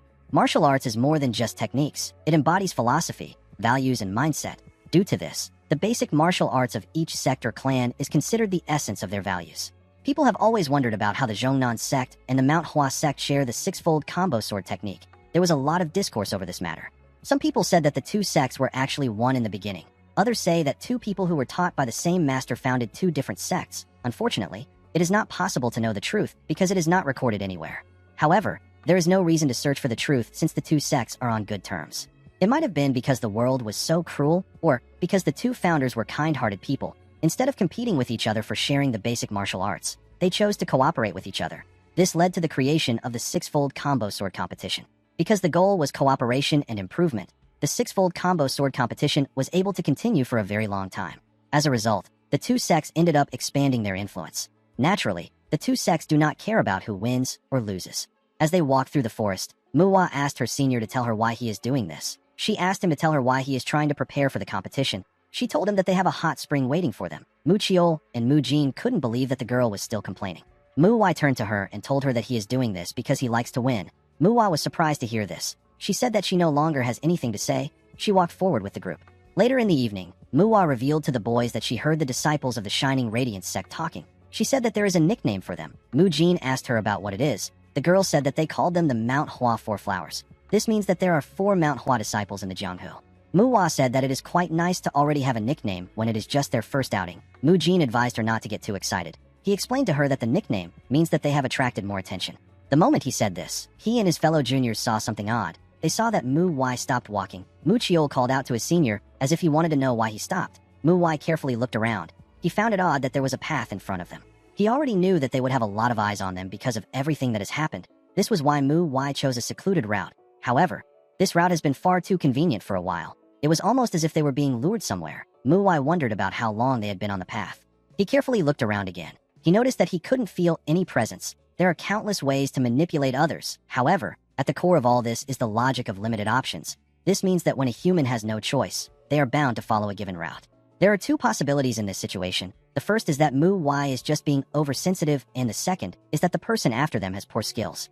Our boy recalled that everyone almost died to the killer because they were not cautious. He decided to be careful. Since he felt that something was off, he decided to be cautious. He walked past his juniors and told them that they are turning around. The juniors were shocked to hear this. Manhwa told him that he just said that they need to get back as soon as possible. She asked him about what is wrong. She asked him if he is feeling unwell. Manhwa told her that he is fine. Muchiol walked forward and told his senior that there isn't a lot of time left till sunset. He said that they need to hurry if they are turning back. Manhwa agreed with him. Manhwa asked Manhwa to follow them. He told her that there is nothing she can do about it. Manhwa knew that he was correct. Our boy told her that it will be better for him if she gives in easily. The girl quickly ran after them. Later in the night, we see the group sleeping around a fire. Manhwa suddenly opened his eyes. He turned to the side and placed his hand on his sword. He saw a boar in front of him. The boar glared at him. Manhwa didn't expect to see a boar in this forest. While he was looking at the boar, we see an assassin wearing a hood above him. The person seemed ready to take Manhwa out. He charged at our boy from above. Manhwa actually already sensed his presence. He quickly bent his head before the assassin's dagger could touch him. He grabbed one of the burning wood used for the fire and used it to hit the assassin in his head. The attack sent the man flying. Manhwa and her fellow disciples opened their eyes and raised their heads up when they heard the ruckus. The girl asked her senior about what caused the noise. Manhwa ordered his juniors to get up. He informed them that there are assassins around who have business with them. Manhwa was shocked to hear about assassins. She and her fellow disciples quickly turned to the side to see the assassin Manhwa hit with the hot stick. Manhwa drew his sword. He used sound transmission to inform his comrades that assassins do not kill without purpose. He explained to them that the assassins didn't just randomly come across them and decided to kill them. This means that the assassins approached them with the intent to kill them from the start. Manhwa realized that her senior was talking to them through sound transmission. Manhwa revealed to them that there are already a few assassins surrounding them, and there is another group nearby. He explained to his juniors that there are too many assassins around them, and he will not be able to protect them while fighting. Manhwa advised his juniors to try to kill the assassins in 3 moves. He told them that assassins possess all kinds of hidden weapons, and they won't hesitate to use them to take them down. He told his juniors that he is going after the main squad. Immediately he said this, he disappeared. Mujin and his fellow disciples quickly took a stance. The moment they did this, the assassins fired some tiny needles at them. Mujin quickly called out to Muchiol. The boy drew his sword and dragged it on the ground. He used the dirt to create a large amount of dust and blow away the needles. Some assassins watched this from the top of a tree. One of them couldn't believe that Mu Chiol blocked the poison needles by striking his sword into the dirt. The moment he thought of this, the man noticed that Mu Wai was missing. He wondered about where our boy went to.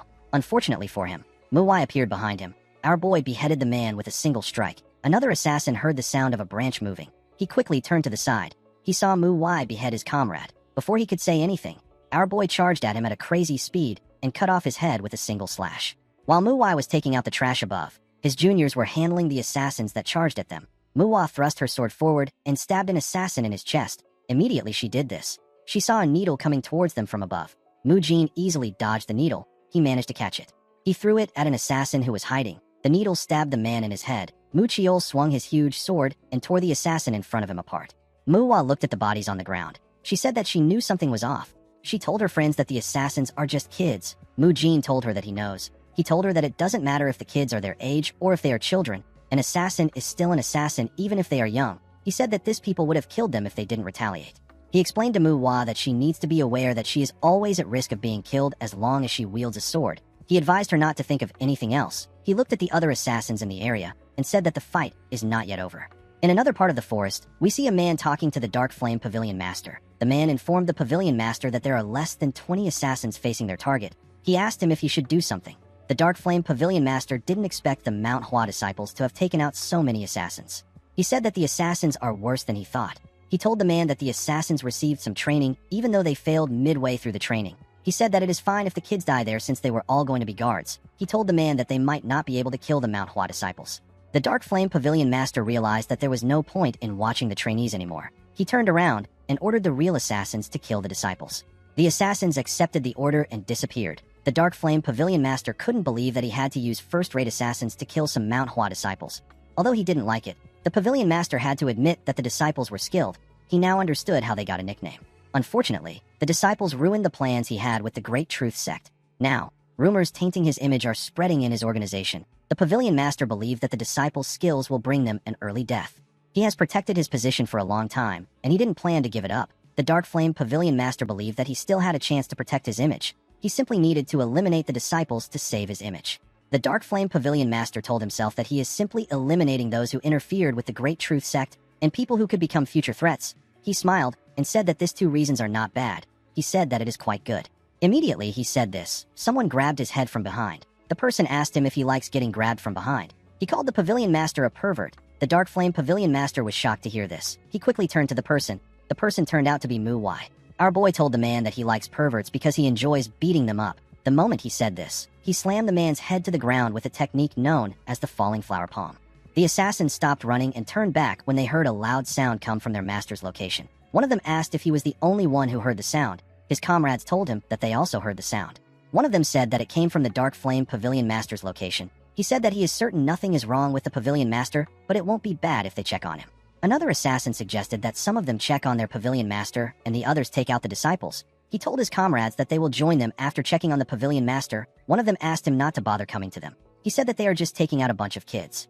After creating the plan, the assassins decided to split up and go their separate ways. The ones going after the Pavilion Master assured their comrades that they won't take long. Pressure points art is a technique where one puts pressure on certain points in the human body to inflict different kinds of effects. Mu Wai hit the Dark Flame Pavilion Master in his paralysis point at the back of his neck. He raised the man and hit his mute point in his throat. This was to render the Pavilion Master speechless. He let go of him after he was done. He noticed something in the Pavilion Master's sleeve when he let go of him. He quickly took out the plaque in the man's sleeve. The plaque belonged to the Overlord Fortress. Mu Wai saw that the man was the Dark Flame Pavilion Master. He told the Dark Flame Pavilion Master that he was always wondering about who the Great Truth Sect leader depended on for him to act so arrogantly. He didn't think that he would be working for the Overlord Fortress. Our boy told the Pavilion Master that he now understands everything. He stood up and looked in front of him. He counted the number of assassins that ran back after hearing the ruckus. He noticed that half of them were coming towards him. Mu Wai said that this is a shame because they are not enough to take him. He told the Dark Flame Pavilion Master that he should have at least brought the Dark Emperor. The man was shocked to hear this. Mu Wai assured him that he will kill him after he takes care of his minions. He asked the Dark Flame Pavilion Master to just wait there. The Dark Flame Pavilion Master wondered if Mu Wai had lost his mind. He couldn't believe that our boy wanted him to bring the Dark Emperor, the only assassin in the Jianghu to be equal to the martial masters who possessed the Emperor title. He assumed that Mu Wai was arrogant. Mu Wai disappeared in front of him immediately he had this thought. The Dark Flame Pavilion Master couldn't believe that our boy managed to get his pressure points. He told himself that this disgrace is temporary. He said that it is better than giving up his position. He told himself that he will return to his fortress once Mu Wai is dead. Immediately he thought of this. The man saw one of his assassins get thrown to a tree with a sword in his chest. The Dark Flame Pavilion Master was shocked to see this. He couldn't believe his eyes. He recalled that Mu Wai just left him. He wondered about how a first-rate assassin got skewered onto a tree. The moment he thought of this, the Pavilion Master realized that he could only hear the screams of his assassins. He wondered if they were really getting killed by Mu Wai. Some minutes later, everywhere became quiet. The Dark Flame Pavilion Master could only hear the sound of Mu Wai's footsteps. Our boy walked up to him and raised his sword. He stabbed the man in the head. On the other side of the forest, we see Mu Jin putting his sword away. He and his friends were done taking care of the assassins. While they were looking around, Mu Wai arrived to their side of the forest. He asked them if any of them got hurt. Mu Wai told him that they are fine. She said that they were simply surprised. She asked her senior about who the assassins are. She found it odd that they faced young assassins first, and later, the experienced assassins joined the fight out of nowhere. Mu Wai revealed to his juniors that he saw the plaque of their leader. He said that the assassins came from the Overlord Fortress. Mu Wai and her friends were shocked to hear this. A prestigious sect usually refers to sects or clans with great influence. These organizations are sitting on a long history of traditions and excellent martial arts. They value justice and unity. The renowned sects of Sichuan are the Sichuan Tang clan, the Amei sect, and the Qingqing sect. These three were the most powerful in Sichuan until the Overlord Fortress came into the picture. Those who refused to take the side of either the orthodox or unorthodox factions and dreamed of unifying the Murim belonged to this organization. The organization surpassed the renowned sects of Sichuan and became the Overlord Fortress. The prestigious sects of Sichuan allied together to stop the fortress. This led to the creation of the Sichuan Alliance. Currently, the Sichuan Alliance and the Overlord Fortress are competing with one another for power. Mu Jin told his senior that he believed the Sichuan Alliance was stopping the Overlord Fortress. Our boy explained to him that the Alliance is simply keeping the fortress in check. He said that there must be a change in the situation between the two forces. This is why the Overlord Fortress turned their attention to Shanxi. Mu Wai explained to his juniors that the Overlord Fortress is quite thorough. This means that the attack was planned and well prepared for. He told his juniors that this conflict was unavoidable from the beginning since the Overlord Fortress targeted them. He said that it might have been worse if they found out later. He told them that it is a good thing that they learned about it now. Mu Wai nervously asked her senior about what they should do. Mu Wai told her that they will do nothing. He asked her about what they can actually do in this situation. He said that the only thing they can do is to let the sect know about everything. He told his juniors that there is nothing they can do. He told them that they will be returning to the sect right now. Mu Wai informed him that they are in the middle of the night. Mu Wai told her that she can stay there and join them when the sun comes up. Mu Wai reluctantly followed the boys. The scene shifts and we see the group arrive at the sect. Mu San and Mu Ho were shocked to see their senior disciple. Mu Wai greeted the boys. He forgot their names, so he referred to them as Mu 1 and Mu 2. The boys quickly corrected him. Mu Wai informed them that he is going to see the sect leader. He ordered them to get the others ready for training. The boys accepted his order. In the next scene, we see the sect leader welcome them. He told Mu Wai that he got the messages he has been sending from the outer sects. He told the disciples that he is proud of them. The man carefully looked at the group. He could tell that they had changed. He noticed that their clothes were worn out. He also noticed that Mu Chiol was carrying a great sword. He raised his cup and told the disciples that they look like they have gone through a lot. He asked them if they are all right. Mu Wai told him that they are fine. The sect leader drank his tea and asked him if they didn't face any problems. Mu Wai told him that nothing happened aside from the fact that they crossed paths with the Overlord Fortress on their way back. The sect leader spat out his tea when he heard this. The sect leader used a napkin to clean his mouth. He realized that he is about to hear a very heavy topic. He asked Mu Wai to start from the beginning. After hearing what Mu Wai had to say, the sect leader told him that he understands. He told the group that he is glad they returned safe and sound despite all that has happened. He said that he will think about the issue with the Overlord Fortress. He asked them not to worry about it. He revealed to them that he got a letter from the sect's blacksmiths. He said that the blacksmiths are going to start making the Plum Blossom Sword. This means that the ending flower ceremony will take place soon. The sect leader asked them if they are all aware of the selection process. The Plum Blossom Sword is a sword bestowed only to recognized swordsmen of the Manhwa sect. It is the symbol of a Manhwa swordsman. The selection process is simple. One needs to be simply acknowledged by the best swordsman of the sect during the ceremony. The ending flower ceremony is an event during which disciples show off their achievements over the last year to the adults of the sect. Those who excel are praised, and those who do not are advised.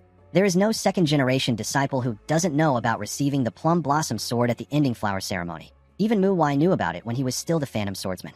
If there is a difference between the ceremony of now and then, it is that the strongest swordsman of the sect has changed. Since Hyunjo isn't around anymore, Elder Beck soon will conduct the ceremony. Mu Wai knew that the reason the sect leader was telling them all this was because he is worried about Mu Chiol. The sect leader told the group that he understands that they have their reasons for making their decisions. He told them that he trusts their decisions, but this doesn't mean that he does not worry for them. He said that he has to say something even if he is being nosy. The man told Muchiol that a great sword is not used in their sect. He said that creating a new path is too rash. He explained to Muchiol that it is going to be quite difficult for him to learn on this path, and it might be too late for him to start again once he starts going down this path. He advised the boy to keep asking himself if he wasn't impulsive when he made this decision. He asked him if he thought it through. Muchiol put himself together and told his sect leader that he did. The man smiled when he heard this. He noticed that the boy had no hesitation in his voice. He told him that he will let the blacksmiths know about him. The sect leader understood that the disciples were tired from their journey. He told them that he still has something he must say. He revealed to them that the popular topic within Shangxi is the Mount Hua's 4 flowers and the Mount Hua itself. The disciples smiled when they heard this. The sect leader revealed to them that there are several kids who have visited their sect in hopes of joining. He told them that they already met some of the kids. He said that they have also been receiving gifts from different people. He explained to them that there were other clans who wanted to send their children to be disciples of the outer sects to create a new connection with the main sect. The sect leader thanked the group for this change. He told them that he is really proud of them. The man knew that he had spoken for too long. He asked the group to go take a rest. As they stepped outside, Muwa ran forward. She said that Young must also be there. Muwa asked her about who she is referring to. Muwa said that she is talking about the little girl that told her that she wanted to become a swordsman. Muwa remembered who she was talking about. He told her that he doesn't care. He asked her to go on her own. Muwa told him that he is so cold. Muwa didn't know what this meant. He had never even met the girl before. He said that he is going to think about training. Mu Jin called out to him and told him that he is going to rest for today. Our boy asked him to go ahead. Since they were unable to go to the hot spring, Mu Wai believed that his juniors needed to get some rest. Mu Jin thanked his senior. Mu Chiol noticed that Mu Jin turned around. He knew that their dorms were not in the direction that Mu Jin was walking towards. He wondered about where Mu Jin was going. The scene shifts, and we see someone asking some kids to fix their breathing and straighten their posture. He ordered them to stab. The kids thrust their swords forward. The second-generation disciples were the ones guiding the kids. The disciples told the kids that Sanha and Young have perfect postures. They asked them to look at the two of them to see the mistakes they are making. While the kids were training, Mu Wai, Mu Hua, and Mu Chiol watched them from a roof. Mu Chiol said that Mu San and the other second-generation disciples are in charge of training the new children. Mu Wai told them that he doesn't see any second-generation disciples training when kids are trying so hard. He said that he can already guess how the disciples were training while he was gone. He said that these guys must have done some half-assed training while they were fighting for their lives. With a scary look on his face, Mu Wai told his juniors that they need to prepare for the six-fold combo sword competition and the Overlord Fortress. He said that they have no time. He asked Mu Chiol to tell the disciples that tomorrow's training is going to begin earlier than usual. Mu Chiol became nervous when he saw the look on Mu Wai's face. He hoped that no one gets hurt in tomorrow's training. The next day, we see the second-generation disciples put their hands together and offer their greetings to their senior. Our boy told them that it has been a long time. He asked them if they have been well. The disciples said that they have. Our boy revealed to them that he saw how some of them were teaching the third-generation disciples yesterday. He told them that no second-generation disciple was training while the others were teaching. He revealed to them that the sect leader said that he is planning trips to the Jianghu for the rest of them. He asked them if they know what this means. While Mu Wai was talking, Mu Jin stared at him. He remembered how he lied to Mu Wai when he said that he is going to rest. He actually went to meet the sect leader. Mu Jin was thinking about the time his senior said that he was going to step down from his position to take responsibility for what happened with the killer. When he first heard Mu Wai say this, Mu Jin became greedy. He also wanted to be the head disciple. However, no matter how much he thought about it, Mu Jin knew that only Mu Wai could guide them. He wasn't confident that he would be able to convince our boy himself, so he decided to meet with the sect leader to discuss the matter separately. The boy believed that Mu Wai must remain the senior disciple for the sake of the second-generation disciples and the Mount Hua. He hoped that our boy will be able to lead the Mount Hua sect. While he was thinking, our boy drew his sword and announced that they are going to be training with real swords from now on. He asked the disciples to swallow their words if they have any complaints. He told them that he is not interested in hearing them.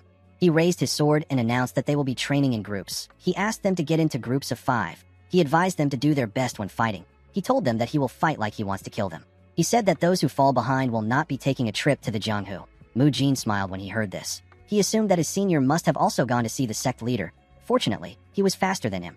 Even if Mu Wai tells him that he did something unnecessary, Mu Jin wouldn't mind. He believed that they can only grow with Mu Wai here. With a smile on his face, he asked the first line to step up and asked the rest to back up and make space. One of the disciples was surprised to hear this. He wondered about what Mu Jin has been through in the Jianghu that he could smile like this despite knowing that they are training with real swords. Mu Wai noticed that Mu Jin was helping him even though he didn't ask him to. He felt a bit frustrated. He knew that he was forgetting something. He couldn't remember it no matter how much he tried. He wondered about what it was. He quickly decided to stop thinking about it. He believed that it must not have been very important. He was certain that he wouldn't have forgotten it if it was so crucial. He decided to focus on training. The scene shifts, and we see Mu-san swing his sword at Mu-Wai. Our boy easily blocked his attack. He pushed him back with a single strike. Before Mu-san could regain his balance, Mu-Wai gave him a punch that sent him flying. The boy slammed his back on the ground and spat out some blood. Just because a person is holding a real sword does not mean that they should only focus on the sword. Mu-san realized that his senior's left hand is not used to support his sword. He reminded himself that Mu-Wai is fighting with the intent to kill. He understood that Mu-Wai will spit, throw dirt, or even hurl rocks at him just to catch him off guard. The boy pushed himself up. He told himself that he cannot be shocked when Mu-Wai does something like that. He knew that they were the ones who will suffer if they get hurt. Mu-Wai does not care whether they are hurt or not. There is no room for complaints if the training gets hard, and there is no time to be scared. Immediately Mu-san thought of this. He saw a sword coming towards his head. The boy realized that the sword will be at his throat the moment he lets his guard down. There is something called the lazy donkey rolling on the ground. It is a saying referring to how a donkey will roll on the ground in a rush. It was made to mock those who roll on the ground. This is because the Murim cares so much about their image. In the Orthodox Murim, especially among the renowned sects and clans, people say that they will rather die than roll on the ground. This is how shameful they consider the act. Mu-san grit his teeth and quickly rolled on the ground to dodge Mu-Wai's sword. The boy realized that the Orthodox martial artists were saying nonsense. He knew that no one thinks of their image when death is in their face. He promised to do everything he can to survive. Sometime later, we see a mountain covered in snow. Mu-san wondered about how much he has struggled. At this point, the Manhwa had finished its autumn season and entered the winter season. The disciples put on their neat winter clothes. The entrance ceremony of the third-generation disciples had already taken place too. The scene shifts, and we see Mu-san looking at the white silk on the mountain peaks. It made him wonder if he was doing the right thing. He was no longer as afraid of his senior's sword as before. Training also wasn't as deathly difficult as before. Of course, this didn't mean that it wasn't difficult or scary. It had simply lessened in comparison. However, Mu-san has been feeling less confident lately. The boy seemed to be extremely tired. It has been a while since they started training with real swords, but he was still busy trying to run away and dodge attacks. There was only one thing Mu-san was really afraid of. He was scared of a reality where he wouldn't improve no matter how hard he trained. He wondered if this was really his limit. He wondered if he cannot get better no matter how hard he tries. He asked himself if this is the best he can do. The scene shifts, and we see Mu-san block a strike from Mu-Wai. He got pushed back by the attack. When he raised his head, he saw a rock coming at him. Fortunately, he was able to dodge it. Mu-Wai swung his sword at his head. Mu-san bent his head to dodge the attack. He raised his head and reminded himself that he also wants to be a martial artist of the Manhwa sect. He charged at Mu-Wai. Unfortunately, our boy gave him a bone-crushing punch in his face. The attack sent the boy flying. He slammed his back on the ground. Mu-san looked at the cloud as he struggled to catch his breath. Mu-Wai entered his sight and stretched his hand out to him. Before accepting, Mu-san asked his senior if he is doing well. Our boy asked him if he remembers the first time they trained with real swords. He reminded him that he couldn't even stand 5 turns. This happened 2 months ago. Now Mu-san is able to fend off 20 turns. Mu-Wai told him that he doesn't miss any opportunity to attack back. Before, he used to focus on running away. Mu-Wai explained to him that he can't see his growth because it is subtle. He assured him that he has grown stronger. He asked Mu-san to explain what this is if it isn't a person doing well. The boy was surprised to hear this. Mu-Wai told the others that they have also improved. They began to learn the basics of martial arts again and developed a habit of picking at the calluses on their hands. Our boy asked them if they think that they did this because he asked them to. The disciples were surprised to hear this. Mu-Wai advised them not to doubt their efforts if they have been consistent with their training. He explained to them that they don't need to prove themselves because time and truth are scribed into their calluses. Upon hearing this, Mu-san grabbed his senior's hand and stood up. Mu-Wai's words were not warm, but they were reassuring to the boy.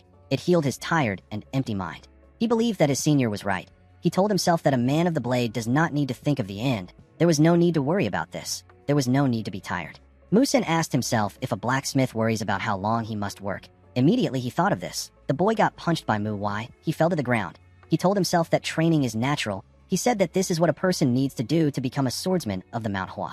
When he accepted this fact, the training no longer felt painful. It was still difficult, and there were still times where he had his doubts. However, now he knows that the end doesn't exist. The only thing to do is to move forward. This process is what is making the boy stronger. This was enough for him. Mu-san gathered his strength and pushed himself up. He took a deep breath and told himself that it is going to be different this time. He charged at Mu-Wai after saying this. The scene shifts, and we see the sect leader saying that time passes fast. He told the second-generation disciples that he knows how hard they have been training. He asked them to show him what they have accomplished. He hoped that the disciples will become true swordsmen of the Manhwa. He announced that the ending flower ceremony will begin now. A man sitting next to the sect leader told him that his speech was short, but impactful. The sect leader said that he found it boring and plain. He revealed to the man that he actually thought about what he should say for a long time. He didn't expect it to be so bad. The man laughed when he heard this. He said that the ending flower ceremony is going to be an energetic event. The sect leader agreed with him. He said that it has been a while since they had third-generation disciples, and the atmosphere of the sect has been rather gloomy. The man looked behind him and said that he is looking forward to the event. He said that it is nice to see disciples who are full of energy. He told the sect leader that he is quite curious to see who will take the plum blossom swords.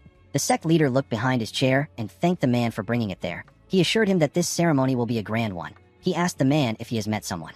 The man said that he hasn't. He told the sect leader that he would only be a nuisance. He said that he is satisfied with watching the boy from a distance. The sect leader told him that he knows why he won't see his son, even if he doesn't say it. He reminded the man that it has been a while since he last saw his son. He told him that he is quite determined. The man laughed and said that a person cannot forge the plum blossom sword without such trait.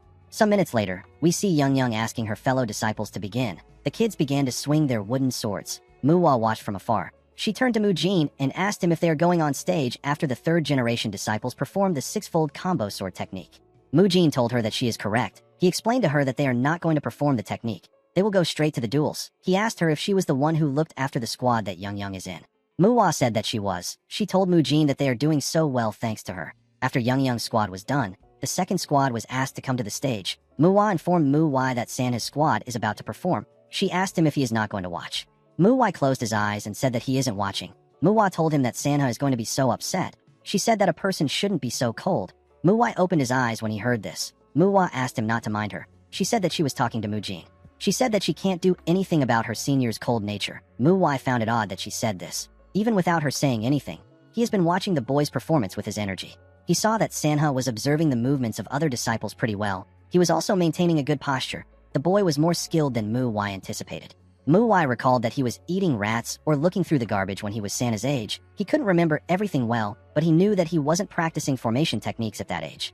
He wondered about which formation techniques he knew. There is the Shaolin Temple's formation of 108 Arhats, the Wudong sect's 7-star sword formation, the Namgung clan's Limitless Sky sword formation, and the Absolute Martial sect's Ultimate Vast Illusory formation. There were many other ones aside from these ones. However, Manhwa has never tried any of them. He lived as a lone wolf in his past life, so he was never interested in them. Even now, he still didn't care, but he wondered if he should consider it. A formation technique is one of the most basic tactics used when dealing with multiple opponents. Manhwa believes that it will be good if he learns how to utilize it. He wondered if the Mount Hua has an advanced formation technique. While he was thinking, the third squad was asked to move to the stage. Mujin asked Muchiol if he looked after a kid in the third squad.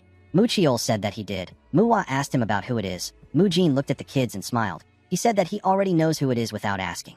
He could tell that it was the kid with dark green hair and a serious look on his face. The blacksmith sitting next to the sect leader stared at the boy. The boy was his son. The man remembered asking his son if he knows that blacksmiths call the plum blossom sword a different name. The blacksmiths sometimes call the plum blossom sword which a person can only receive after being recognized by the sect a dead sword. A wooden sword wouldn't get such a name. The reason why the plum blossom is called a dead sword is because it is only made for one person. The process of making it is really difficult.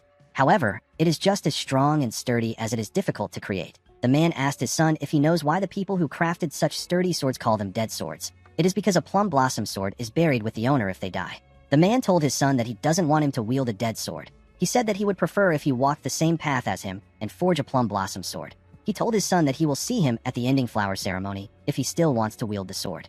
Since there was still a lot of time before the ceremony, the man was certain that his son would have made up his mind by then. As he watched his son swing his sword, the blacksmith wondered about how many times he had seen the steel he molded take the blood of another and get buried in the ground. As a father who had watched the life of a swordsman and his end, he didn't want his son to be part of the cycle. He wished that his son wouldn't endure the cruel cycle alone. Unfortunately, his son kept on holding on to it. No father would be happy to see his son walk down a dangerous path in life. The blacksmith knew that a person will face a danger that they cannot evade if they wield the plum blossom sword. Every time he heard his son's sword instead of his hammering, his heart sank. However, the man knew that he couldn't stop the boy. He could see the passion in his son's eyes. He didn't know how to stop him. Although it upsets him, the blacksmith decided to swallow his emotions.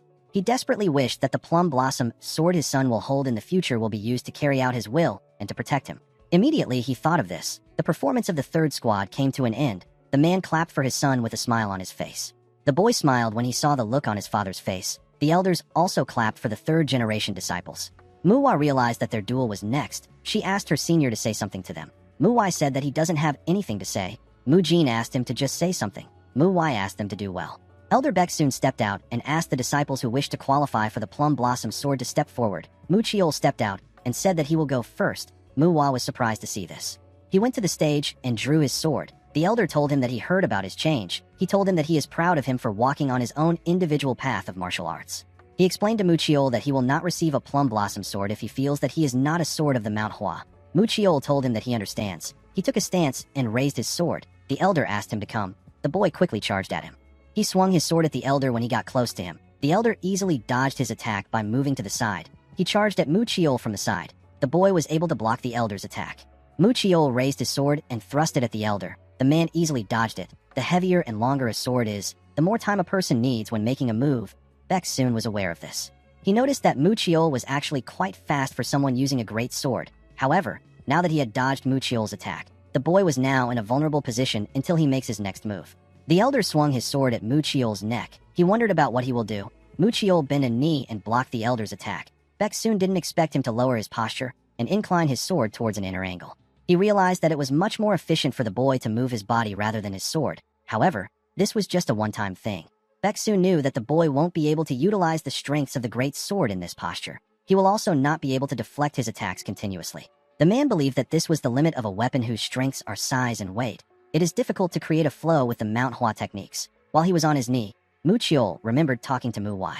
Our boy asked him if he feels the same way when he sees him swinging his sword. Muchiol said that he doesn't. He told our boy that this is why he is asking. Muwai explained to him that he doesn't swing his sword like him. He asked him about why he thinks he will be able to swing his sword like him. Muwai hoped that the boy would be able to figure out the problem on his own. He realized that he was being too greedy. Since the boy almost died to a killer, Muwai decided to explain things to him. He told Muchiol that he has to train himself. The boy agreed to his condition. Muwai revealed to him that he has too much tension in his arms. He told him that his movements will be more precise if he loosens up his arms. He explained to him that there are important moments when his arms should be tense. He told Muchiol that he needs to know when the direction of the sword changes, when he is giving it momentum, and when he has to stop it. Muchiol asked his senior if he is telling him to tense his arms and let go. Our boy told him that he is. The boy asked him if he won't lose balance when he does this. Muwai reminded him that he simply needs to loosen his arms, not his entire body. Muchiol didn't really understand him. Muwai explained to him that he needs to use his core as his axis and use his entire body to swing the sword. He told him that his strike will become much stronger if he does this. He reminded him that he already said this before. He asked him if he forgot already. He explained to Muchiol that the arms simply hold the sword, other than when the direction of the sword changes, when he is giving it momentum, and when he has to stop it. Muchiol is expected to have no tension in his arms in order to gain flexibility for his next move. Muwai told the boy that he will have strength, speed, and flexibility for many movements if he is able to use the power of his body organically and utilize the weight of his sword. The arm's strength cannot surpass that of the entire body, no matter what weapon a person wields. It is necessary that they use their entire body to control it. The moment he said this, Muwai realized something. He asked Muchiol if he has been using his arms to control his weapon this entire time. Immediately, he remembered this. Muchiol pushed himself up and made a huge swing at the elder. His attack pushed the elder's sword aside. Baek soon wondered about how Muchiol suddenly got this strength. He assumed that he and the boy had the same level of strength.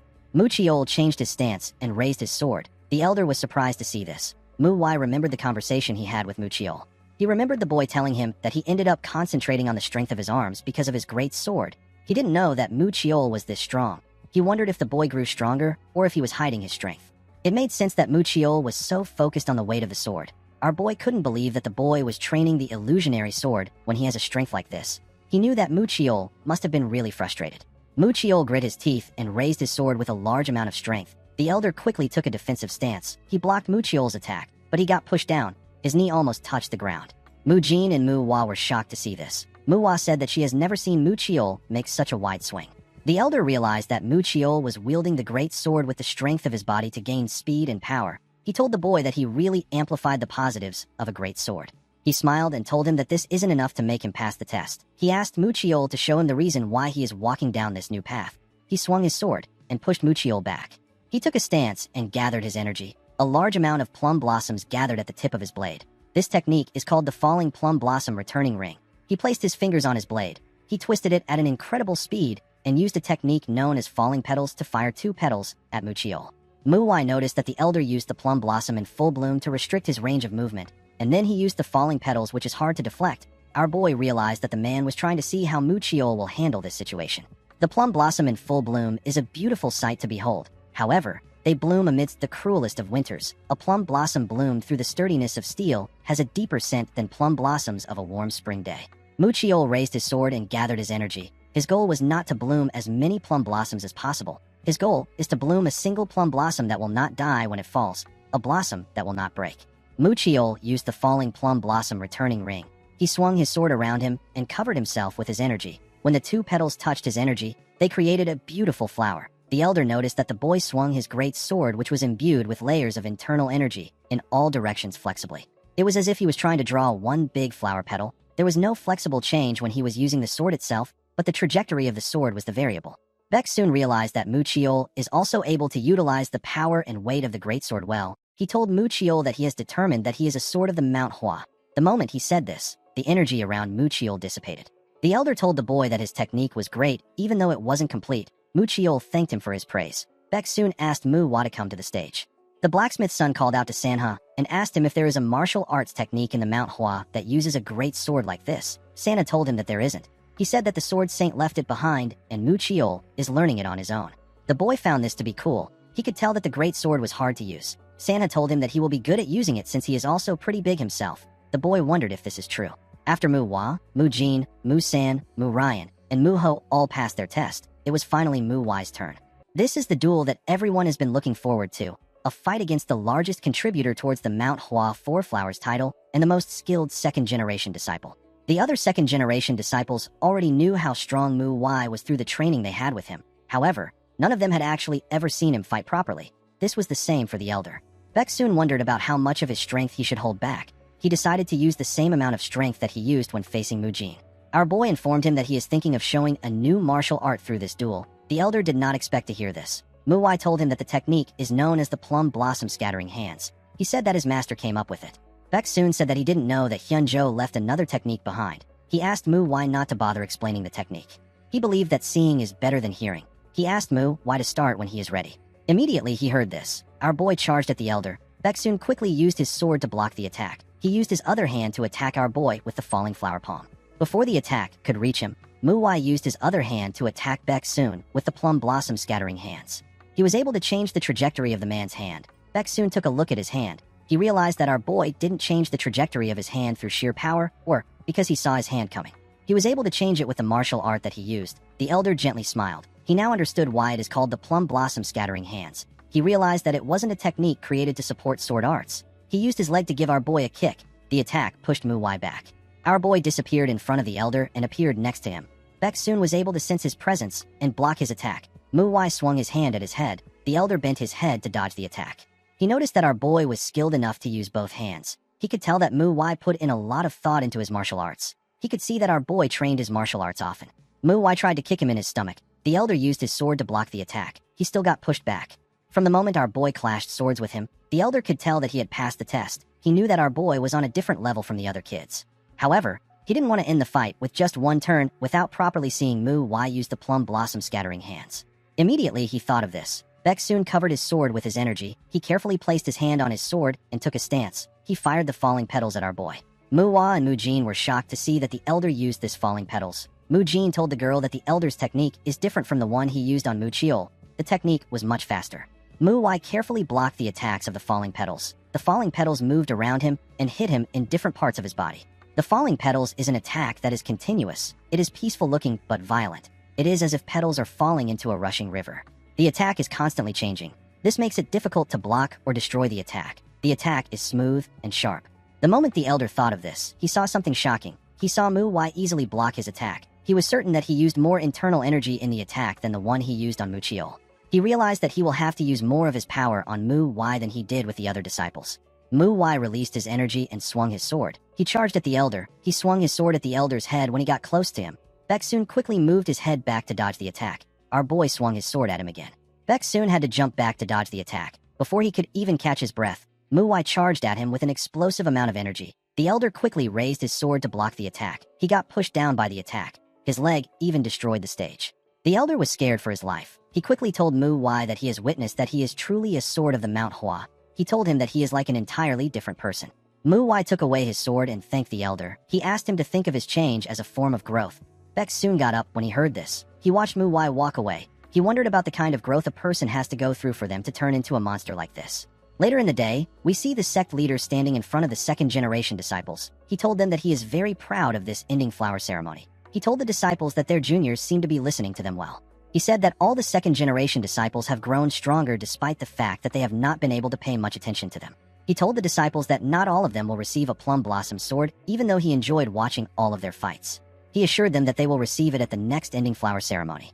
The second-generation disciples were shocked to hear this. They were certain that Elder Beck soon told them that they were all swords of the Manhwa. The sect leader announced that 4 people will receive the plum blossom sword. He asked Mu Wai, Mu Jin, Mu Hua, and Mu Chiol to step out. He picked up the swords and told them that they have all trained diligently and have shown great results. He explained to them that it is good to grow fast, but they need to be careful not to trip in their paths. He told the group that he is not worried because he knows that they will all do well. After giving them their swords, the sect leader asked them to unsheath them. The group did as they were told. The sect leader informed them that they are now official swordsmen of the Manhwa. He said that he looks forward to the day that their plum blossoms fill the mountains. Mu Wai and the other disciples thanked the sect leader for the swords. The other second-generation disciples nervously clapped for their colleagues. They said that they now have people in their generation with plum blossom swords. While they were clapping, the disciples recalled that Mu Wai asked them to prepare themselves if they don't receive a plum blossom sword. The disciples realized that they were screwed. In the next scene, we see Mu Wai telling the disciples that they have left him with no choice. He told them that aside the time they eat and sleep, all they will do is train. The disciples told him that they don't want to do this. Mu Wai asked them if they want to die or if they want to do the job. Fortunately, Mu Wai hasn't said any of these things. This was just the imagination of the disciples. They all nervously sat in the dining hall. They were all looking at Mu Wai. Even Mu Jin and Mu Chiol were scared for them. Only Mu Hua focused on eating. The disciples wondered why our boy was so quiet. They wondered if he was going to kill them after they were done eating. They knew that Mu Wai was not the type of person who would forgive them just because he is in a good mood. They hoped that he would just forget about the issue. While everyone was staring at our boy, Mu Hua told him that she has a question. She asked Mu Wai about why Elder Beck soon said that he saw everyone as the sword of the Mount Hua and only gave 4 of them the plum blossom swords. The disciples were shocked to hear this question. They couldn't believe that Mu Hua would ask this kind of question. Mu Wai agreed that the elder told them that they were all the swords of the Mount Hua. He said that Elder Beck soon said it with the intention of giving everyone a plum blossom sword. He told Mu Hua that he doesn't know why everyone didn't get a plum blossom sword. Mu Wai actually knew the reason why everyone didn't receive a sword. He accidentally overheard the elder tell the sect leader that he passed everyone. The blacksmith informed the sect leader that he only made 4 swords. The reason only the Mount Hua 4 flowers received the plum blossom swords isn't because the other second-generation disciples were unskilled. It was because they didn't prepare enough swords. Mu Wai told the disciples that he knows that they are worried and scared about what he is going to do to all of them. He asked them not to worry. He told them that they all passed by his standards. The disciples were shocked to hear this. They wondered if this was really the senior disciple that they knew. Some of them actually felt more anxious than before. Mu Wai realized that it was time for him to change his training method. He knew that he couldn't be dueling the disciples all the time. He knew that it was also time for him to raise his own skill level. He realized that he didn't have a lot of time. He had this realization when he heard the conversation between the sect leader and the monk from the Shaolin. The conversation was bothering him. After the ceremony ended, a disciple walked up to Mu Wai and told him that he was amazing.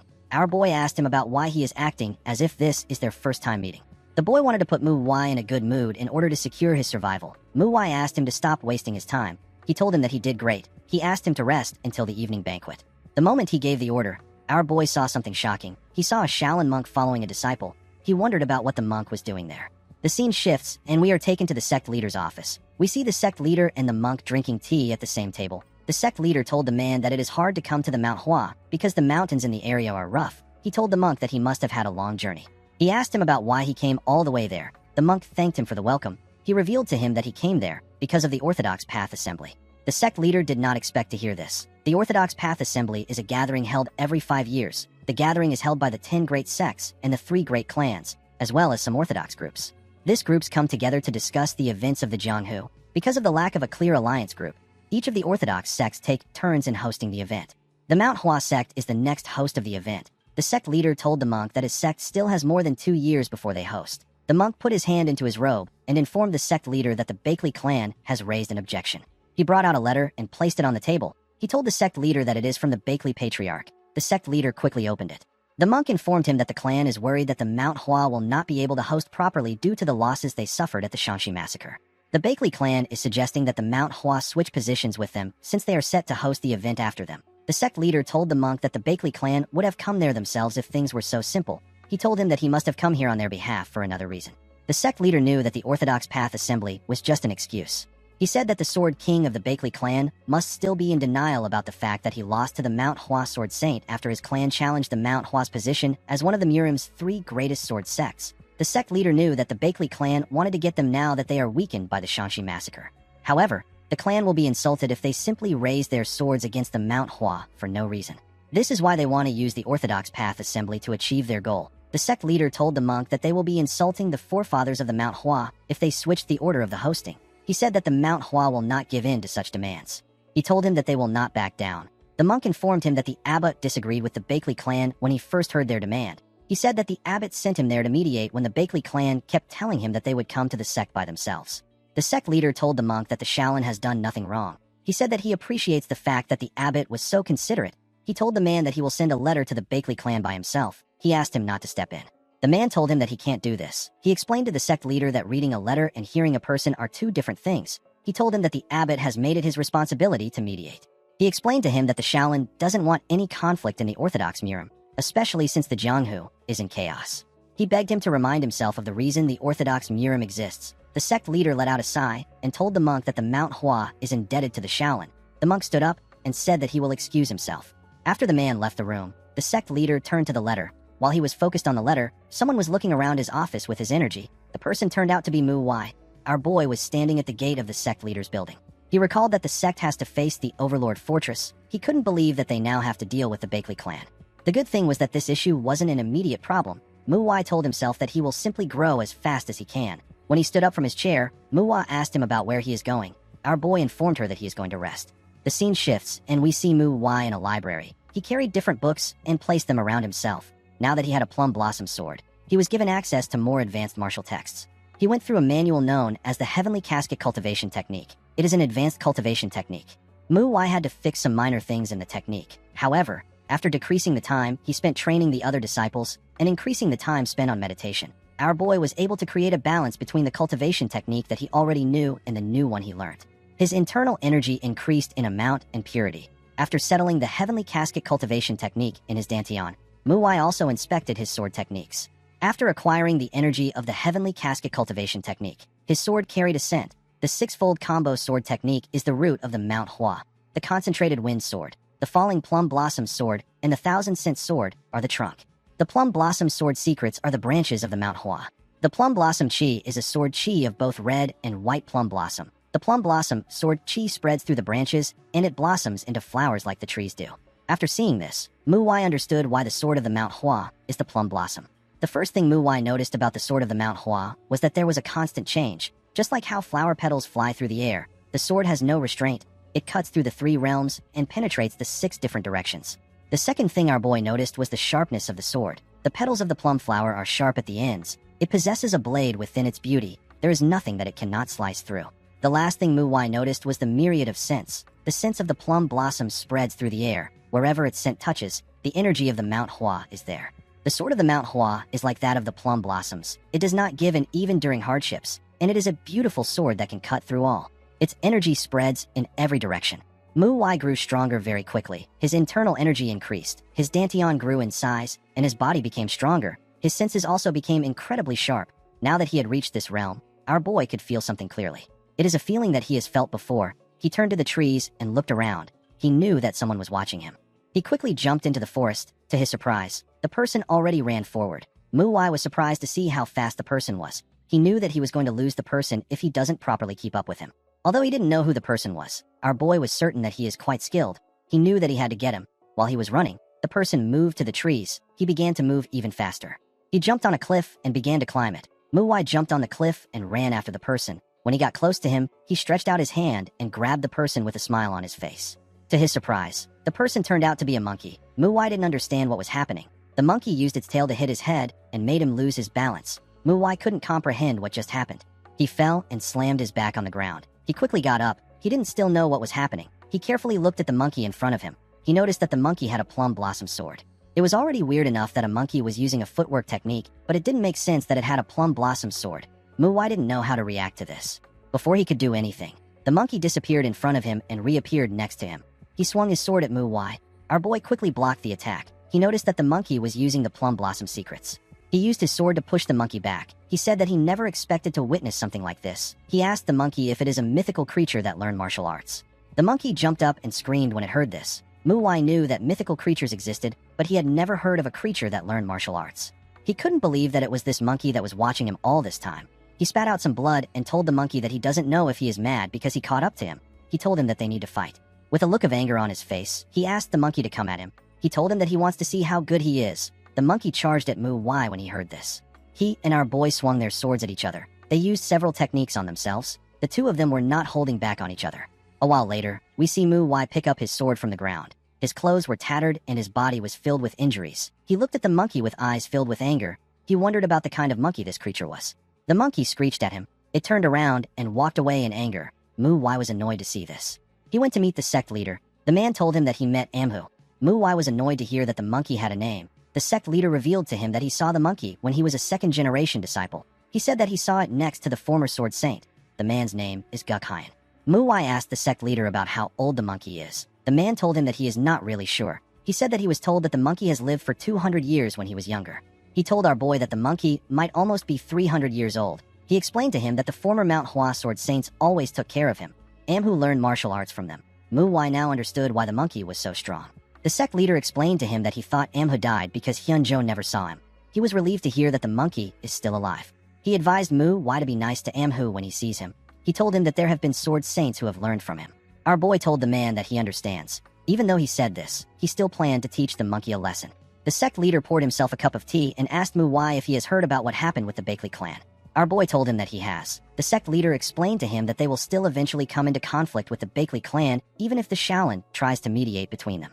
He said that the Sword King won't step in by himself, but he will try to have his successor act in his stead. Mu Wai told the sect leader that he is not scared. The man was shocked to hear this. He assured him that the Sword King's successor won't be able to defeat him. He asked him not to worry. Mu Wai didn't really care about the successor. He was more interested in beating Amhu. He told the sect leader that he heard that they have not decided on who will move first. He suggested that they ask the Bakley clan to come to the Manhwa. The sect leader was surprised to hear this. Mu Wai reminded him that the clan said that they wanted to host because they didn't trust the capabilities of the Manhwa. He said that if the Bakley clan wants to see the beautiful scenery in the mountains, they need to climb up there by themselves instead of trying to move the mountains. The sect leader smiled when he heard this. He told Mu Wai that he is right. He assured him that he will remember what he said. He asked him if he is focusing on the six-fold combo sword competition. He asked him to prepare for the competition well. After speaking with the sect leader, Mu Wai left his office. He wondered about why the sect leader worries so much. He believed that he was missing the most important thing. The Overlord Fortress, the Nine Hell Sword sect, and the Bakley clan won't do anything immediately. The important thing the sect needs to focus on is the six-fold combo sword competition that will take place in 2 months. Although the Mount Hua might have gotten weaker, they are still not a small sect. Their enemies will need to prepare accordingly before they strike. Moving the main force of a group is not a light decision. The group will need to be cautious. From their perspective, it will be better for them to gauge the Mount Hua strength. The best way for them to do this is through the six-fold combo sword competition. This means that they will be watching the sect during the competition. The timing for the conflict will depend on how the disciples perform in the competition. The scene shifts, and we see Mu Wai telling the second-generation disciples that they are the easiest targets. He announced that their goal from now on is to become stronger. He told them that they will start walking towards their goal from tomorrow morning. He asked them not to even think that they have a smidge of freedom until the six-fold combo sword competition begins. The disciples all knew that they were screwed.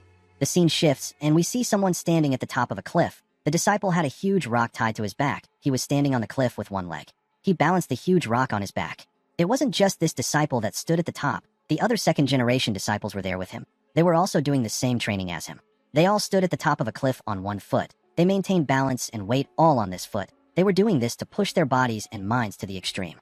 This will allow them to become stronger. Mu Wai believed that it was an excellent form of external art. Perhaps it was because the disciples' bodies haven't forgotten their experience of death. They were not struggling like last time. Instead, their eyes were filled with murderous intent and rage. Their wrinkled forehead was filled with determination. While this training method might seem aggressive to onlookers, it was actually quite dependable. It was certain that the second-generation disciples would become stronger. While everyone was focused on maintaining a perfect position, Mu Wai stood at the top of his own cliff with one hand. He did a handstand and used his leg to carry 2 huge boulders. He made things for himself more difficult even though he was training with the disciples. He would sweat alongside his juniors during the day, and at night, he would sit alone to study formation techniques and organize sword techniques. The formation techniques were difficult for him to understand. He decided to mark the ground with charcoal and imagine how the formation would play out. Even though he did this, he was still like a blind man trying to find his way in the dark. He wondered if the techniques were difficult for him to learn because he never had any interest in them before. He had such a long way to go in learning the techniques. He also had to look after Mu Chiol and guide him in his Iron Plum Blossom sword technique. Mu Wai's days were too short and his nights weren't long enough. Every time he returned to his room at night, he would see Amhu waiting for him. This reminded him of how he spent his youth in his past life. He remembered the days when he always had someone to fight. The only difference is that this being isn't human. It is a violent monkey. After fighting him once, Muwai saw how fast and how skilled he was. The monkey's footwork was so strange that our boy had to rely on his instincts to fight him. After this fight, Muwai felt Amhu's eyes watching him from afar. Although he wanted to cross swords with the monkey again, the monkey would always run away once he noticed that our boy has sensed his presence. Muwai promised himself that he would grab the monkey's tail and spin him around the next time they fight. Muwai recalled that a lot of things has happened in his time at the Manhwa. He almost died to the disciple of the old monster of 100 faces. He had a duel with the disciple of the Iron Mountain Fist King. He drank all night with members of the beggar sect, and he played tag in the middle of the night with members of the Overlord Fortress. Our boy had experienced several ups and downs. He believed that the downs were more prominent than the ups. However, he also believed that he didn't need to worry too much. He told himself that all he has to concern himself with are the responsibilities of the true owner of this body. He looked at the bottle of liquor in front of him and said that he gets angry when he thinks about how a particular person would laugh about this situation. He said that he is working his ass off like a dog. He poured himself some liquor and asked the person to keep watching over him. He said that he will make it through. After saying this, he drank the liquor and placed the cup down. He told the person that he wrote everything he knew as his thoughts flowed because he doesn't have a knack for writing. He said that he won't do this next time since it isn't really his style. He told the person that he has something to say. He told him that he will not be able to come back there for a while because he is going to be busy. He said that he is going to put down his brush now. After saying this, Muwai stood up. He walked away from a headstone. The headstone was for Hyunjo. It was the place his body was buried in. Muwai went there to share his thoughts with his dear friend. 2 months later, we see someone hold the sect leader's hand and greet him. Baekyu asked the man whose name is Hong Seon if he has been well. He told him that he came there in a hurry when he heard the news about him joining the six-fold combo sword competition. He told Hong Seon that people like them garner attention with the smallest things. Hong Seon laughed and apologized to the sect leader. He said that he simply wanted to see the Mount Hua Four Flowers by himself. He told Baekyu that his disciples are indebted to them. He wanted to thank them himself.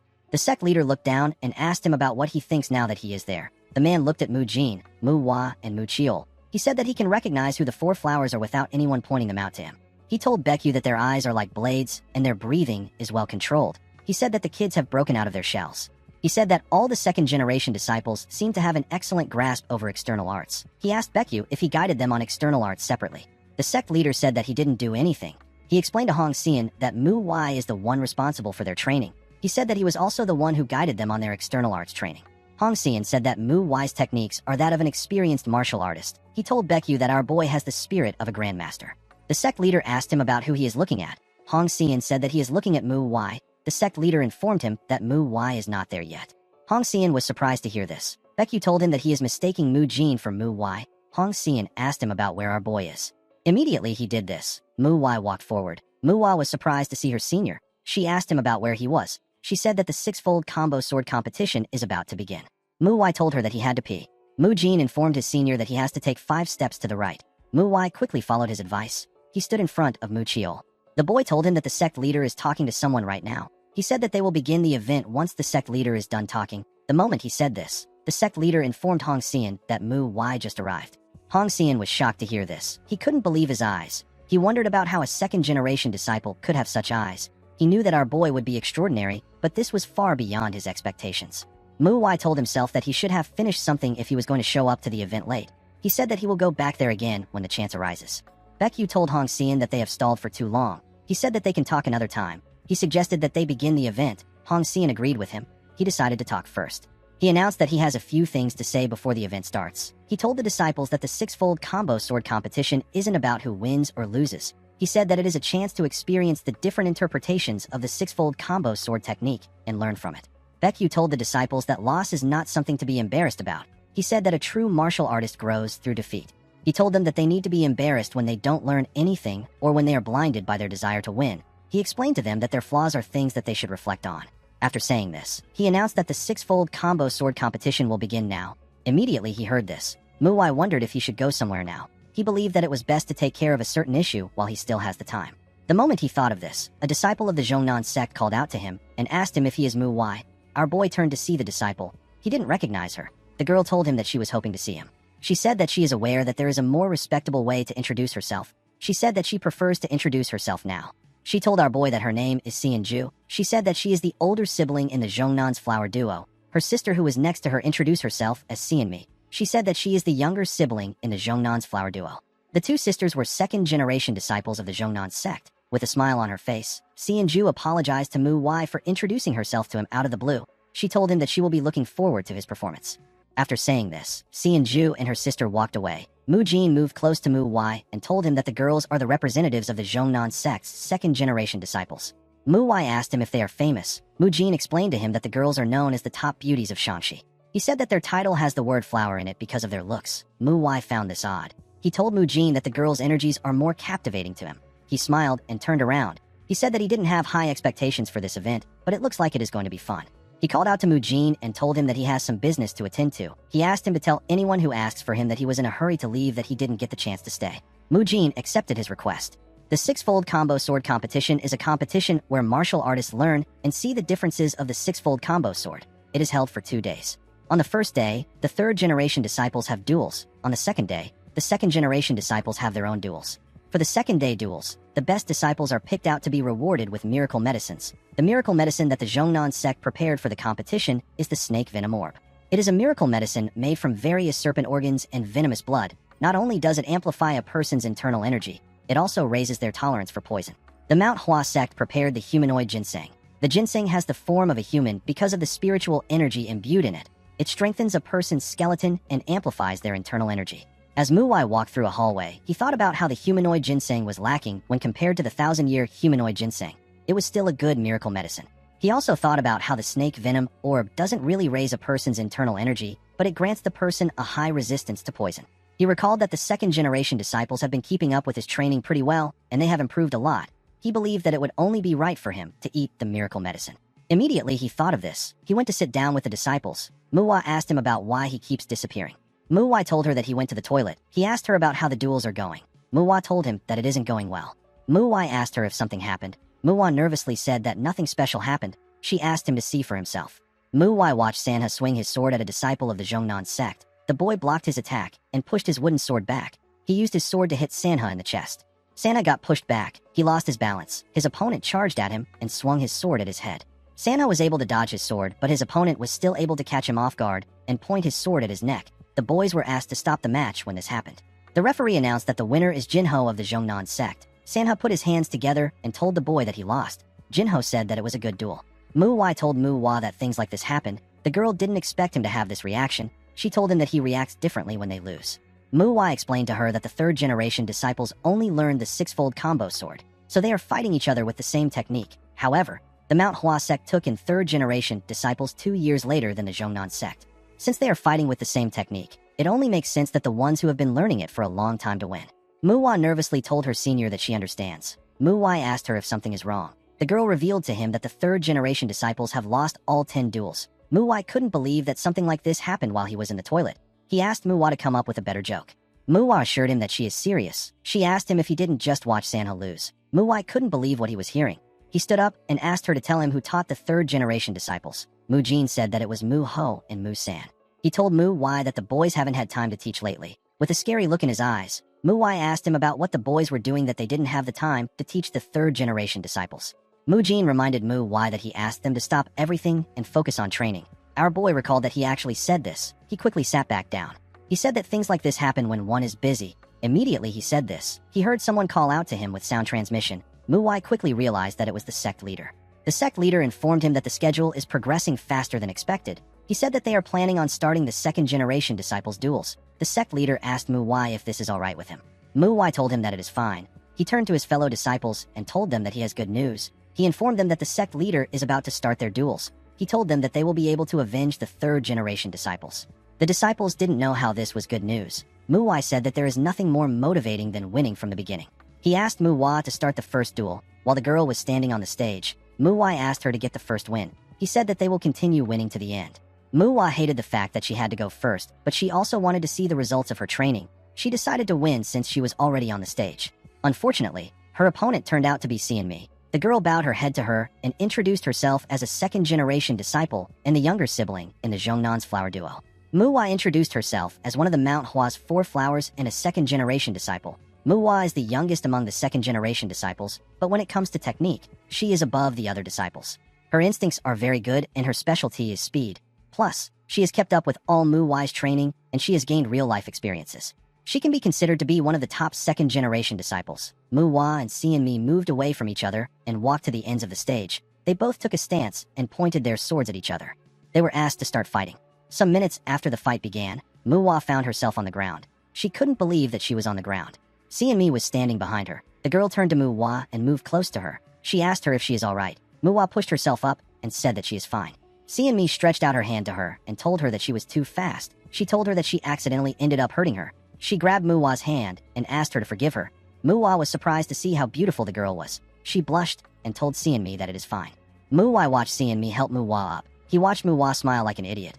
He wondered if Mu Wai lost out of bad luck or if Xian Mi played some kind of trick. Although he didn't like to accuse others, Mu Wai still wondered if Xian Mi cheated. He remembered how Mu Wai charged at the girl when they were asked to start the match. Xian Mi swung her sword and used a technique known as the Heavenly Star Sword technique. Her sword followed an unusual path and blocked Mu Wai's attack. The technique shocked Mu Wai. Xian Mi changed her stance and said that the golden light carves out the path when the heavenly law is revealed. Mu Wai quickly took a stance when she heard this. Xian Mi charged at Mu Wai with a technique known as Big Dipper style. A sword followed another odd path and cut through Mu Wai. The girl's sword fell out of her hand and her body got slammed to the ground. In the next scene, we see Mu Wai nervously looking at her senior. She didn't know what to do. With a look of fear in her eyes, she asked her senior if she is dead now that she lost. The other disciples nervously looked at Mu Wai. Our boy told her that she did well. Mu Jin was surprised to hear this. He wondered if something was wrong with his senior disciple. Mu Wai didn't completely believe what he said. Mu Wai was actually being serious. The duel was actually a fair one. It wasn't that Mu Wai didn't do well. It was just that her opponent was very strong. When Xian Mi sat down, her sister told her that she did well. The girl let out a sigh. Mu Wai noticed that Xian Ju was stronger than a younger sister. Aside from the girls, the others were average. In the next duel, Mu San sent his opponent flying. Mu San and his opponent were shocked to see what happened. Mu San was announced as the winner. As Mu San tried to help his opponent up, Hong Xian announced that the Manhwa sect has won 3 out of 4 duels today. He said that today's duel has come to an end.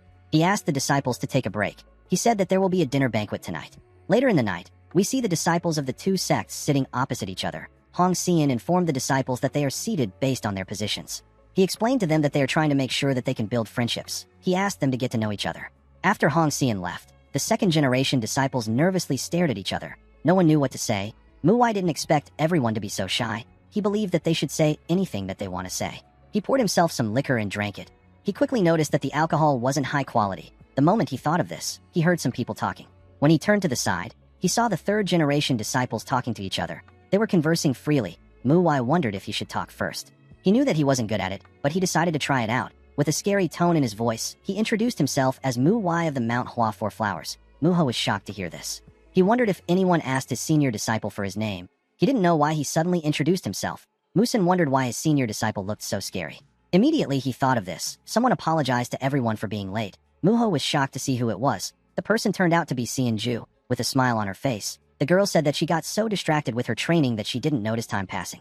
Xian Ju and her sister introduced themselves to the Manhwa disciples. The boys were very happy to see pretty girls. They quickly introduced themselves to the girls. Xian Ju told them that it is nice to meet them. She asked them if the banquet is just starting. Mu San said that it is. Xian Ju turned to Mu Wai and asked him if he is already drinking. She and her sister sat in front of him. Xian Ju asked our boy to pour them a drink too. Mu Wai accepted her request as he filled her cup. He told Xian Ju that he heard that she and her sister are twins. He told her that their personalities are not similar. Xian Ju smiled and told him that this is why no one ever confuses them. Xian Mi said that she is more shy than her sister. Mu Wai reminded Xian Ju that she said that she was excited to see him. He asked her for the reason why she said this. Xian Ju placed her cup down when she heard the question. She and her sister got up and put their hands together. Xian Ju bowed her head and told Mu Wai that she offers her gratitude to him as a disciple of Venerable Il Sun. Xian Mu also bowed her head and offered her gratitude to Mu Wai as a disciple of Il Hun. Mu Wai realized that the 2 girls were Il Sun and Il Hun's disciples. Unfortunately, he didn't remember who Il Sun and Il Hun were. Xian Mi told Mu Wai that they would have been out in the Jianghu, trying to avenge their masters if it weren't for him. Mu Wai was surprised to hear this. He quickly realized that the girls were referring to the 2 shapeshifters that took the bodies of the first-generation disciples of the Zhongnan sect. He carefully looked at the 2 girls. He asked them to take a seat. He told them that words are not enough to relieve this kind of grief. He said that a drink would be better for this. The girls accepted his offer and sat down.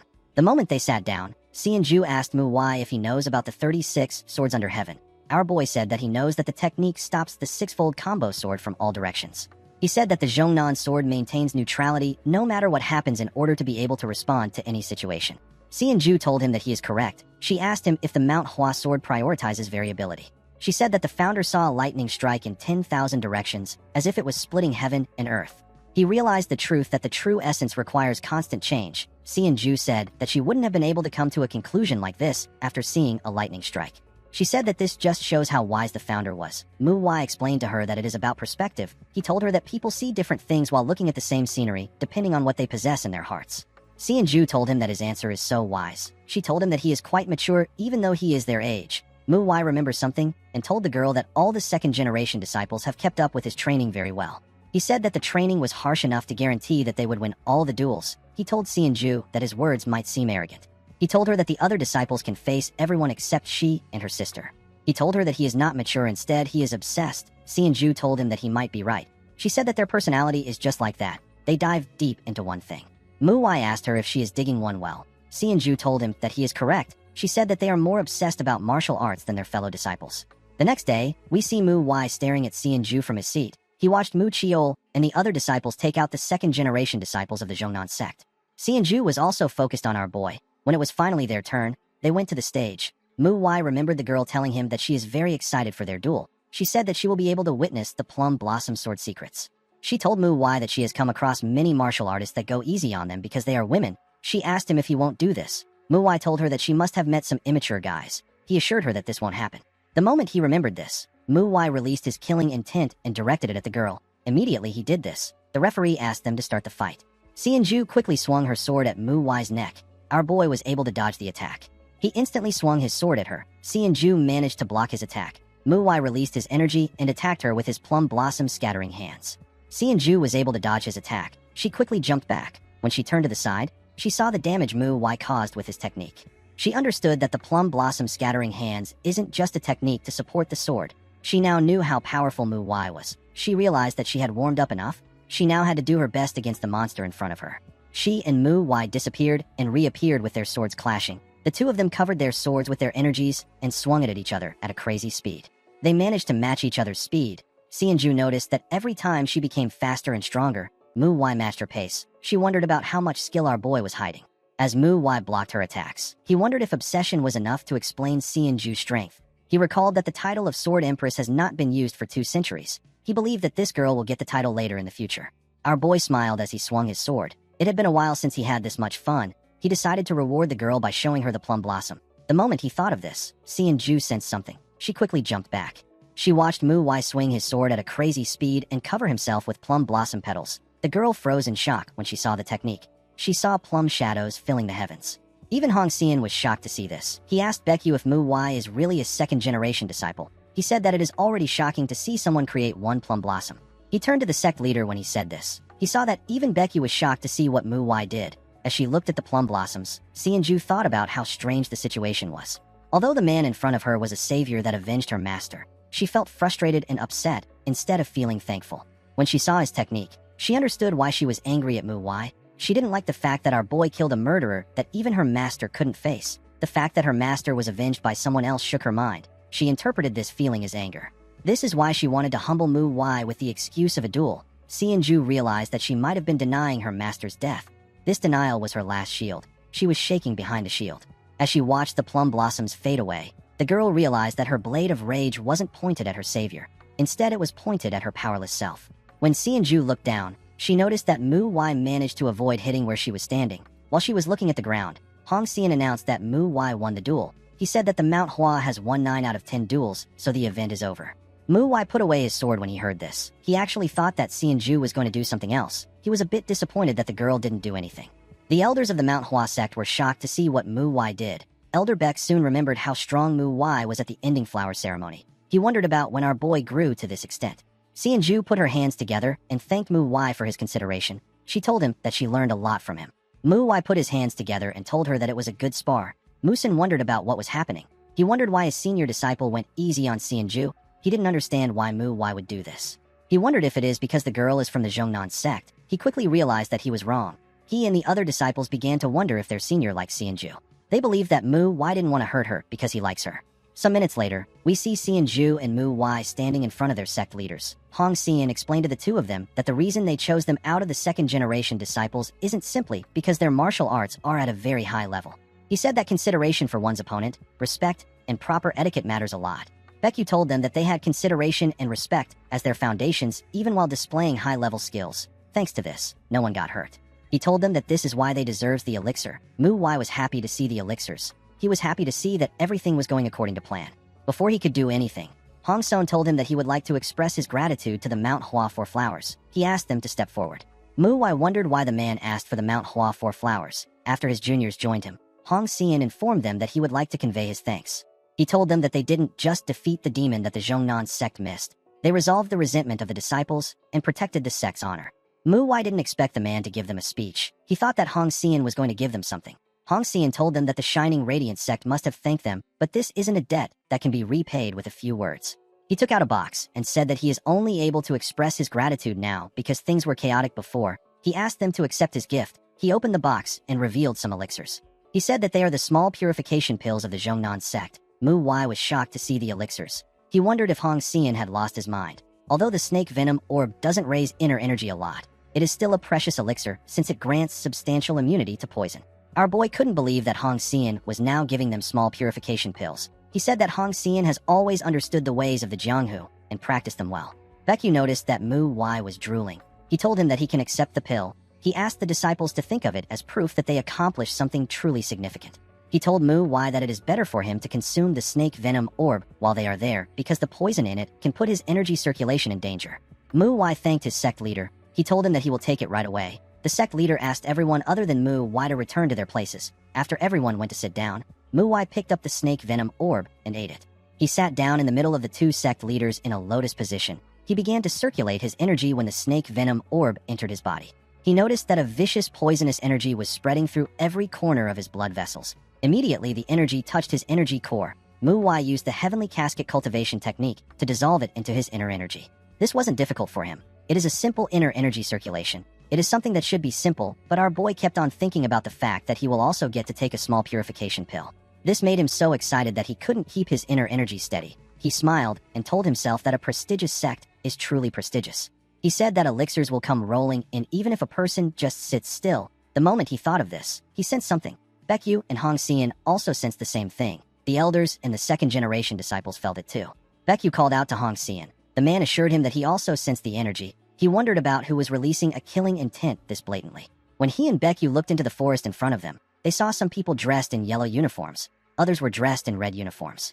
These people were marching towards the sect with their flags in the air. Their leaders rode their horses in front of them. One of them was a huge man with a huge sword while the other man carried a spear. Hong Xian realized that these men were from the Overlord Fortress. Baekyu noticed that the two men were the strongest members of the Overlord Fortress. They are part of the 5 martial lords. Hong Xian couldn't believe that 2 of the 5 martial lords were here at the same time. The huge man smiled and announced that it is an honor to meet the esteemed sect leaders of the 9 great sects. He added his inner energy to his voice, so it was extremely loud. Mu Jin and the other disciples had to cover their ears. The huge man said that they are a bit late. He asked them if the 6-fold combo sword competition is over already. He announced that their fortress master offered his grand congratulations to them for the competition. Baekyu used his hand to cover Mu Wai and protect him from the man's energy. The man said that they will be congratulating them in the Overlord Fortress way. The Overlord Fortress deals with the 3 renowned sects of Sichuan at once. One of the reasons they can do this is because of the 5 martial lords. These people are 5 martial masters that are under the Overlord Fortress leader. Each of their skills are comparable to that of a great sect leader. They are martial masters who require more than 2 elders to face them. 2 out of these martial lords were now in front of the Manhwa sect. The first is the huge man known as Jik Yonggun. The second martial lord is known as Huang Jingun. Baekyu told Hong Xian that the Overlord Fortress is really serious with their attack. Hong Xian agreed with him. He explained to him that they are short on forces right now, especially if they have to face the 2 martial lords. He suggested that the 2 of them face the 2 martial lords and allow the elders and the first-generation disciples to face the squad leaders and the vice-squad leaders. Baekyu agreed with him. He believed that this was the best way to minimize their losses. Hong Xian suggested that they start moving. He told the sect leader that he will ask Xian Zhu to guard Mu Wai. Baekyu turned to Baek Soon and ordered him to send all the 3rd-generation disciples inside. He asked him to make sure that the 2nd-generation disciples get into a 6-fold combo sword formation. He said that it doesn't matter if the disciples are of Zhongnan or Mount Hua. Since no disciple was chosen to lead the formation, Si and Mi told Mu Jin that they need to decide this among themselves. Mu Jin agreed with her. The girl told him that she would like to take command if it is alright with him. Baekyu reminded the disciples that the people coming at them are not their dueling opponents. He told them that they are there to kill them. He said that the enemy's every attack will be to kill. He asked the disciples not to hesitate. He asked them to hold their swords tightly and fight. Immediately he said this. The members of the Overlord Fortress charged at them. A squad leader asked his subordinates to kill all the second-generation disciples. He asked them to leave the elders and the first-generation disciples alive. He told them that it is fine if they cut off their limbs.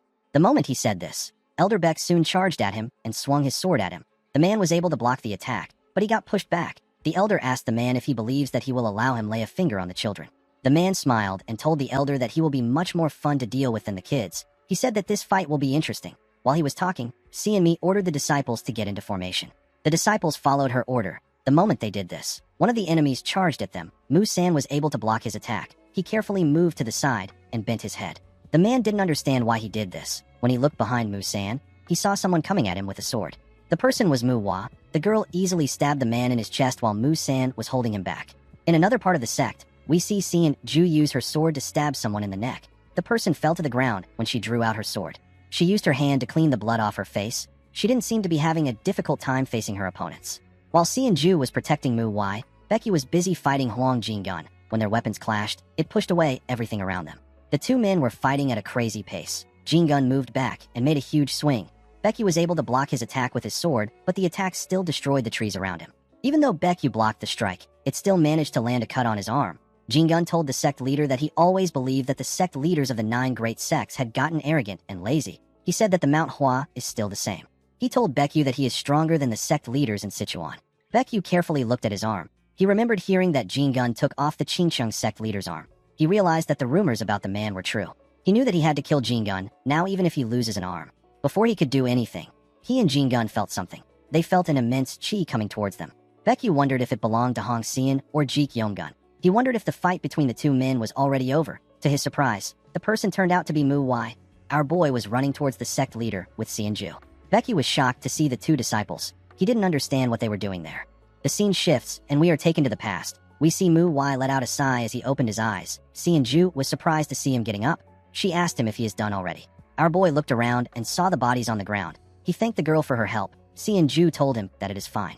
Mu-wai walked forward and looked down from the balcony. He saw Mu-san holding his opponent back with his sword. While he was struggling to push him back, the man used his sword to push him and shake his balance. He quickly pushed his leg into the sand and kicked it at Mu-san to block his vision. Mu-san used his hand to cover his face. He was able to stop the sand from getting in his eyes. His opponent quickly charged at him. Before he could swing his sword, Mu-san used his sword to push his sword down. He quickly changed his stance and turned around. He was able to land a strike on the man's chest. Mu-san was surprised to see what he did. He wondered if he was always this strong. He couldn't believe that he was able to take the man down. Mu-wai became convinced that he didn't have to worry about the second-generation disciples. He could feel a very dangerous chi coming from the back of the sect. The chi was coming from 2 directions. Our boy didn't know who was facing who. It didn't really matter to him. He called out to Si and Ju and informed her that he is going to kill the martial lords. He asked her if she wants to come with him. The girl agreed to follow him. She told him that it will be too dangerous for him to do this on his own. Mu-wai agreed with her. He told her that he will lead the way. He asked her to keep up with him. He quickly rushed into the forest. The scene shifts, and we are taken back to the forest. We see Mu-wai and Si and Ju land next to the sect leader. Becky asked our boy about what he is doing there. Mu-wai said that he will take this fight. He asked the sect leader to protect the disciples. Becky didn't expect to hear this. Mu-wai told him that he is doing this for the Manhwa and the Zhongnan sect. The sect leader realized that he needed to think logically. He knew that there had to be a reason why Mu-wai came there instead of saving the disciples himself. He believed that our boy probably thought that it would be more advantageous for him to fight Jin-gun. Normally, it would be nonsensical for a second-generation disciple to fight someone like Jin-gun. However, Mu-wai wasn't the type of person who would do something so foolish. He wouldn't suddenly enforce decisions like this in this situation. Becky wondered about what he should do. He wondered if he should follow logic or trust his disciple. He carefully looked at Jin-gun. He asked Mu-wai if he is certain about what he is doing. Our boy assured him that he is. Jin-gun couldn't believe what he was hearing. He asked the sect leader if he is handing him over to a kid. He asked him if he is in his right mind. He said that the people of the Jianghu would laugh if they found out about this. Becky ignored him and told Mu-wai that he will be back as soon as he can. He asked him to hold on for a little while. Our boy asked his sect leader not to worry. Jin-gun said that he has never seen such an irresponsible sect leader like this before. He said that he wonders about what the Manhwa will become if their sect leader is like this. Immediately he said this. A blade appeared next to his throat. Gun was able to sense the blade before it hit him. He quickly bent his head and dodged the attack. Wai gave him a kick before he could regain his balance. Gun was able to block the attack, but he got pushed back. Before he could do anything, Ju appeared behind him and swung her sword at his head. The man was able to easily sense her presence. He bent his head and dodged her attack. He laughed and said that the two of them are not enough to handle him. The moment he said this, Wai appeared in front of him and landed a cut on his face. Blood gushed out of Jinguan's face. On another side of the sect, we see someone cough out some blood as he knelt on the ground. The person turned out to be Gun. The man raised his head and said that he was considerate enough to take this battle to somewhere more private. He looked at the two sect leaders in front of him and asked them if this isn't too much. Baekyu asked the man to stop spouting nonsense. He told him that he doesn't have the time to play along with his jokes. Gun laughed when he heard this. He released his energy and told Baekyu that he seems to be confused because he is attacking him with Hongxian. He reminded the sect leader that he is one of the 5 martial lords. He said that he is not an opponent that they can take lightly. He told Baekyu that he will take one of them with him even if he dies there today. He told him that it is too early for him to be so prideful. Gun got up and said that he needs to think about who he will take with him to make this fight worthwhile. Huang Gun is one of the 5 martial lords of the Overlord Fortress. He wields an extended blade named the Wind Reversing Heaven Splitter. When he swings his extended blade, it creates a wind that is faster than the eye can see. These winds can cut through a stone. If one does not know about Jinguan's martial arts, it is possible for them to be beheaded before realizing what has happened. Wai was only able to know some things about the man because he fought him when he was still the Phantom Swordsman. Our boy was able to counter the man's martial arts at that time, but he still possessed his skills as the Phantom Swordsman around this time. If he recklessly attempts to face Gun with this body, he might die. Wai knew that Gun wasn't going to let his guard down. The best chance he had was the first time he attacked the man. Our boy realized that he had no option but to last until the sect leader arrives. If he was alone, he could buy time by running. Unfortunately, this plan will fail if Gun tries to kill Ju first. Wai knew that he and the girl had no chance fighting together. All Wai could do was buy time. What mattered was how fast the sect leader could defeat Gun and reach there, and whether our boy could last till this time. Gun touched his face to feel the cut. He carefully looked at Wai. He found our boy to be quite strange. Although Wai's prowess was lower than that of the sect leader, he was sharper and more dangerous. Gun felt that Wai's eyes contained killing intent that was too sharp for a young martial artist. He knew that Wai wasn't an easy opponent. He believed that he needed to eliminate him now before he grows any stronger.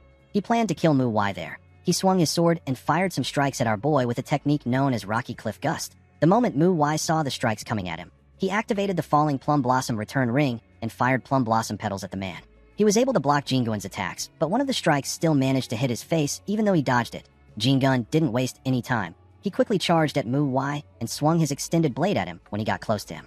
Our boy was able to jump out of the way and dodge his attack. Immediately, he landed on the ground. Gun turned around and fired another strike at him. Wai was able to block the attack, but he got pushed back. He realized that he was screwed. He could tell that Gun was really trying to kill him.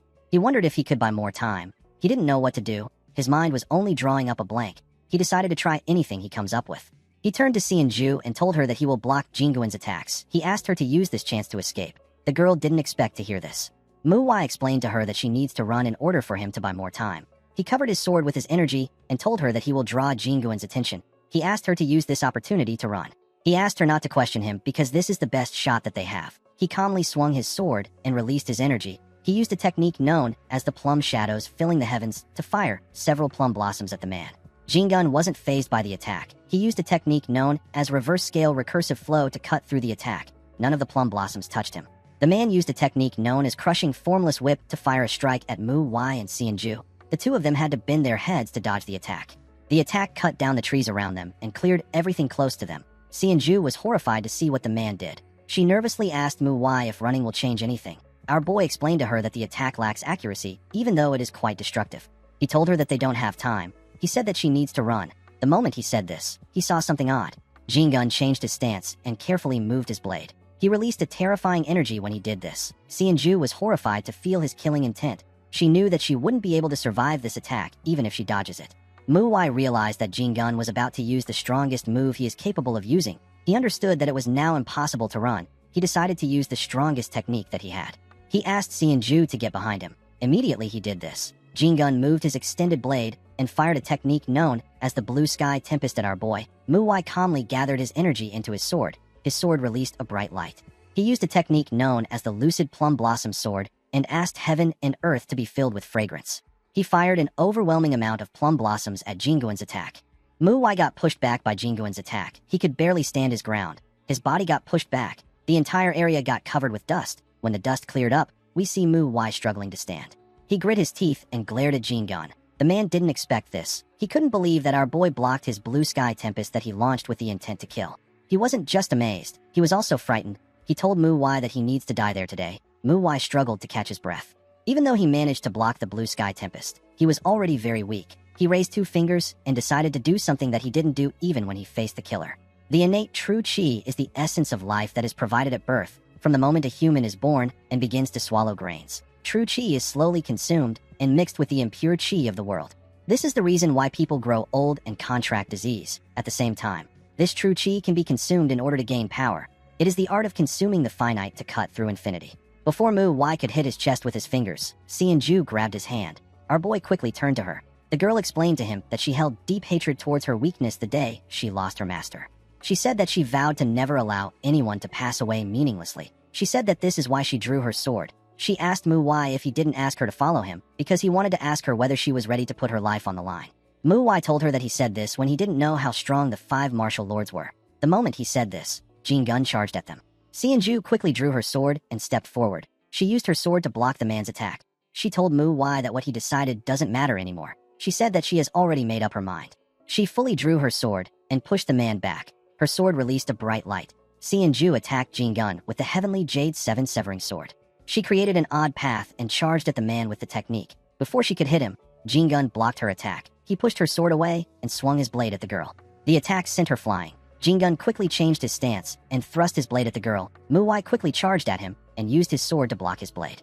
He told Xianju that he will not overthink things since she is putting her life on the line. He told her that he will put his faith in her. With a scary tone in his voice, Jin Gun told Mu Wai that he would have been able to keep his life if he simply ran. He told him that his sense of camaraderie is making him tear up. He assured Mu Wai that he will kill them together. He gathered his energy and swung his blade at our boy. Mu Wai was able to block his attack, but he got pushed down. Xianju quickly used his back to push herself up. She swung her sword at Jin Gun. The man quickly jumped back to dodge the attack. He stopped moving and turned around. He swung his blade at her head. Xianju bent her head to dodge the attack.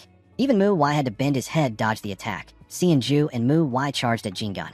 Jin Gun swung his blade at them. When their weapons clashed, it released a blinding bright light.